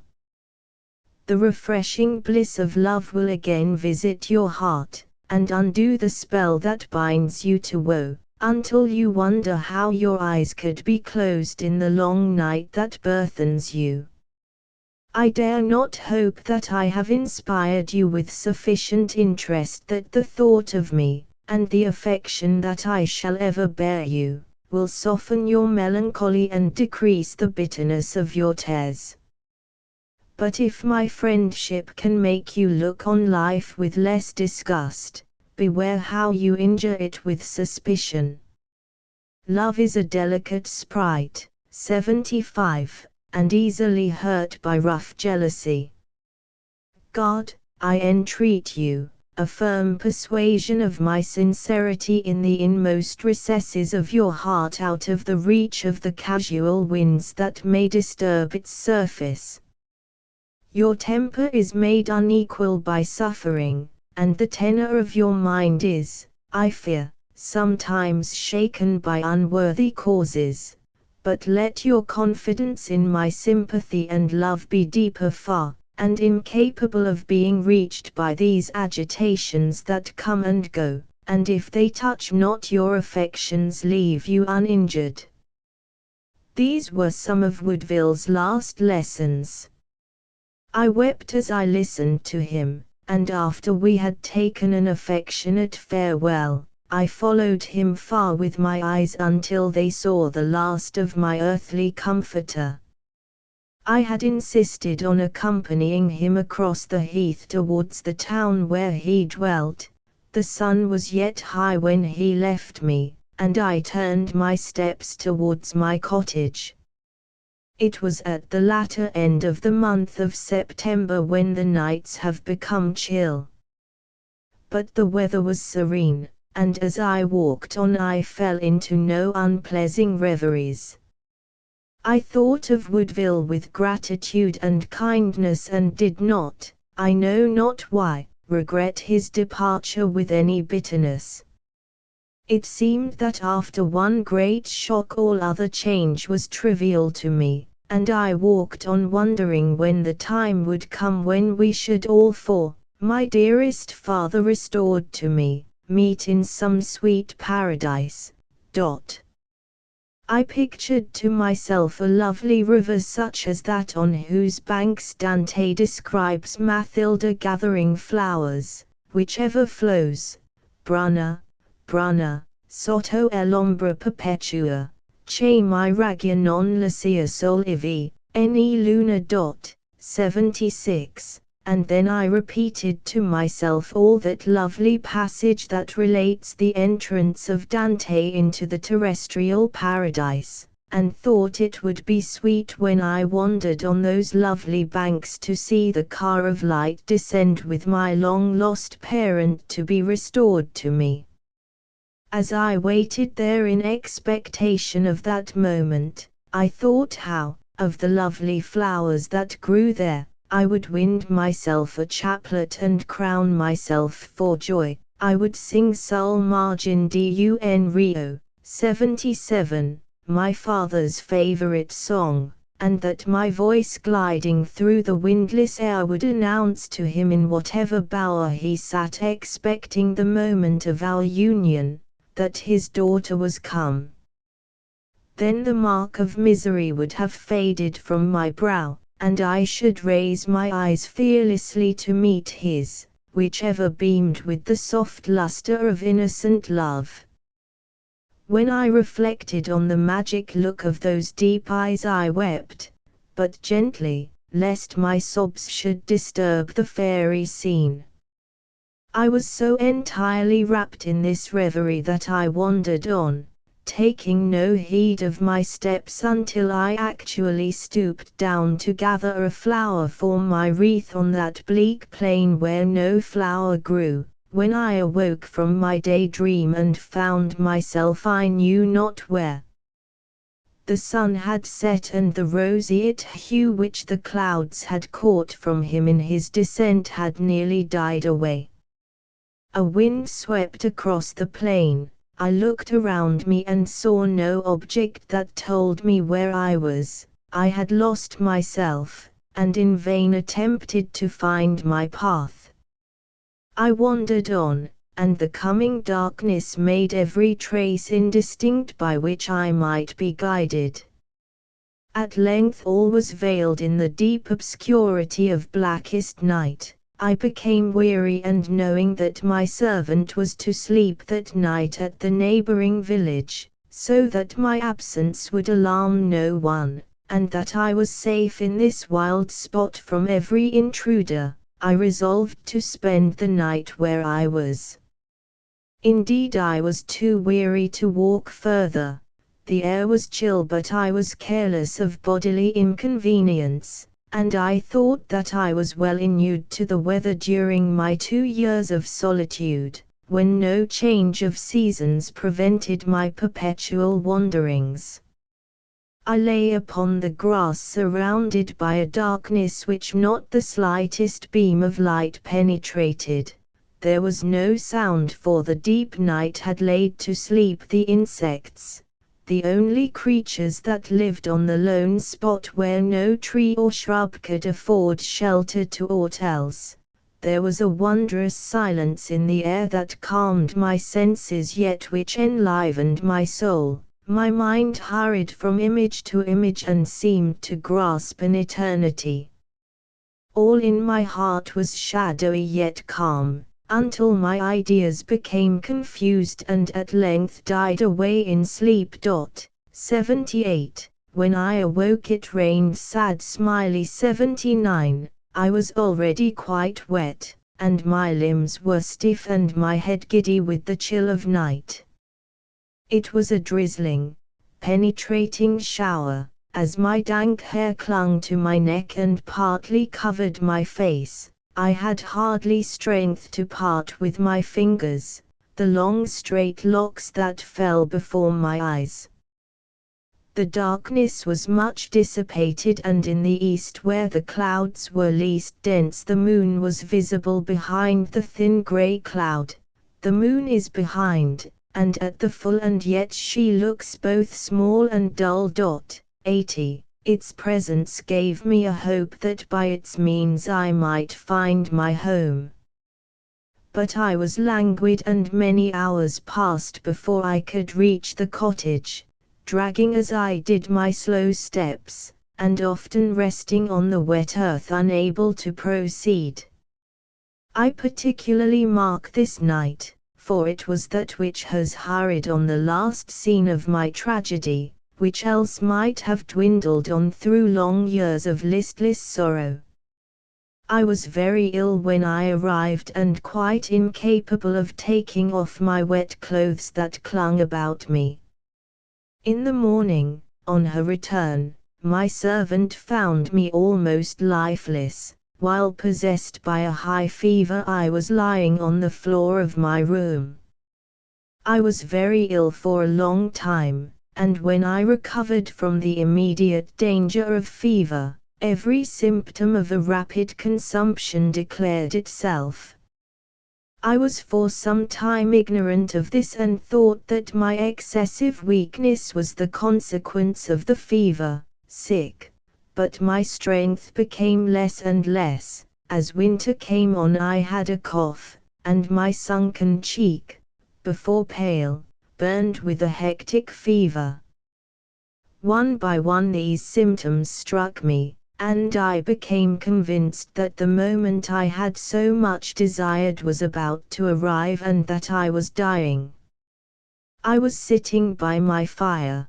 The physician who had attended me ever since my fever had just left me, and I looked over his prescription in which digitalis was the prominent medicine. "Yes," I said, "I see how this is. And it is strange that I should have deceived myself so long. I am about to die an innocent death, and it will be sweeter even than that which the opium promised." I rose and walked slowly to the window. The white heath was covered by snow which sparkled under the beams of the sun that shone brightly through the pure, frosty air. A few birds were pecking some crumbs under my window. 81. I smiled with quiet joy, and in my thoughts, which through long habit would forever connect themselves into one train, as if I shaped them into words, I thus addressed the scene before me: "I salute thee, beautiful sun, and thou, white earth, fair and cold. Perhaps I shall never see thee again covered with green, and the sweet flowers of the coming spring will blossom on my grave. I am about to leave thee, soon this living spirit which is ever busy among strange shapes and ideas, which belong not to thee. Soon it will have flown to other regions, and this emaciated body will rest insensate on thy bosom, rolled round in earth's diurnal course with rocks, and stones, and trees. For it will be the same with thee, who art called our universal mother." 82. When I am gone, I have loved thee, and in my days both of happiness and sorrow I have peopled your solitudes with wild fancies of my own creation. The woods, and lakes, and mountains which I have loved, have for me 1,000 associations, and thou, O sun, hast smiled upon, and borne your part in many imaginations that sprung to life in my soul alone, and which will die with me. Your solitudes, sweet land, your trees and waters will still exist, moved by your winds, or still beneath the eye of noon, though, 83, had I have felt about ye, and all my dreams which have often strangely deformed thee, will die with me.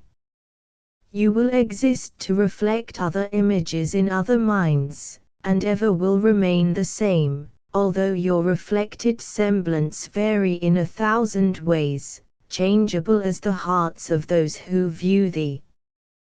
One of these fragile mirrors, that ever doted on thine image, is about to be broken, crumbled to dust. But ever-teeming nature will create another and another, and thou wilt lose naught by my destruction. 84. Thou wilt ever be the same. Receive then the grateful farewell of a fleeting shadow who is about to disappear, who joyfully leaves thee, yet with a last look of affectionate thankfulness. Farewell. Sky, and fields and woods, the lovely flowers that grow on thee, thy mountains and thy rivers, to the balmy air and the strong wind of the north, to all, a last farewell. I shall shed no more tears, for my task is almost fulfilled, and I am about to be rewarded for long and most burthensome suffering. Bless thy child even, sick, in death, as I bless thee, and let me sleep at peace in my quiet grave. I feel death to be near at hand and I am calm. I no longer despair, but look on all around me with placid affection. I find it sweet to watch the progressive decay of my strength, and to repeat to myself, another day and yet another, but again I shall not see the red leaves of autumn, before that time I shall be with my Father. I am glad Woodville is not with me, for perhaps he would grieve, and I desire to see smiles alone during the last scene of my life. When I last wrote to him I told him of my ill health but not of its mortal tendency, lest he should conceive it to be his duty to come to me, for I fear lest the tears of friendship should destroy the blessed calm of my mind. I take pleasure in arranging all the little details which will occur when I shall no longer be. In truth I am in love with death. No maiden ever took more pleasure in the contemplation of her bridal attire than I in fancying my limbs already enwrapped in their shroud. Is it not my marriage dress? Alone it will unite me to my Father when in an eternal mental union we shall never part. I will not dwell on the last changes that I feel in the final decay of nature. It is rapid but without pain. I feel a strange pleasure in it. For long years these are the first days of peace that have visited me.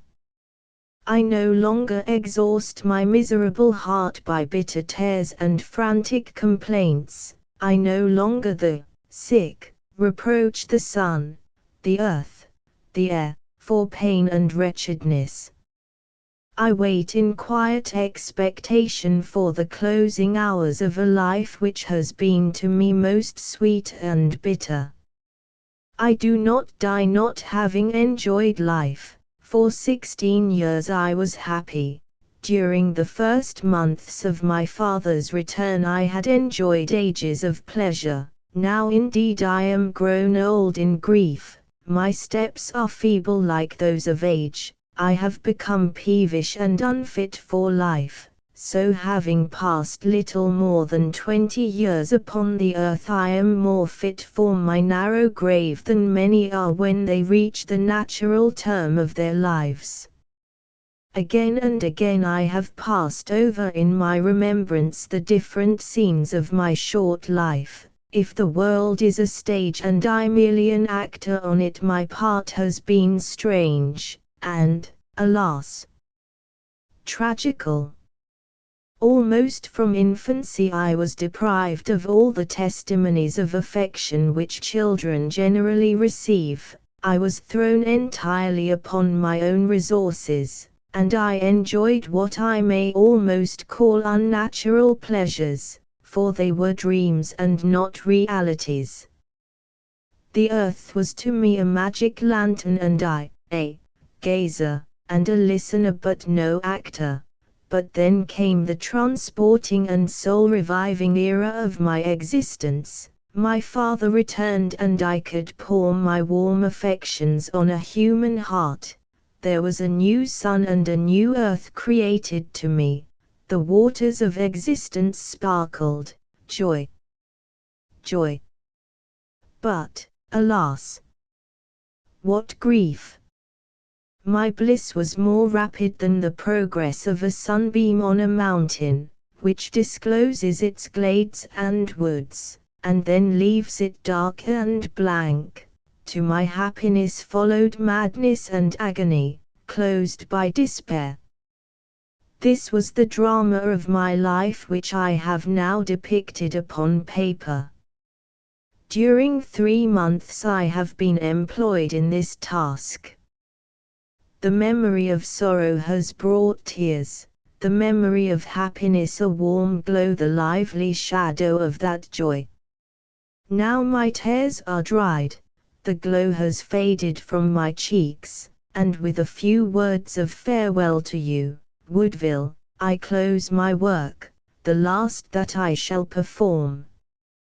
Farewell, my only living friend, you are the sole tie that binds me to existence, and now I break it. It gives me no pain to leave you, nor can our separation give you much. You never regarded me as one of this world, but rather as a being, who for some penance was sent from the kingdom of shadows, and she passed a few days weeping on the earth and longing to return to her native soil. You will weep, but they will be tears of gentleness.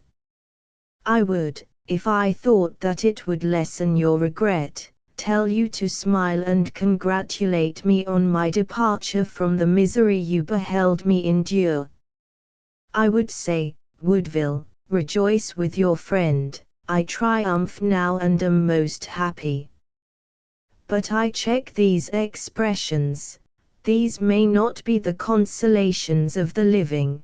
They weep for their own misery, and not for that of the being they have lost.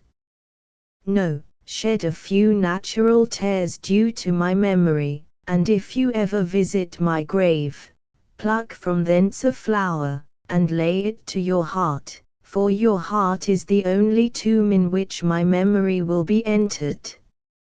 My death is rapidly approaching, and you are not near to watch the flitting and vanishing of my spirit.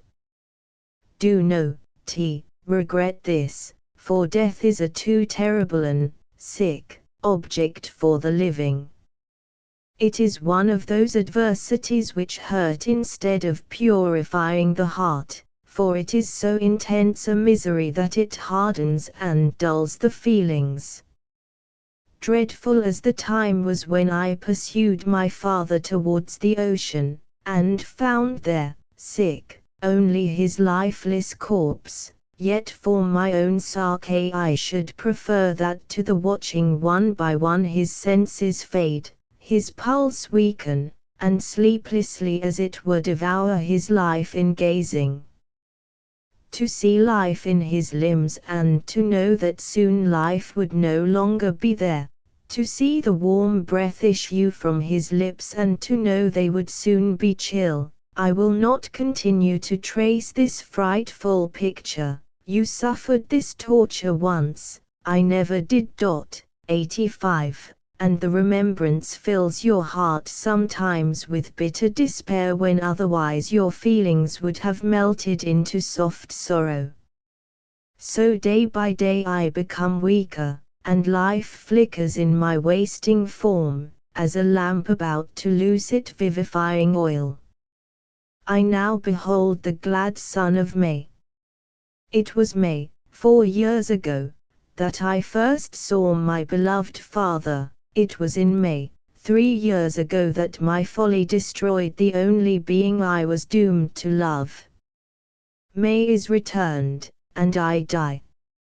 3 days ago, the anniversary of our meeting, and, alas, of our eternal separation, after a day of killing emotion, I caused myself to be led once more to behold the face of nature. I caused myself to be carried to some meadows some miles distant from my cottage. The grass was being mowed, and there was the scent of hay in the fields. All the earth looked fresh and its inhabitants happy. Evening approached and I beheld the sun set. 3 years ago, and on that day and hour it shone through the branches and leaves of the beechwood, and its beams flickered upon the countenance of him whom I then beheld for the last time. 86. I now saw that divine orb, gilding all the clouds with unwonted splendor, sink behind the horizon. It disappeared from a world where he whom I would seek exists not. It approached a world where he exists not. Why do I weep so bitterly? Why my sick, does my heart heave with vain endeavor to cast aside the bitter anguish that covers it as the waters cover the sea. I go from this world where he is no longer, and soon I shall meet him in another. Farewell, Woodville, the turf will soon be green on my grave, and the violets will bloom on it. There is my hope and my expectation, yours are in this world, may they be fulfilled. 87. The Fields of Fancy, 88. It was in Rome, the queen of the world, that I suffered a misfortune that reduced me to misery and despair. 89. The bright sun and deep azure sky were oppressive, but naught was so hateful as the voice of man. I loved to walk by the shores of the Tiber, which were solitary, and if the sirocco blew, to see the swift clouds pass over St. Peter's and the many domes of Rome, or if the sun shone I turned my eyes from the sky, whose light was too dazzling and gay to be reflected in my tearful eyes. I turned them to the river, whose swift course was as the speedy departure of happiness, and whose turbid color was gloomy as grief. Whether I slept I know not, or whether it was in one of those many hours which I spent seated on the ground, my mind a chaos of despair and my eyes forever wet by tears, but I was here visited by a lovely spirit whom I have ever worshipped, and who tried to repay my adoration by diverting my mind from the hideous memories that racked it.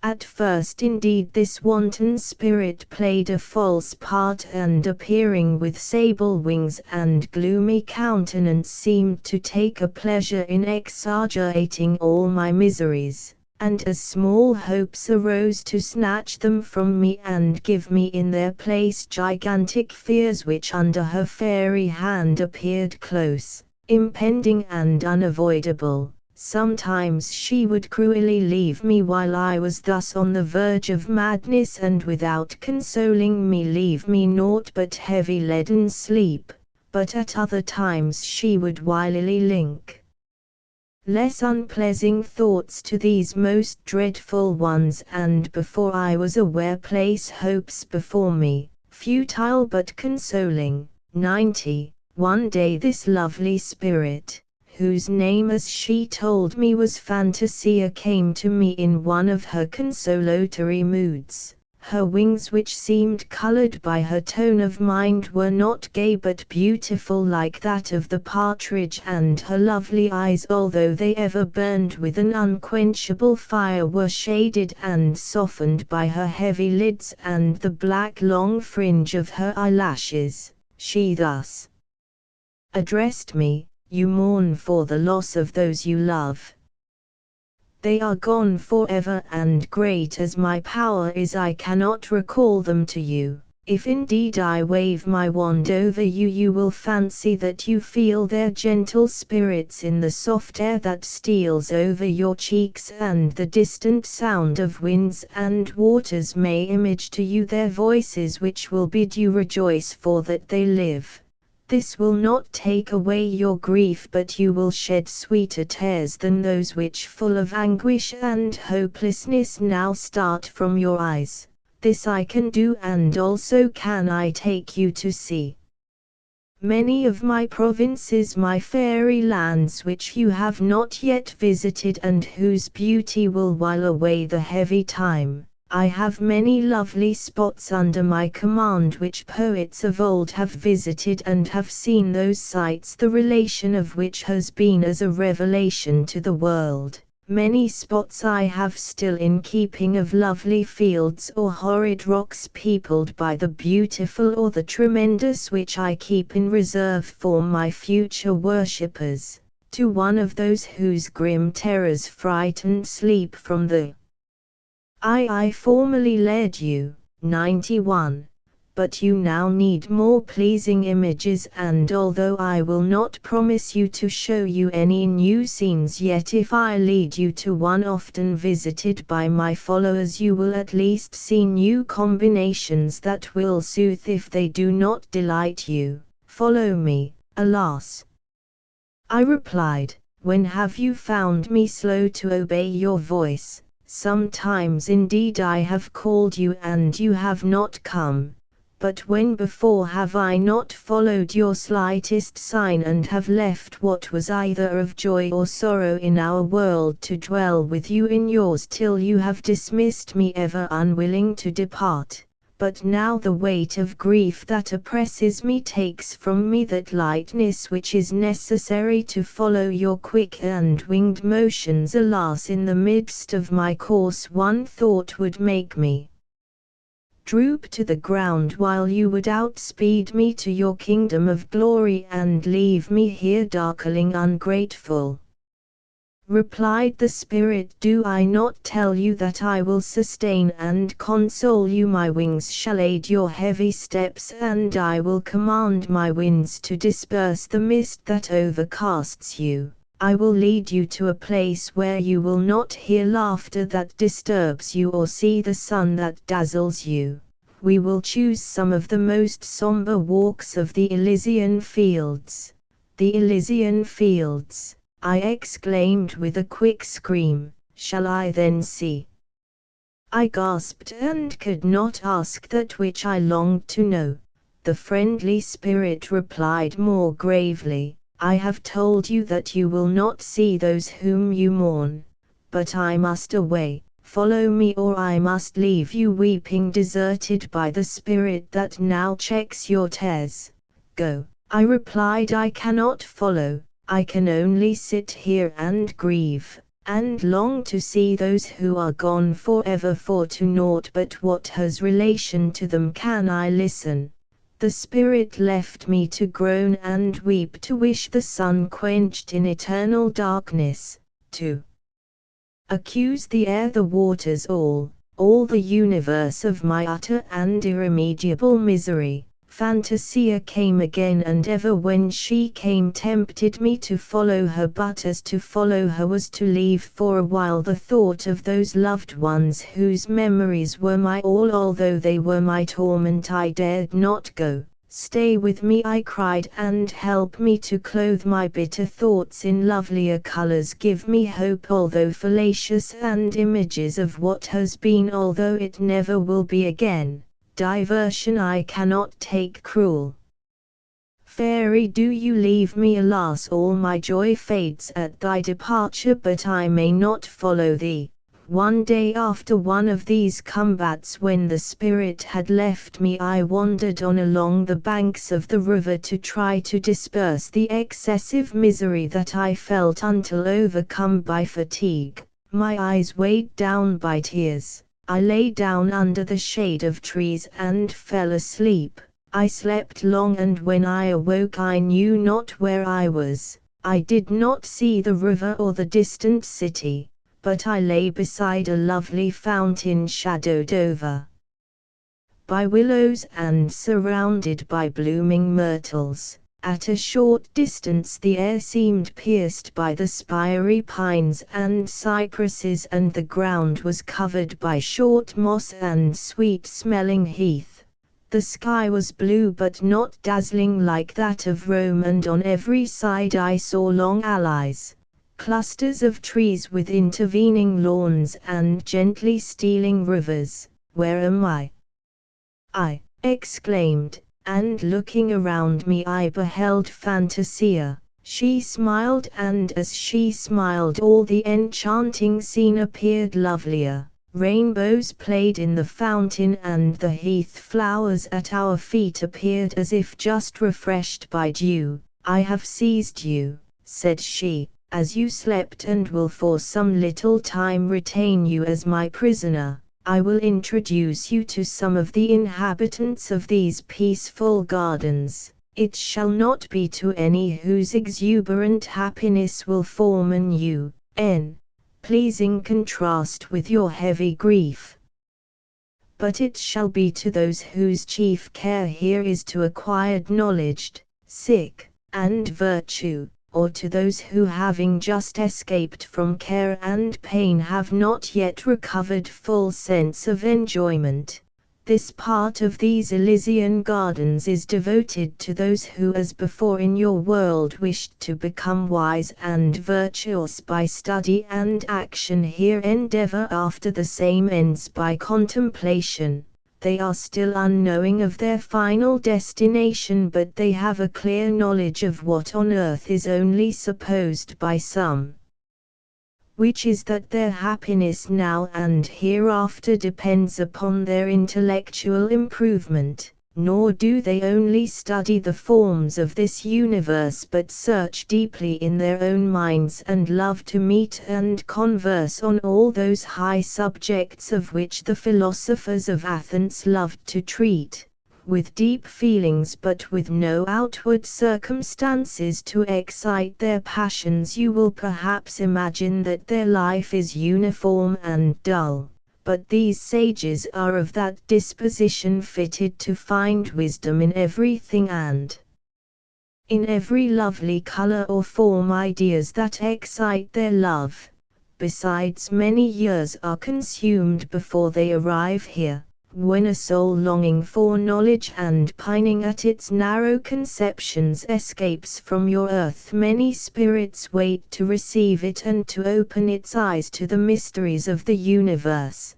Many centuries are often consumed in these travels, and they at last retire here to digest their knowledge and to become still wiser by thought and imagination working upon memory. 92. When the fitting period is accomplished, they leave this garden to inhabit another world fitted for the reception of beings almost infinitely wise.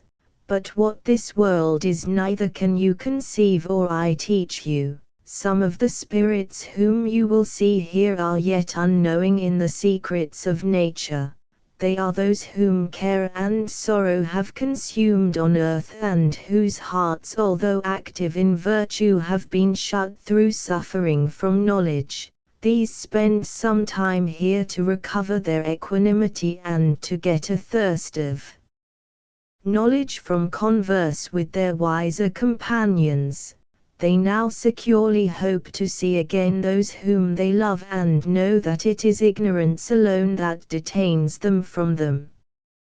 As for those who in your world knew not the loveliness of benevolence and justice, they are placed apart, some claimed by the evil spirit and in vain sought for by the good. But she whose delight is to reform the wicked takes all she can and delivers them to her ministers, not to be punished but to be exercised and instructed until acquiring a love of virtue. They are fitted for these gardens where they will acquire a love of knowledge. As Fantasia talked, I saw various groups of figures as they walked among the alleys of the gardens, or were seated on the grassy plots either in contemplation or conversation. Several advanced together towards the fountain where I sat. As they approached, I observed the principal figure to be that of a woman about 40 years of age. Her eyes burned with a deep fire, and every line of her face expressed enthusiasm and wisdom.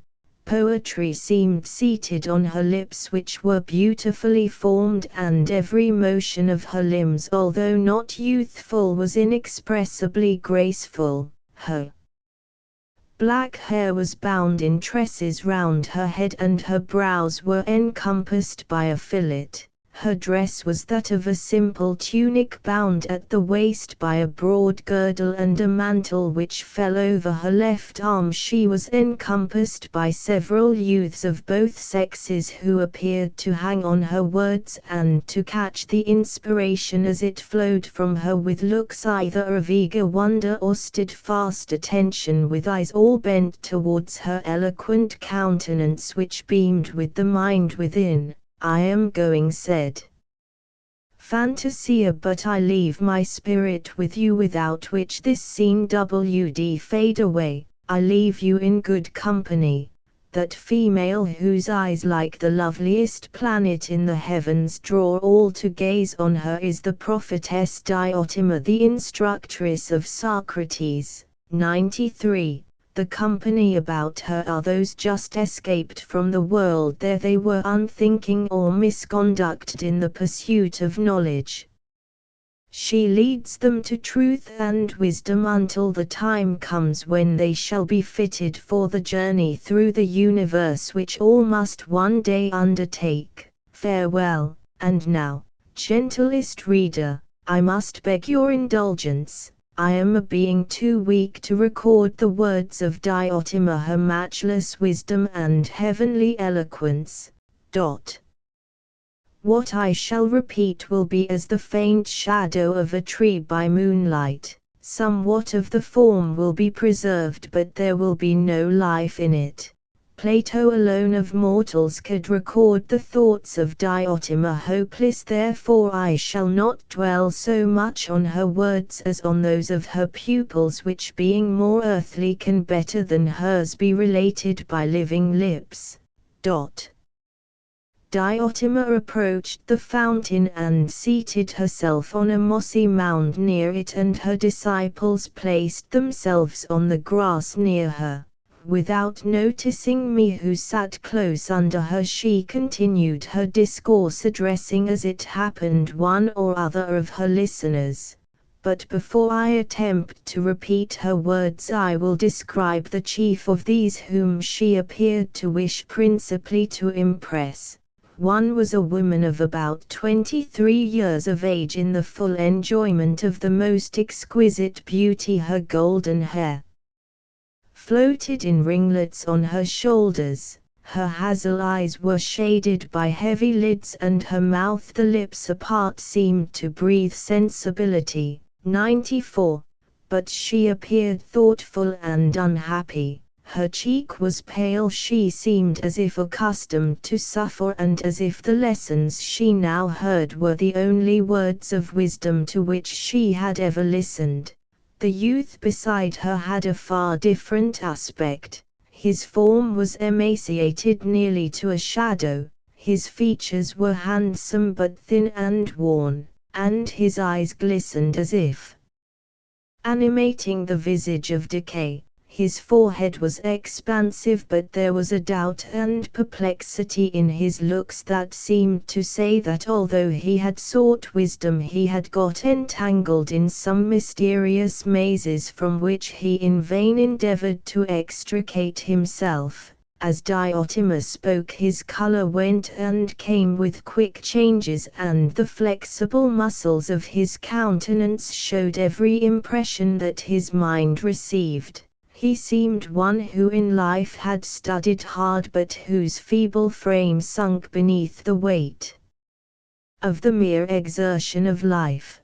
The spark of intelligence burned with uncommon strength within him, but that of life seemed ever on the eve of fading. 95. At present I shall not describe any other of this group, but with deep attention try to recall in my memory some of the words of Diotima. They were words of fire, but their path is faintly marked on my recollection. 96. It requires a just hand, said she, continuing her discourse, to weigh and divide the good from evil. On the earth they are inextricably entangled, and if you would cast away what there appears an evil, a multitude of beneficial causes or effects cling to it and mock your labor. When I was on earth and have walked in a solitary country during the silence of night, and have beheld the multitude of stars, the soft radiance of the moon reflected on the sea, which was studded by lovely islands, when I have felt the soft breeze steal across my cheek, and as the words of love it has soothed and cherished me, then my mind seemed almost to quit the body that confined it to the earth, and with a quick mental sense to mingle with the scene that I hardly saw, I felt. Then I have exclaimed, O world, how beautiful thou art! O brightest universe, behold thy worshipper, spirit of beauty and of sympathy which pervades all things, and now lifts my soul as with wings. How have you animated the light and the breezes! Deep and inexplicable spirit, give me words to express my adoration. My mind is hurried away, but with language I cannot tell how I feel thy loveliness. Silence, or the song of the nightingale, the momentary apparition of some bird that flies quietly past, all seems animated with thee, and more than all the deep sky studded with worlds. If the winds roared and tore the sea, and the dreadful lightnings seemed falling around me, still love was mingled with the sacred terror I felt. The majesty of loveliness was deeply impressed on me, so also I have felt when I have seen a lovely countenance, or heard solemn music, or the eloquence of divine wisdom flowing from the lips of one of its worshippers. A lovely animal, or even the graceful undulations of trees and inanimate objects, have excited in me the same deep feeling of love and beauty, a feeling which, while it made me alive and eager to seek the cause and animator of the scene, yet satisfied me by its very depth, as if I had already found the solution to my enquiries. And as if in feeling myself a part of the great whole I had found the truth and secret of the universe.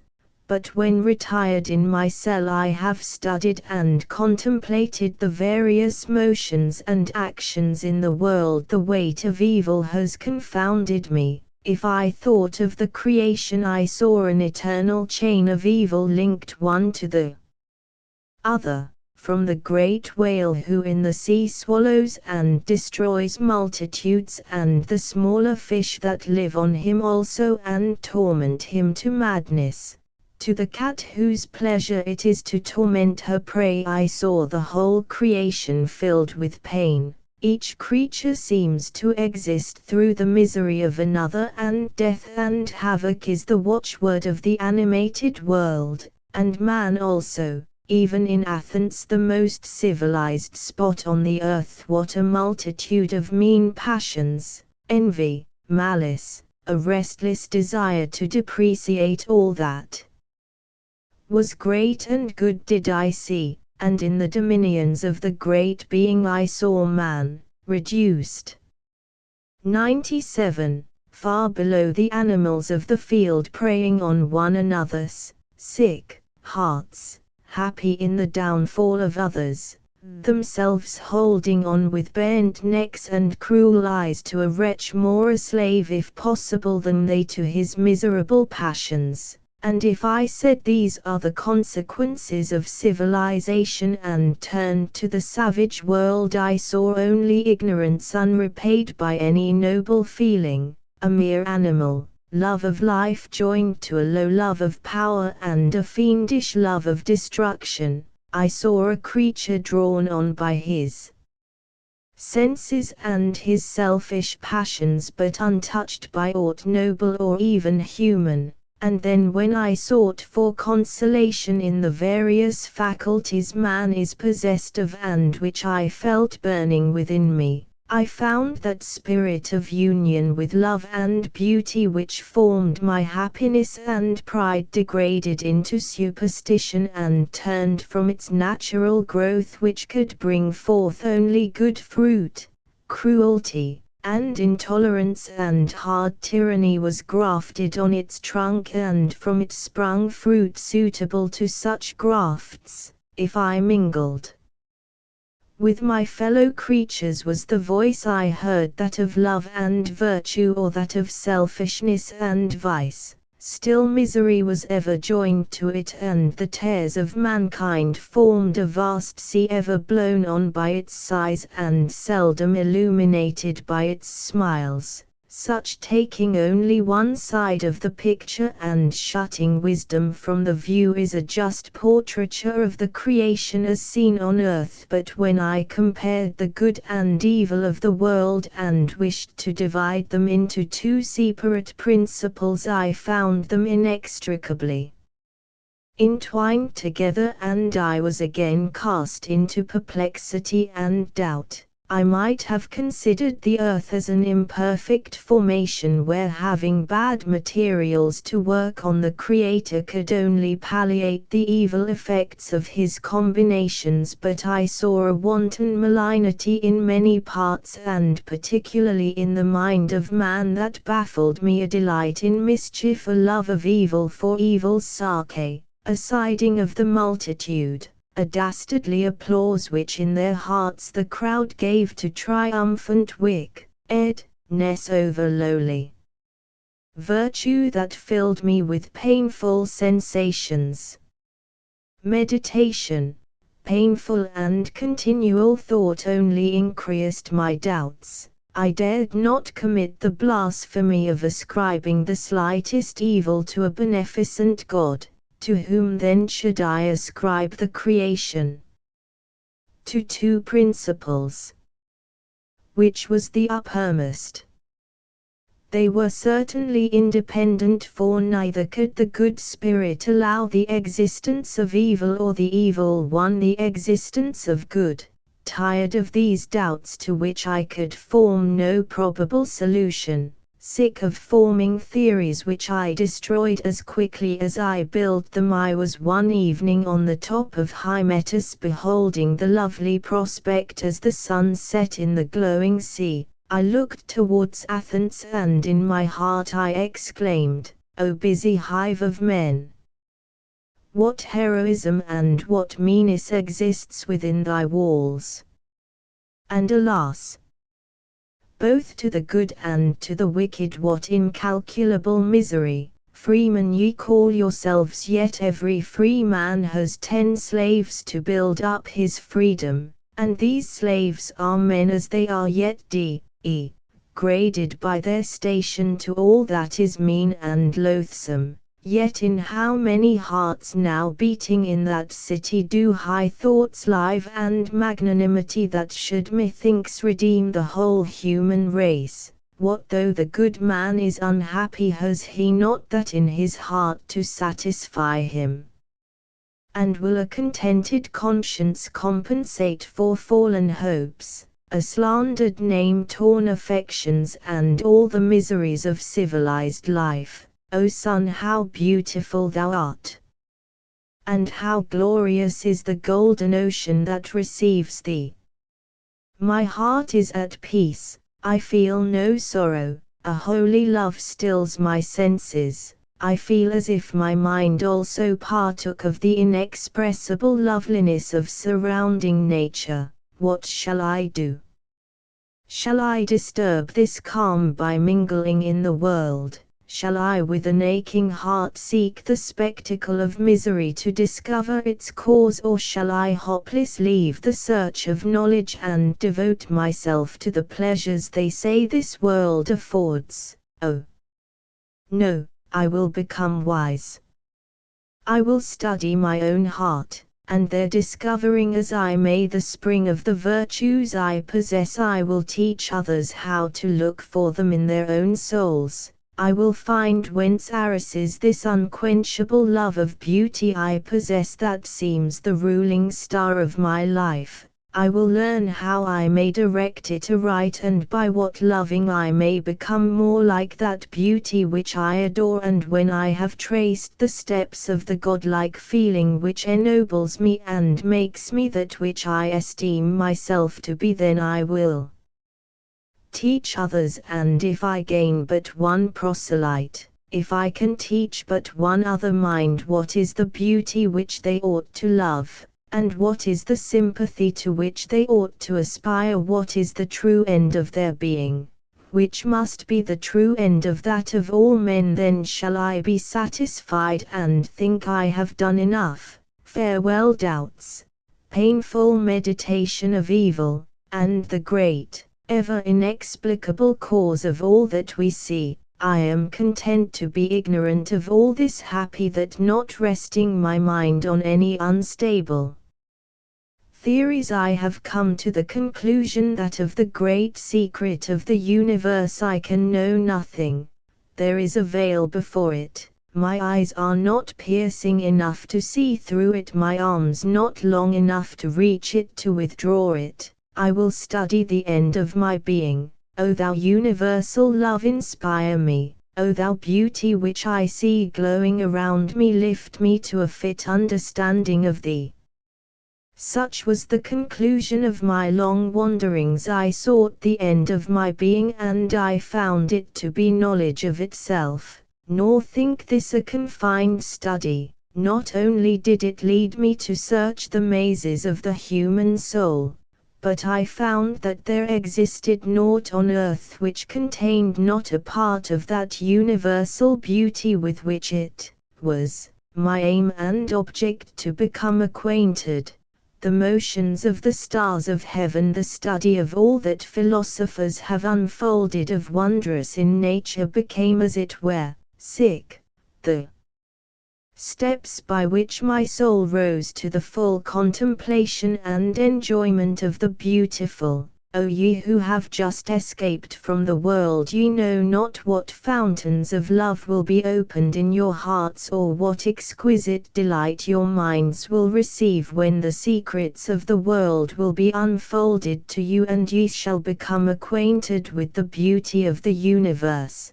Your souls, now growing eager for the acquirement of knowledge, will then rest in its possession, disengaged from every particle of evil, and knowing all things, ye will as it were be mingled in the universe, and ye will become a part of that celestial beauty that you admire. 98.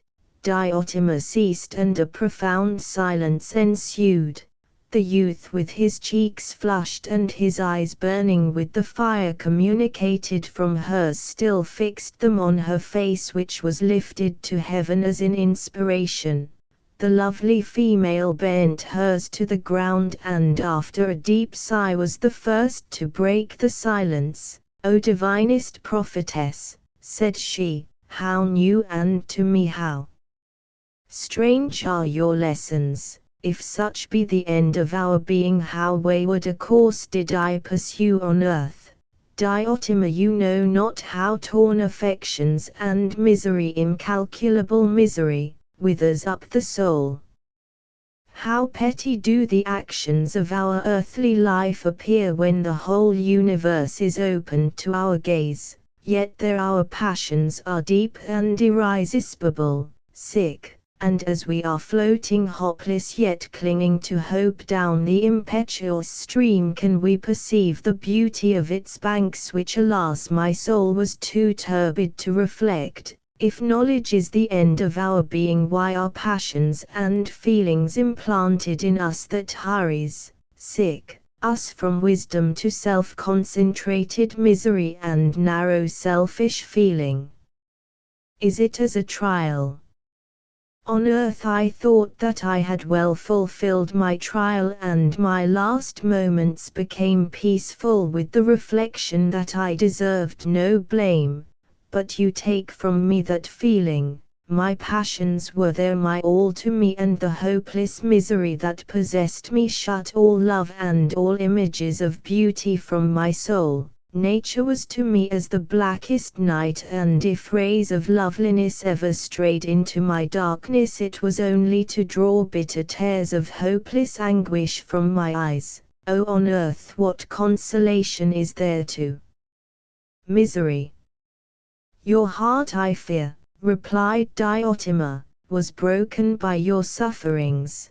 But if you had struggled, if when you found all hope of earthly happiness wither within you while desire of it scorched your soul, if you had near you a friend to have raised you to the contemplation of beauty and the search of knowledge, you would have found perhaps not new hopes spring within you, but a new life distinct from that of passion by which you had before existed. 99. Relate to me what this misery was that thus engrosses you.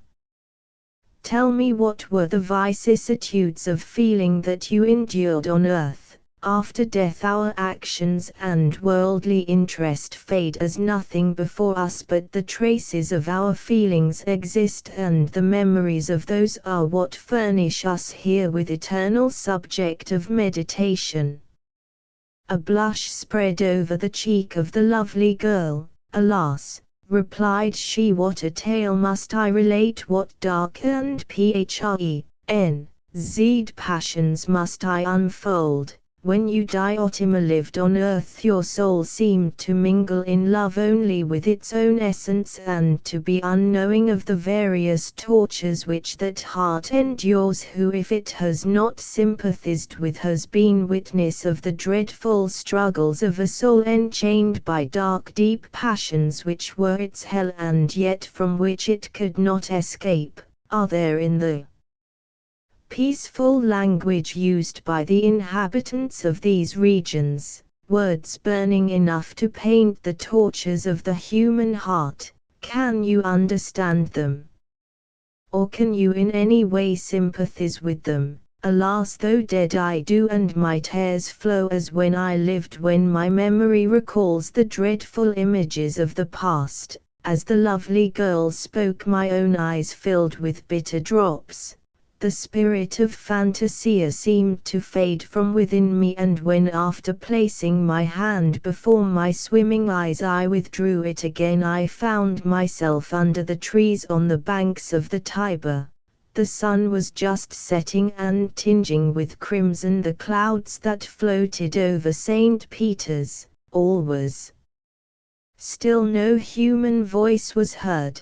The very air was quiet. I rose, and bewildered with the grief that I felt within me the recollection of what I had heard, I hastened to the city that I might see human beings, not that I might forget my wandering recollections, but that I might impress on my mind what was reality and what was either dream, or at least not of this earth. The Corso of Rome was filled with carriages, and as I walked up the Trinità Diamantis I became disgusted with the crowd that I saw about me, and the vacancy and want of beauty, not to say deformity, of the many beings who meaninglessly buzzed about me. I hastened to my room, which overlooked the whole city, which as night came on became tranquil. Silent, lovely Rome, I now gaze on thee. Thy domes are illuminated by the moon, and the ghosts of lovely memories float with the night breeze among thy ruins. Contemplating thy loveliness, which half soothes my miserable heart, I record what I have seen. Tomorrow I will again woo Fantasia to lead me to the same walks, and invite her to visit me with her visions which I before neglected. Oh, let me learn this lesson while yet it may be useful to me, that to a mind hopeless and unhappy as mine, a moment of forgetfulness, a moment in which it can pass out of itself, is worth a life of painful recollection. Chap. 2. The next morning, while sitting on the steps of the temple of Aesculapius in the Borghese gardens, Fantasia again visited me and smilingly beckoned to me to follow her. My flight was at first heavy, but the breezes commanded by the spirit to convoy me grew stronger as I advanced. A pleasing languor seized my senses, and when I recovered I found myself by the Elysian fountain near Diotima. The beautiful female who, I had left on the point of narrating her earthly history seemed to have waited for my return, and as soon as I appeared she spoke thus. 100. Author's footnotes. A. Wordsworth. B. Dante. C. Fletcher's Comedy of the Captain. D. Lord Byron. E. Coleridge's Fire, Famine and Slaughter. F. Spencer's Faerie Queene, Book 1, Canto 9. Footnotes to the preface. I. They are listed in Nietzsche, Mary Shelley, Appendix 2, pp. 205 to 208. To them should be added an unfinished and unpublished novel, Cecil, in Lord Abingha's collection. 2. On the basis of the Bodleian Notebook and some information about the complete story kindly furnished me by Miss Uglin Grylls, I wrote an article, Mary Shelley's Mathilda, an unpublished story and its biographical significance, which appeared in Studies in Philology, XL, 1943, 447 to 462. When the other manuscripts became available, I was able to use them for my book, Mary Shelley, and to draw conclusions more certain and well-founded than the conjectures I had made 10 years earlier. 3. A note, probably in Richard Garnett's hand, enclosed in a MS box with the 2 notebooks in Lord Abingha's collection, describes them as of Italian make with slanting headbands, inserted through the covers. Professor Lewis Patton's list of the contents of the microfilms in the Duke University Library, Library Notes, number 27, April, 1953, describes them as vellum-bound, the back cover of the Mathilda notebook being missing. Lord Abingha's notebooks are on reel 11. The Bodleian notebook is catalogued as MSS. Shelley D1, the Shelley Rolls fragments as MSS. Shelley adds C5. 4. See note 83 to Mathilda, page 89. V. See posthumous works of the author of A Vindication of the Rights of Women, 4 vols, London, 1798, 4, 97 to 155. 6. See Maria Gisborne and Edward E. Williams. Their Journals and Letters, ed. by Frederick L. Jones, Norman, University of Oklahoma Press, 1951, p. 27. 7. See Thomas Medwin, The Life of Percy Bysshe Shelley, revised, with introduction and notes by H. Buxton Forman, London, 1913, p. 252. 8. Journal, pp. 159, 160. 9. Maria Gisborne, etc., pp. 43 to 44, X, Letters, I, 182. 11. Ibid, I, 224. 12. C. White, Shelley, 2, 40 to 56. 13. See Letters, 2, 88, and Note 23 to Mathilda. 14. See Shelley and Mary, 4 vols. Privately printed, for Sir Percy and Lady Shelley, 1882, 2, 3380.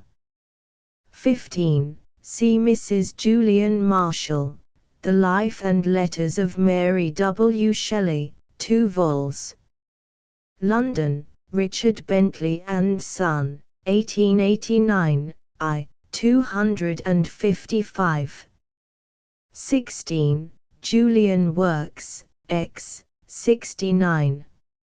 17. Lives of the most eminent literary and scientific men of Italy, Spain, and Portugal, 3 vols, numbers 63, 71, and 96 of the Reverend Dionysius Lardner's Cabinet Cyclopedia, London, 1835 to 1837, 2, 291 to 292. 18. The most significant revisions are considered in detail in the notes.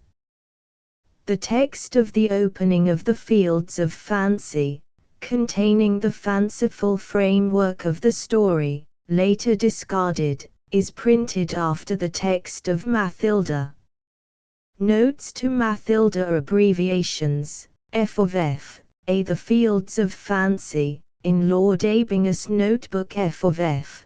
B. The Fields of Fancy. In the notebook in the Bodleian Library SRF are fragments of the Fields of Fancy among the papers of the late Sir John Shelley Rolls, now in the Bodleian Library. 1.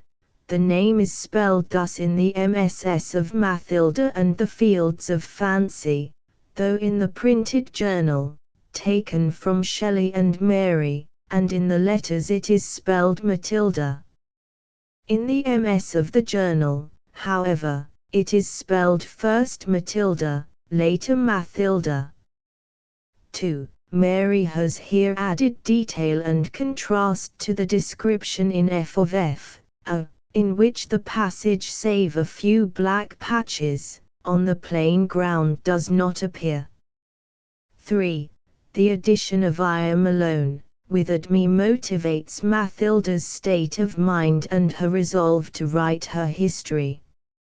4. Mathilda too is the unwitting victim in a story of incest.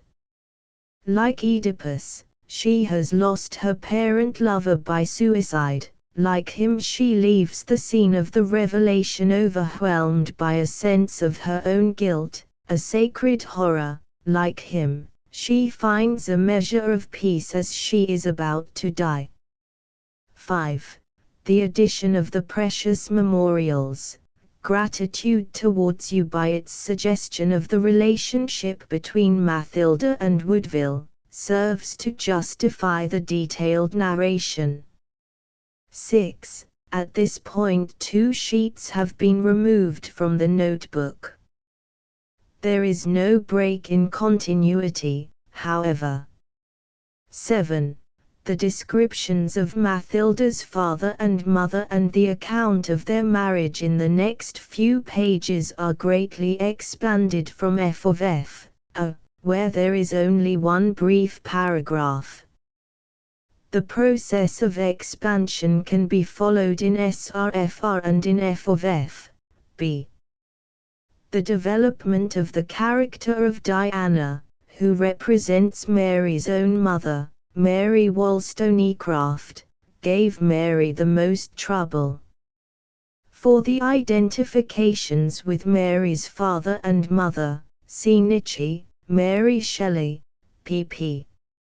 11, 90–93, 96–97. 8.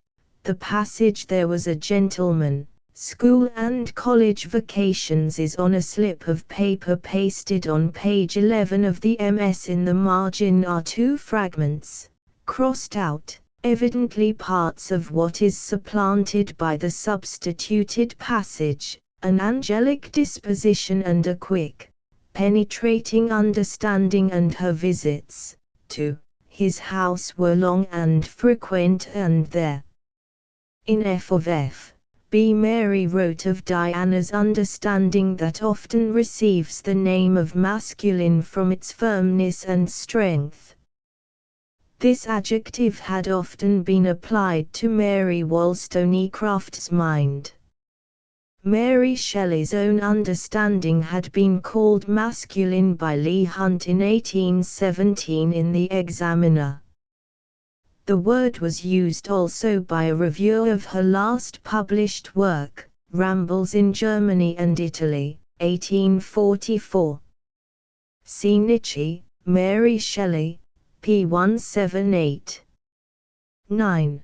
The account of Diana in Mathilda is much better ordered and more coherent than that in F of F. B. 10. The description of the effect of Diana's death on her husband is largely new in Mathilda. F of F. B is frankly incomplete. F of F. A contains some of this material. Mathilda puts it in order and fills in the gaps. 11. This paragraph is an elaboration of the description of her aunt's coldness as found in F of F. B. There is only one sentence in F of F. 12. The description of Mathilda's love of nature and of animals is elaborated from both rough drafts.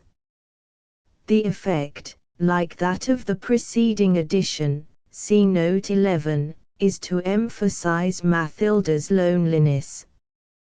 For the theme of loneliness in Mary Shelley's work, see Nietzsche, Mary Shelley, pp.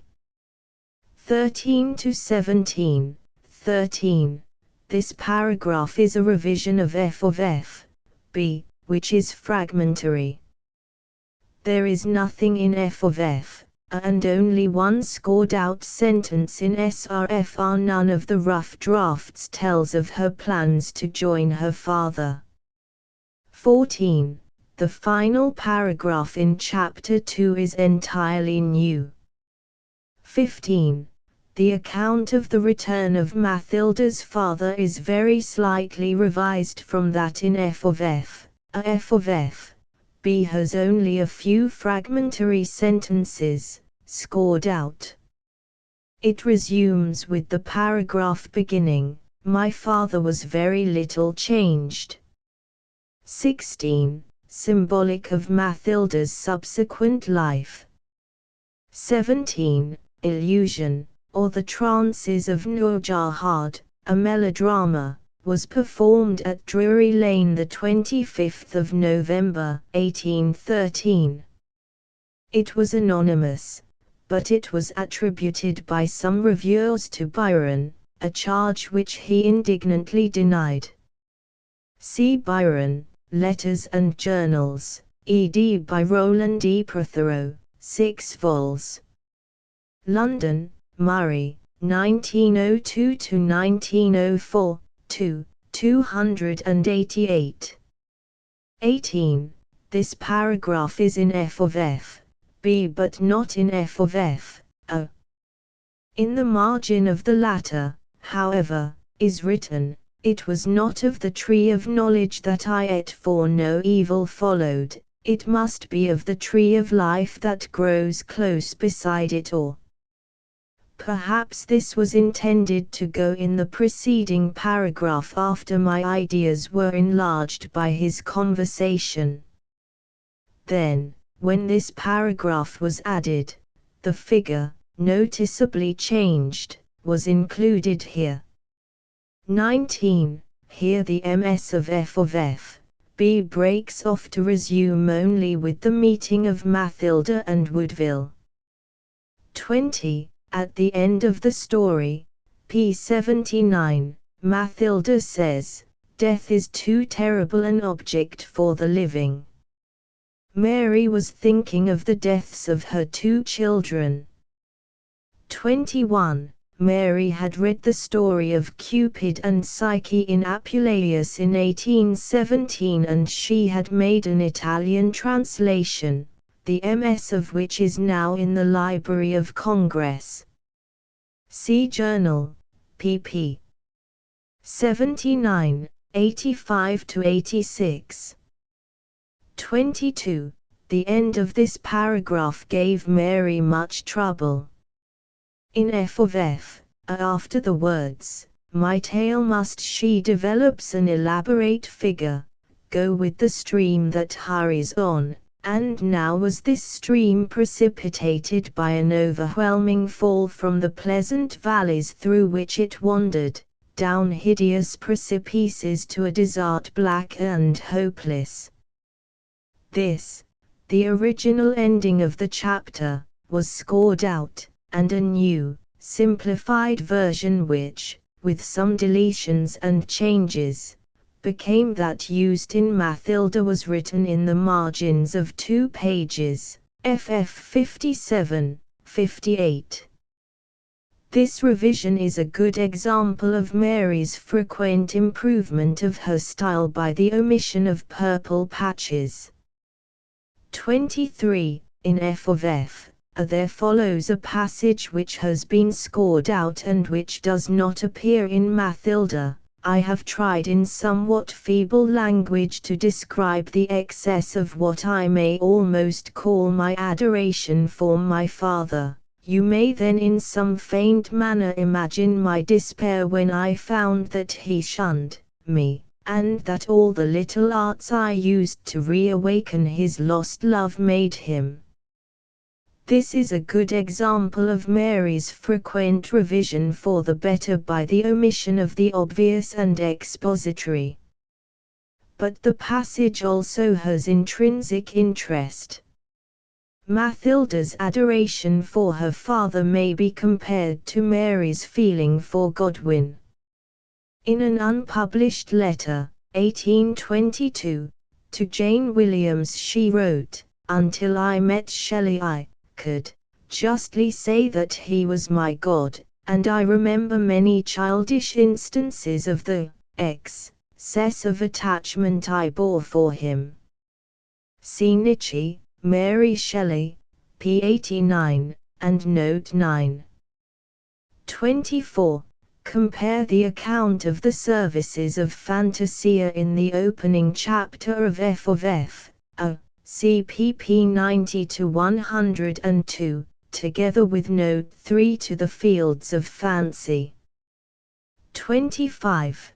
This passage beginning day after day and closing with the quotation is not in F of F, but it is in SRFR. The quotation is from the Captain by John Fletcher and a collaborator, possibly Massinger.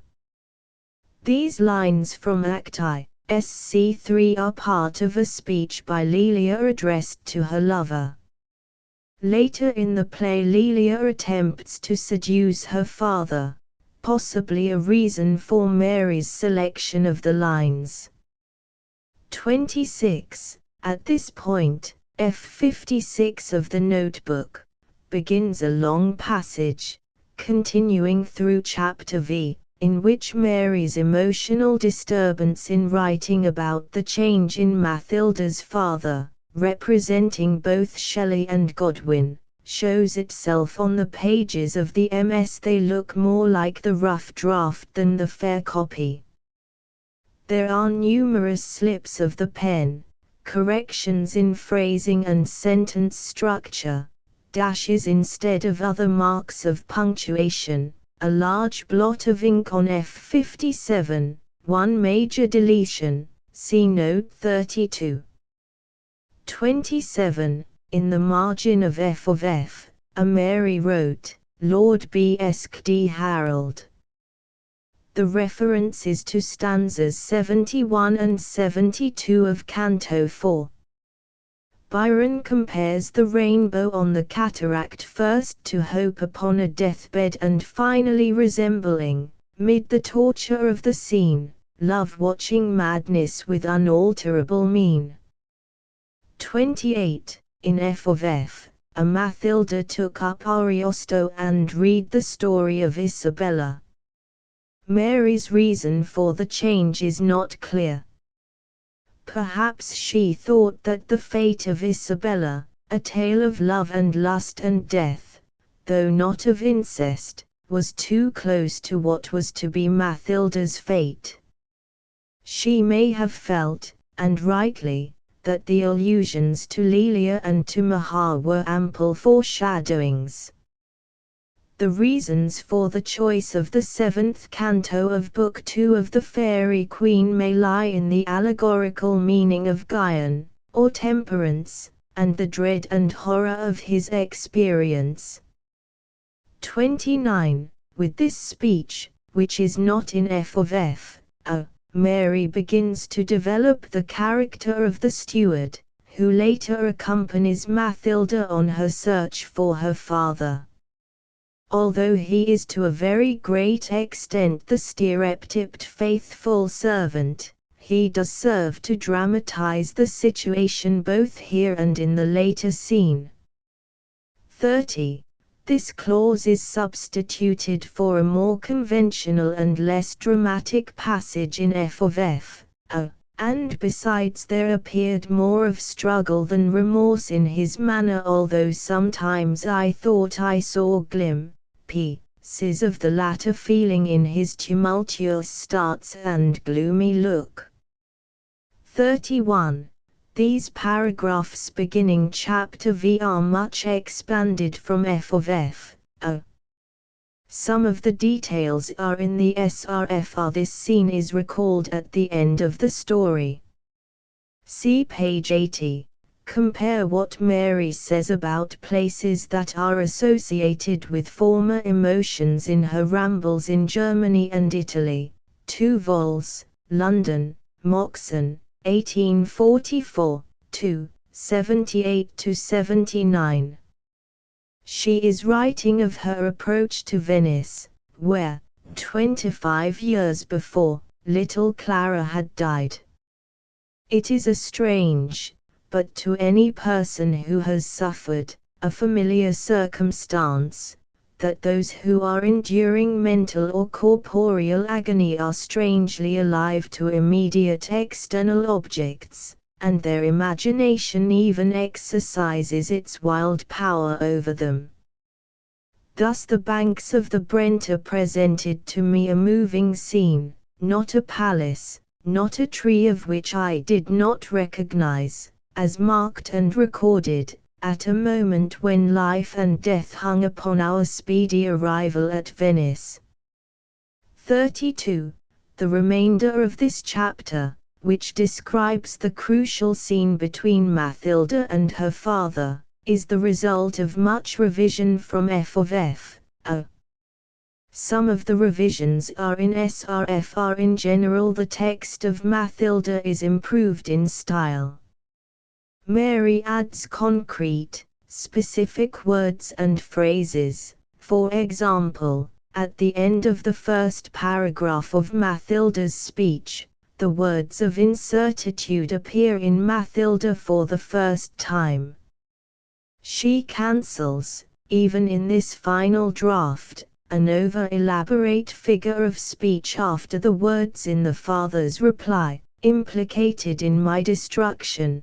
The cancelled passage is too flowery to be appropriate here, as if when a vulture is carrying off some hare it is struck by an arrow, his helpless victim entangled in the same fate is killed by the defeat of its enemy. One word would do all this. Furthermore, the revised text shows greater understanding and penetration of the feelings of both speakers. The addition of "Am I the cause of your grief?", which brings out more dramatically what Mathilda has said in the first part of this paragraph. The analysis of the reasons for her persistent questioning. The addition of the final paragraph of her plea, "Alas! Alas! You hate me," which prepares for the father's reply. 33. Almost all the final paragraph of the chapter is added to F of F. 3 brief SRFR are much revised and simplified. 34. Decameron, 4th day, first story. Mary had read the Decameron in May, 1819. See Journal, p. 121. 35. The passage "I should fear, I must despair" is in SRFR but not in F of F. There, in the margin, is the following: "Is it not the prerogative of superior virtue to pardon the erring and to weigh with mercy their offences?" This sentence does not appear in Mathilda.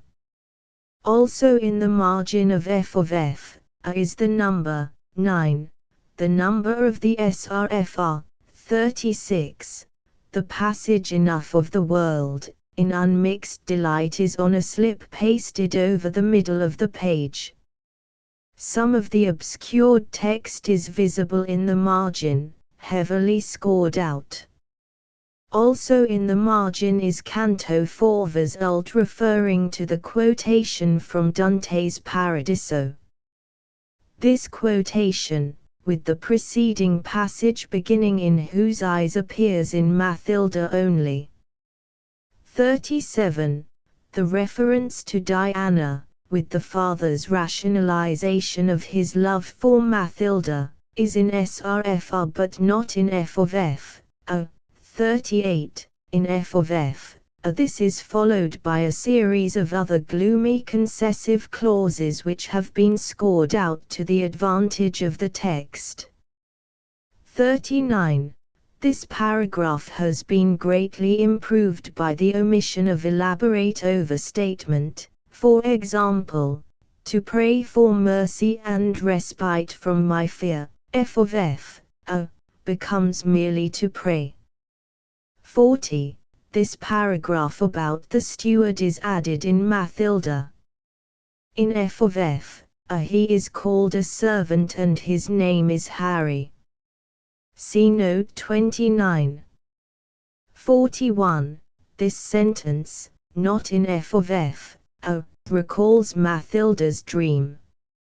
42. This passage is somewhat more dramatic than that in putting what is there merely a descriptive statement into quotation marks. 43. A stalactite grotto on the island of Antipros in the Aegean Sea. 44. A good description of Mary's own behavior in England after Shelley's death, of the surface placidity which concealed stormy emotion. See Nietzsche, Mary Shelley, pp. 8–10, 45, Job, 17, 15–16, slightly misquoted. 46. Not in The quotation should read, Fam. Whisper it, sister. So and so. In a dark hint, soft and slow. 47. The mother of Prince Arthur in Shakespeare's King John. In the MS the words "the little Arthur" are written in pencil above the name of Constance. 48. In this account of her plans is addressed to Diotima, and Mathilda's excuse for not detailing them is that they are too trivial to interest spirits no longer on earth. This is the only intrusion of the framework into Mathilda's narrative in the fields of fancy. Mathilda's refusal to recount her stratagems, though the omission is a welcome one to the reader, may represent the flagging of Mary's invention.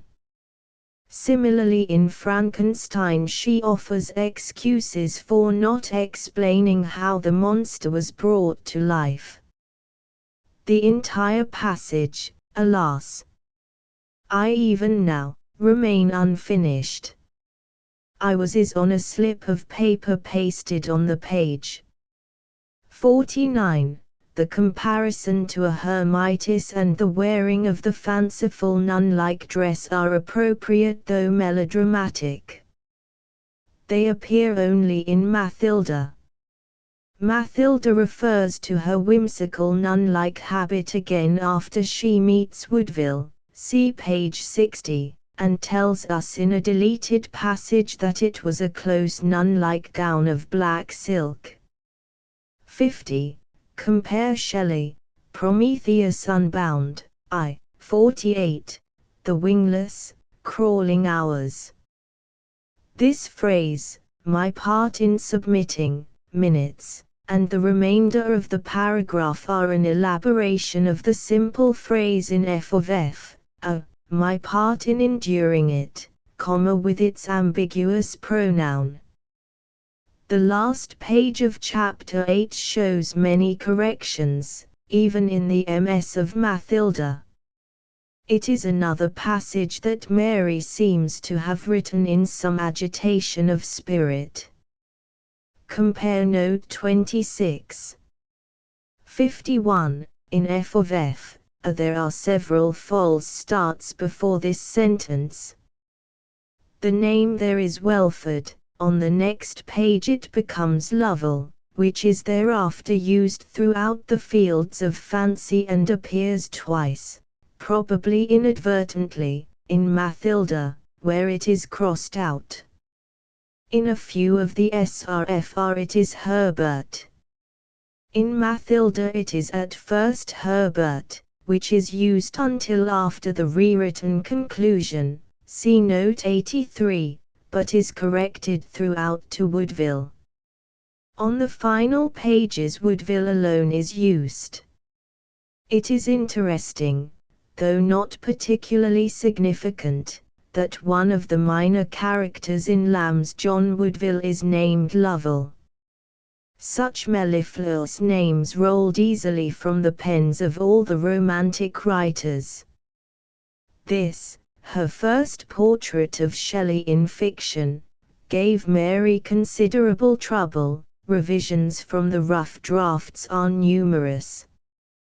The passage on Woodville's endowment by fortune, for example, is much more concise and effective than that in SRFR. Also, Mary curbed somewhat the extravagance of her praise of Woodville, omitting such hyperboles as when he appeared a new sun seemed to rise on the day and he had all the benignity of the dispenser of light and he seemed to come as the God of the world. 52. This passage beginning his station was too high is not in F of F. 53. This passage beginning he was a believer in the divinity of genius is not in F of F. Compare the discussion of genius in Giovanni Villani, Mary Shelley's essay in The Liberal, No. 4, 1823, including the sentence, "The fixed stars appear to aberrate, but it is we that move, not they." It is tempting to conclude that this is a quotation or echo of something which Shelley said, perhaps in conversation with Byron. I have not found it in any of his published writings. 54. Is this wishful thinking about Shelley's poetry? It is well known that a year later Mary remonstrated with Shelley about The Witch of Atlas, desiring, as she said in her 1839 note, that Shelley should increase his popularity. It was not only that I wished him to acquire popularity as redounding to his fame, but I believed that he would obtain a greater mastery over his own powers, and greater happiness in his mind, if public applause crowned his endeavors. Even now I believe that I was in the right. Shelley's response is in the 6 introductory stanzas of the poem. 55. The preceding paragraphs about Eleanor and Woodville are the result of considerable revision for the better of F and SRFR. Mary scored out a paragraph describing Eleanor, thus getting rid of several clichés. Fortune had smiled on her, a favorite of fortune turning tears of misery to those of joy. She omitted a clause which offered a weak motivation of Eleanor's father's will, the possibility of her marrying, while hardly more than a child, one of her guardian's sons. She curtailed the extravagance of a rhapsody on the perfect happiness which Woodville and Eleanor would have enjoyed. 56. The death scene is elaborated from F and made more melodramatic by the addition of Woodville's plea and of his vigil by the deathbed. 57. F ends here and F B resumes. 58. A similar passage about Mathilda's fears is cancelled in F B, but it appears in revised form in SRFR. There is also among these fragments a long passage, not used in Mathilda, identifying Woodville as someone she had met in London. Mary was wise to discard it for the sake of her story. But the first part of it is interesting for its correspondence with fact. I knew him when I first went to London with my father. He was in the height of his glory and happiness. Eleanor was living, and in her life he lived. I did not know her, but he had been introduced to my father and had once or twice visited us. I had then gazed with wonder on his beauty and listened to him with delight. Shelley had visited Godwin more than once or twice while Harriet was still living, and Mary had seen him. Of course she had seen Harriet too, in 1812, when she came with Shelley to call on Godwin. Eleanor and Harriet, however, are completely unlike. 59. Here and on many succeeding pages, where Mathilda records the words and opinions of Woodville, it is possible to hear the voice of Shelley. This paragraph, which is much expanded from F of F. B, may be compared with the discussion of good and evil in Julian and Madelot and with Prometheus Unbound and a defense of poetry. 60. In the revision of this passage Mathilda's sense of her pollution is intensified, for example, by addition of infamy and guilt was mingled with my portion. 61. Some phrases of self-criticism are added in this paragraph. 62. In F of F. B this quotation is used in the laudanum scene, just before Levels, Woodville's, long speech of dissuasion. 63. The passage and to suffer, my compassionate friend is on a slip of paper pasted across the page. 64. This phrase sustains the metaphor better than that in F of F. B, puts in a word. 65. This entire paragraph is added to F of F. B, it is in rough draft in SRFR. 66. This is changed in the MS of Mathilda from a violent thunderstorm. Evidently Mary decided to avoid using another thunderstorm at a crisis in the story. 67. The passage It is true. I will is on a slip of paper pasted across the page. 68. In the revision from F of F. B the style of this whole episode becomes more concise and specific. 69. An improvement over the awkward phrasing in F of F. B. A friend who will not repulse my request that he would accompany me. 70. These two paragraphs are not in F of F. B. Portions of them are in SRFR. 71. This speech is greatly improved in style over that in F of F. B. More concise in expression, though somewhat expanded, more specific. There are no corresponding SRFR to show the process of revision. With the ideas expressed here compare Shelley, Julian and Madelot, LL. 182 to 187, 494 to 499, and his letter to Claire in November, 1820, Julian Works, X. 226. See also White, Shelley, 2, 378. 72. This solecism, copied from F of F. B, is not characteristic of Mary Shelley. 73. This paragraph prepares for the eventual softening of Mathilda's feeling. The idea is somewhat elaborated from F of F. B. Other changes are necessitated by the change in the mode of presenting the story. In the fields of fancy Mathilda speaks as one who has already died. 74. Compare Shelley's emphasis on hope and its association with love in all his work. When Mary wrote Mathilda she knew Queen Mab, see Part 8, LL 50-57, and Part 9, LL 207-208. The Hymn to Intellectual Beauty, and the first three acts of Prometheus Unbound. The fourth act was written in the winter of 1819, but Demogorgon's words may already have been at least adumbrated before the beginning of November.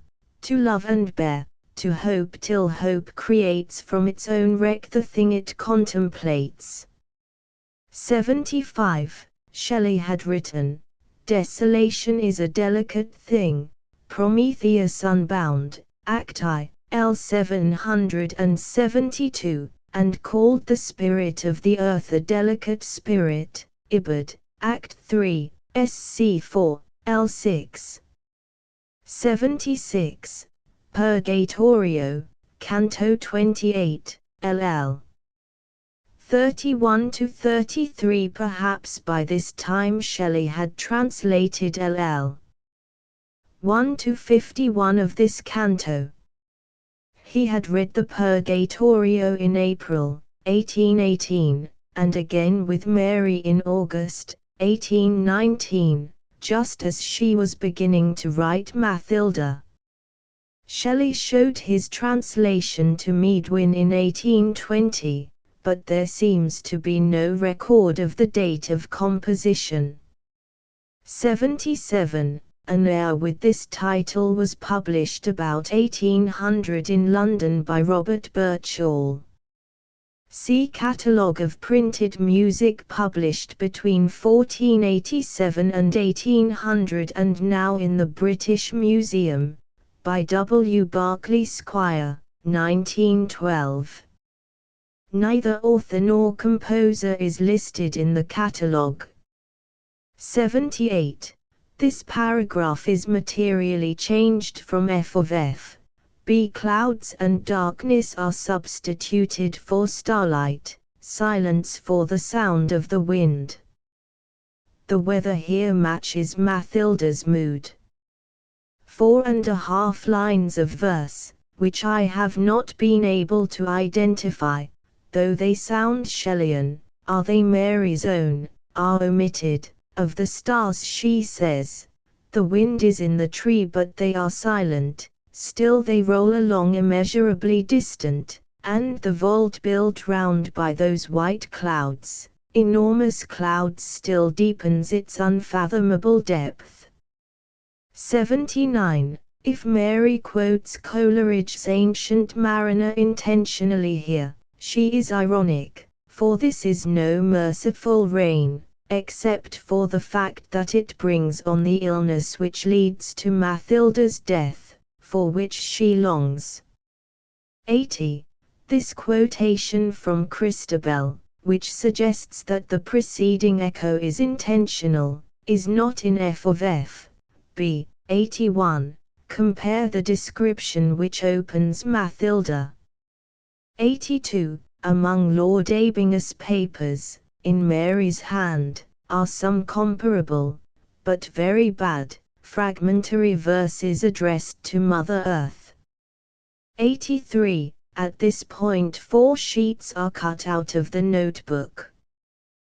They are evidently those with pages numbered 217 to 223, which are among the SRFR. They contain the conclusion of the story, ending, as does F of F. B, with Mathilda's words spoken to Diotima in the Elysian fields: "I am here, not with my father, but listening to lessons of wisdom, which will one day bring me to him when we shall never part." The end. Some passages are scored out, but not this final sentence. Tenses are changed from past to future. The name Herbert is changed to Woodville. The explanation must be that Mary was hurrying to finish the revision, quite drastic on these final pages, and the transcription of her story before her confinement, and that in her haste she copied the pages from F of F. B as they stood. Then, realizing that they did not fit Mathilda, she began to revise them, but to keep her MS neat, she cut out these pages and wrote the fair copy. There is no break in Mathilda in story or in pagination. This fair copy also shows signs of haste, slips of the pen, repetition of words, a number of unimportant revisions. 84. Here in f of f, b there is an index number which evidently points to a note at the bottom of the next page. The note is omitted in Mathilda. It reads, Dante in his Purgatorio describes a griffin as remaining unchanged but his reflection in the eyes of Beatrice as perpetually varying. Purg. Cant. 31. So nature is ever the same but seen differently by almost every spectator and even by the same at various times. All minds, as mirrors, receive her forms, yet in each mirror the shapes apparently reflected vary and are perpetually changing. 85. See note 20. Mary Shelley had suffered this torture when Clara and William died. 86. See the end of chapter v. 87. This sentence is not in f of f, b or in srfr notes to the fields of fancy. 88. Here is printed the opening of f of f, which contains the fanciful framework abandoned in Mathilda. It has some intrinsic interest, as it shows that Mary as well as Shelley had been reading Plato, and especially as it reveals the close connection of the writing of Mathilda with Mary's own grief and depression. The first chapter is a fairly good rough draft. Punctuation, to be sure, consists largely of dashes or is non-existent, and there are some corrections. But there are not as many changes as there are in the remainder of this MS or in f of f. b. 89. It was in Rome that Mary's oldest child, William, died on the 7th of June, 1819. 90. Compare two entries in Mary Shelley's journal. An unpublished entry for the 27th of October, 1822, reads, Before when I wrote Mathilda, miserable as I was, the inspiration was sufficient to quell my wretchedness temporarily.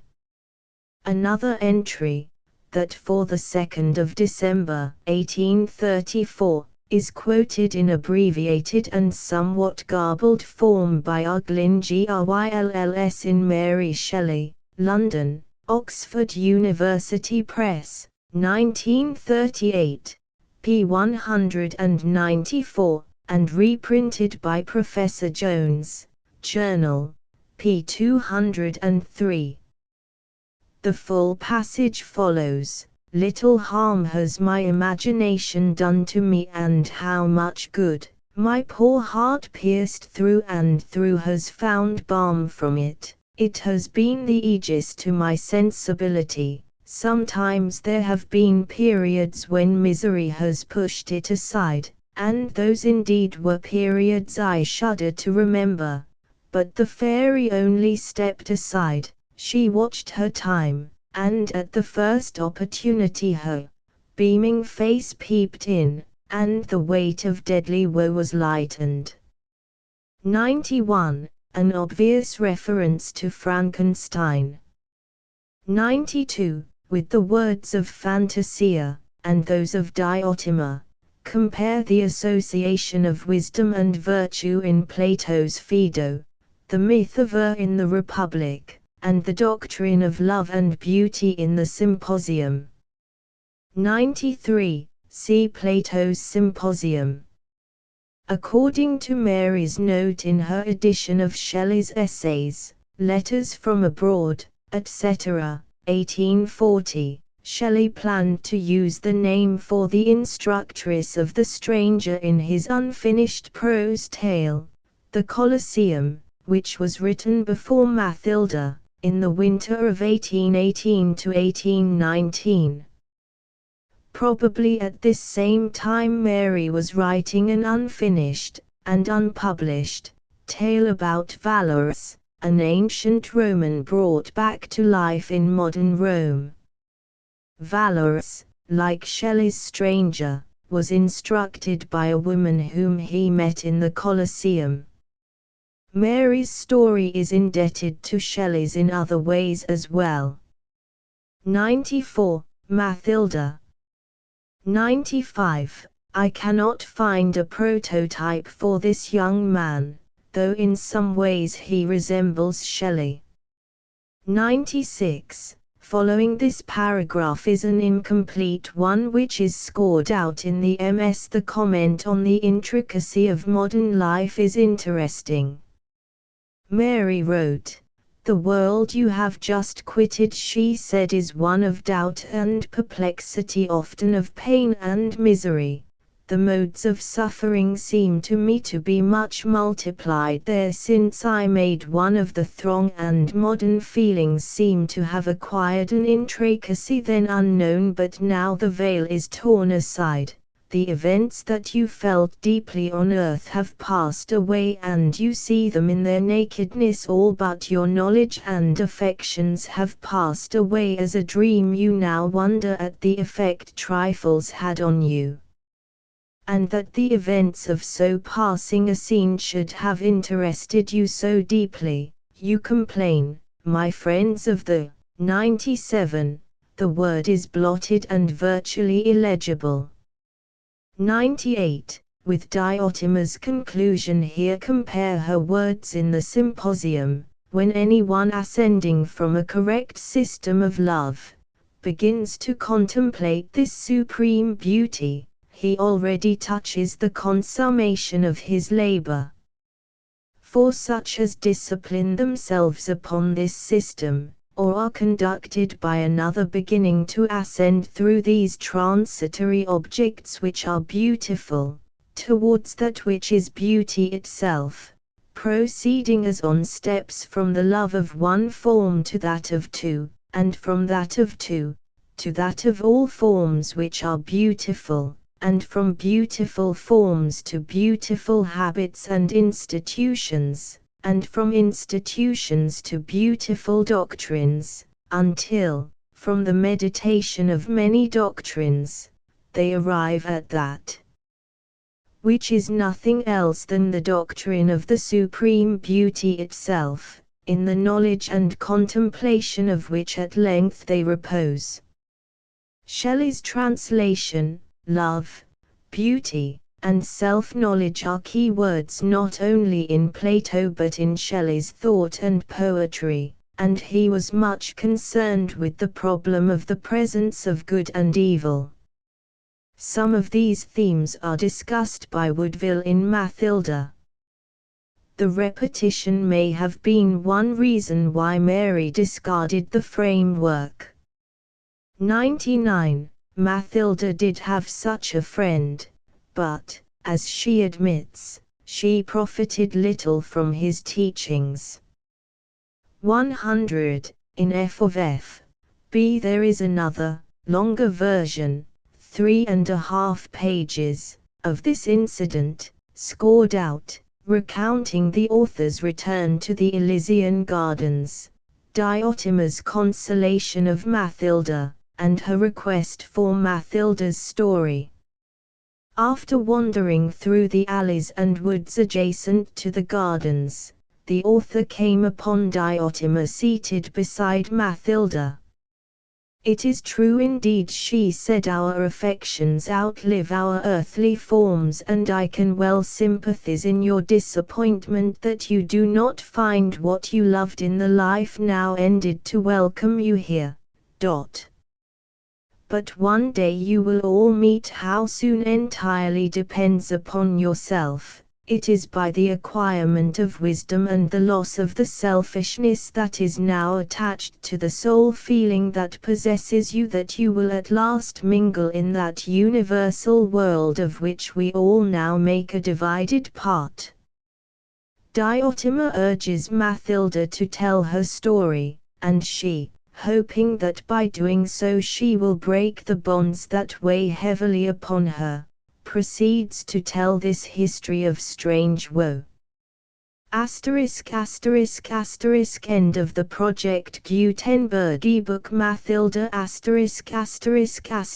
Updated editions will replace the previous one, the old editions will be renamed.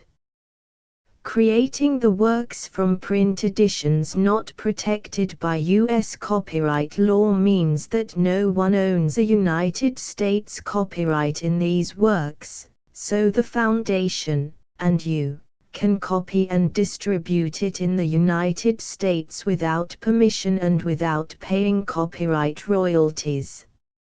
Special rules, set forth in the general terms of use part of this license, apply to copying and distributing Project Gutenberg trademark symbol electronic works to protect the Project Gutenberg trademark symbol concept and trademark. Project Gutenberg is a registered trademark, and may not be used if you charge for an ebook, except by following the terms of the trademark license, including paying royalties for use of the Project Gutenberg trademark. If you do not charge anything for copies of this ebook, complying with the trademark license is very easy. You may use this ebook for nearly any purpose such as creation of derivative works, reports, performances and research. Project Gutenberg ebooks may be modified and printed and given away. You may do practically anything in the United States with ebooks not protected by U.S. copyright law. Redistribution is subject to the trademark license, especially commercial redistribution. Start. Full license. The full Project Gutenberg license. Please read this before you distribute or use this work to protect the Project Gutenberg trademark symbol mission of promoting the free distribution of electronic works. By using or distributing this work, or any other work associated in any way with the phrase Project Gutenberg, you agree to comply with all the terms of the full Project Gutenberg trademark symbol license available with this file or online at www.gutenberg.org/license. Section 1. General Terms of Use and Redistributing Project Gutenberg Trademark Symbol Electronic Works 1.0. By reading or using any part of this Project Gutenberg trademark symbol electronic work, you indicate that you have read, understand, agree to and accept all the terms of this license and intellectual property, trademark/copyright, agreement. If you do not agree to abide by all the terms of this agreement, you must cease using and return or destroy all copies of Project Gutenberg trademark symbol electronic works in your possession. If you paid a fee for obtaining a copy of or access to a Project Gutenberg trademark symbol electronic work and you do not agree to be bound by the terms of this agreement, you may obtain a refund from the person or entity to whom you paid the fee as set forth in paragraph 1.e.8. 1.b Project Gutenberg is a registered trademark. It may only be used on or associated in any way with an electronic work by people who agree to be bound by the terms of this agreement. There are a few things that you can do with most Project Gutenberg trademark symbol electronic works even without complying with the full terms of this agreement. See paragraph 1.c below. There are a lot of things you can do with Project Gutenberg trademark symbol electronic works if you follow the terms of this agreement and help preserve free future access to Project Gutenberg trademark symbol electronic works. See paragraph 1.e below. 1.c. The Project Gutenberg Literary Archive Foundation, the foundation or PGLAF, owns a compilation copyright in the collection of Project Gutenberg trademark symbol electronic works. Nearly all the individual works in the collection are in the public domain in the United States. If an individual work is unprotected by copyright law in the United States and you are located in the United States, we do not claim a right to prevent you from copying, distributing, performing, displaying or creating derivative works based on the work as long as all references to Project Gutenberg are removed. Of course, we hope that you will support the Project Gutenberg trademark symbol mission of promoting free access to electronic works by freely sharing Project Gutenberg trademark symbol works in compliance with the terms of this agreement for keeping the Project Gutenberg trademark symbol name associated with the work. You can easily comply with the terms of this agreement by keeping this work in the same format with its attached full Project Gutenberg trademark symbol license when you share it without charge with others. 1.d. The copyright laws of the place where you are located also govern what you can do with this work. Copyright laws in most countries are in a constant state of change. If you are outside the United States, check the laws of your country in addition to the terms of this agreement before downloading, copying, displaying, performing, distributing or creating derivative works based on this work or any other Project Gutenberg trademark symbol work. The Foundation makes no representations concerning the copyright status of any work in any country other than the United States. 1.e. Unless you have removed all references to Project Gutenberg, 1.e.1. The following sentence, with active links to, or other immediate access to, the full Project Gutenberg trademark symbol license must appear prominently whenever any copy of a Project Gutenberg trademark symbol work, any work on which the phrase Project Gutenberg appears, or with which the phrase Project Gutenberg is associated, is accessed, displayed, performed, viewed, copied or distributed. This ebook is for the use of anyone anywhere in the United States and most other parts of the world at no cost and with almost no restrictions whatsoever. You may copy it, give it away or reuse it under the terms of the Project Gutenberg license included with this ebook or online at www.gutenberg.org. If you are not located in the United States, you will have to check the laws of the country where you are located before using this ebook. 1.e.2. If an individual Project Gutenberg trademark symbol electronic work is derived from texts not protected by U.S. copyright law, does not contain a notice indicating that it is posted with permission of the copyright holder, the work can be copied and distributed to anyone in the United States without paying any fees or charges.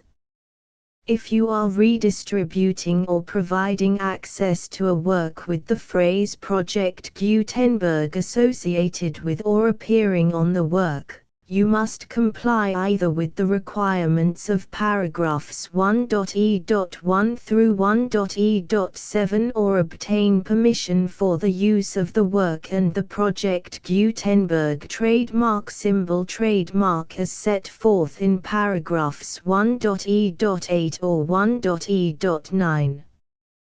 1.e.3.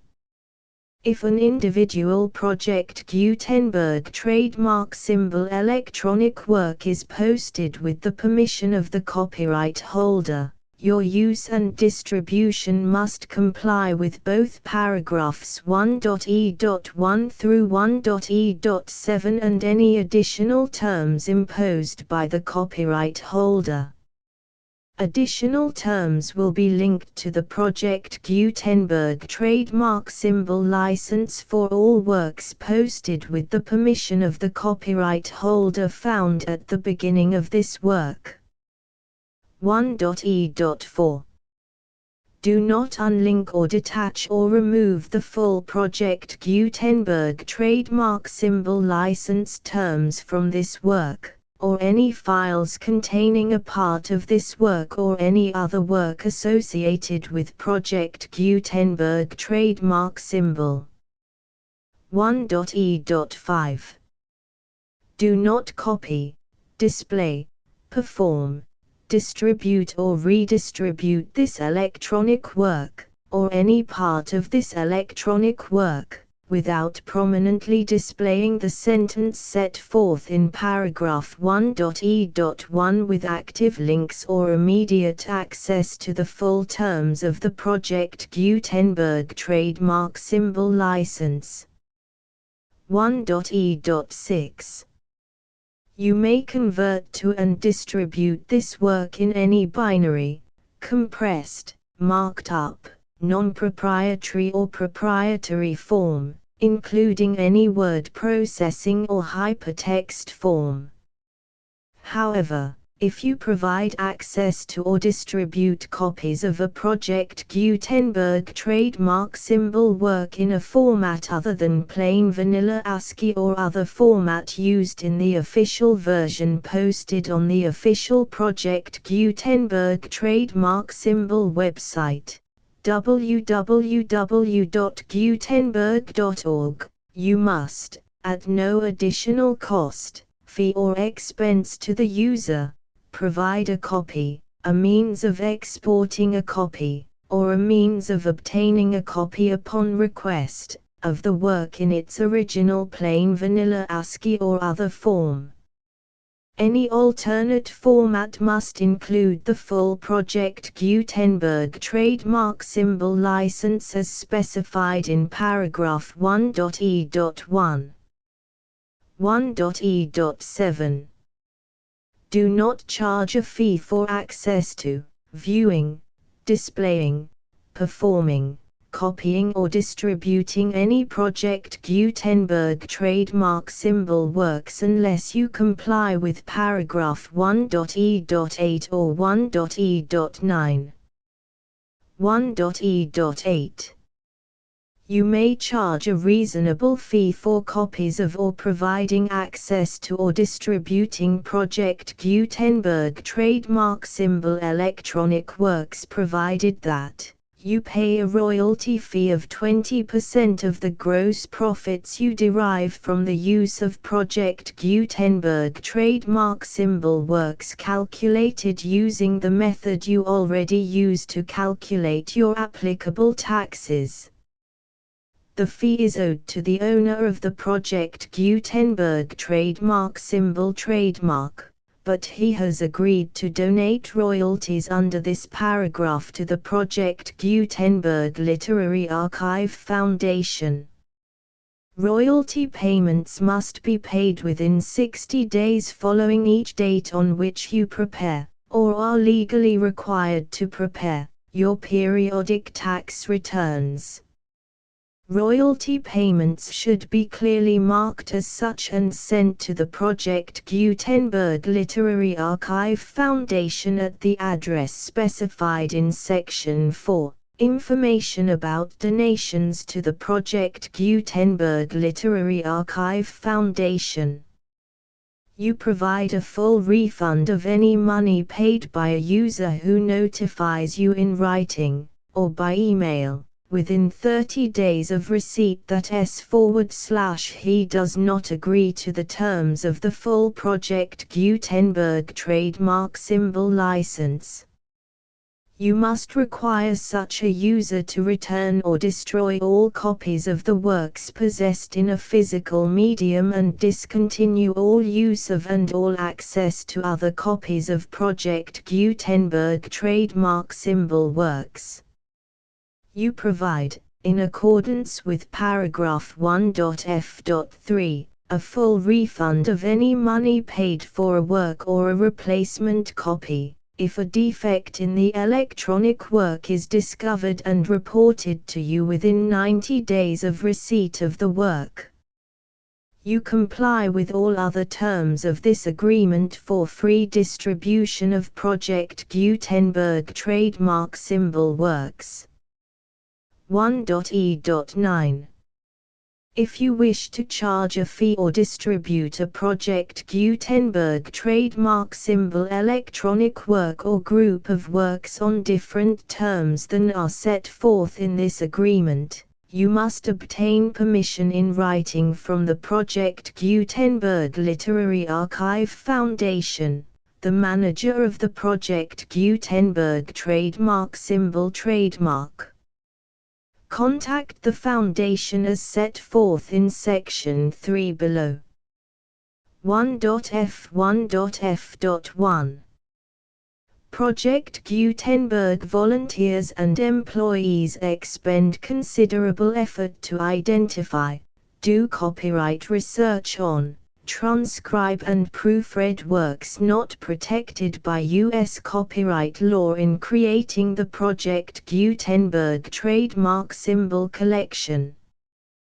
Despite these efforts, Project Gutenberg trademark symbol electronic works, and the medium on which they may be stored, may contain defects such as, but not limited to, incomplete, inaccurate or corrupt data, transcription errors, a copyright or other intellectual property infringement, a defective or damaged disk or other medium, a computer virus, or computer codes that damage or cannot be read by your equipment.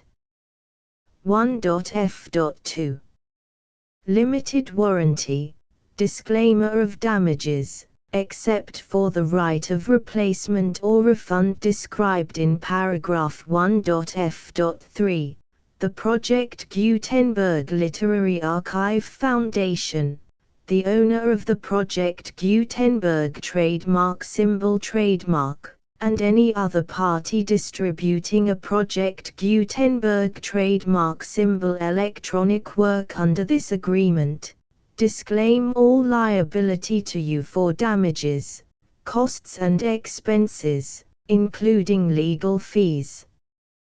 You agree that you have no remedies for negligence, strict liability, breach of warranty or breach of contract except those provided in paragraph 1.f.3. You agree that the Foundation, the trademark owner, and any distributor under this agreement will not be liable to you for actual, direct, indirect, consequential, punitive or incidental damages even if you give notice of the possibility of such damage. 1.f.3 Limited right of replacement or refund. If you discover a defect in this electronic work within 90 days of receiving it, you can receive a refund of the money, if any, you paid for it by sending a written explanation to the person you received the work from. If you received the work on a physical medium, you must return the medium with your written explanation. The person or entity that provided you with the defective work may elect to provide a replacement copy in lieu of a refund. If you received the work electronically, the person or entity providing it to you may choose to give you a second opportunity to receive the work electronically in lieu of a refund. If the second copy is also defective, you may demand a refund in writing without further opportunities to fix the problem. 1.f.4 Except for the limited right of replacement or refund set forth in paragraph 1.f.3, this work is provided to you as is, with no other warranties of any kind, express or implied, including but not limited to warranties of merchantability or fitness for any purpose. 1.f.5 Some states do not allow disclaimers of certain implied warranties or the exclusion or limitation of certain types of damages. If any disclaimer or limitation set forth in this agreement violates the law of the state applicable to this agreement, the agreement shall be interpreted to make the maximum disclaimer or limitation permitted by the applicable state law.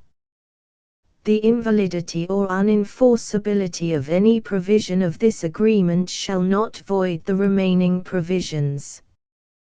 1.f.6 Indemnity. You agree to indemnify and hold the foundation, the trademark owner, any agent or employee of the foundation, anyone providing copies of Project Gutenberg trademark symbol electronic works in accordance with this agreement, and any volunteers associated with the production, promotion and distribution of Project Gutenberg trademark symbol electronic works, harmless from all liability, costs and expenses, including legal fees, that arise directly or indirectly from any of the following which you do or cause to occur. A. Distribution of this or any Project Gutenberg trademark symbol work. B. Alteration, modification, or additions or deletions to any Project Gutenberg trademark symbol work, and c. Any defect you cause. Section 2. Information about the mission of Project Gutenberg trademark symbol. Project Gutenberg trademark symbol is synonymous with the free distribution of electronic works in formats readable by the widest variety of computers, including obsolete, old, middle-aged and new computers. It exists because of the efforts of hundreds of volunteers and donations from people in all walks of life. Volunteers and financial support to provide volunteers with the assistance they need are critical to reaching Project Gutenberg trademark symbol's goals and ensuring that the Project Gutenberg trademark symbol collection will remain freely available for generations to come. In 2001, the Project Gutenberg Literary Archive Foundation was created to provide a secure and permanent future for Project Gutenberg trademark symbol and future generations. To learn more about the Project Gutenberg Literary Archive Foundation and how your efforts and donations can help, see sections 3 and 4 and the Foundation information page at www.gutenberg.org. Section 3. Information about the Project Gutenberg Literary Archive Foundation. The Project Gutenberg Literary Archive Foundation is a non-profit 501(c)(3) educational corporation organized under the laws of the state of Mississippi and granted tax-exempt status by the Internal Revenue Service. The Foundation's IN or Federal Tax Identification Number is 64-6221541. Contributions to the Project Gutenberg Literary Archive Foundation are tax-deductible to the full extent permitted by U.S. federal laws and your state's laws. The Foundation's business office is located at 809 North 1500 West, Salt Lake City, UT 84116, 801-596-1887.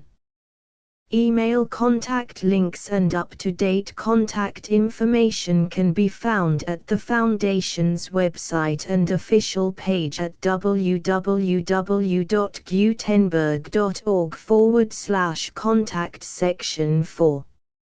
Information about donations to the Project Gutenberg Literary Archive Foundation. Project Gutenberg trademark symbol depends upon and cannot survive without widespread public support and donations to carry out its mission of increasing the number of public domain and licensed works that can be freely distributed in machine-readable form accessible by the widest array of equipment including outdated equipment.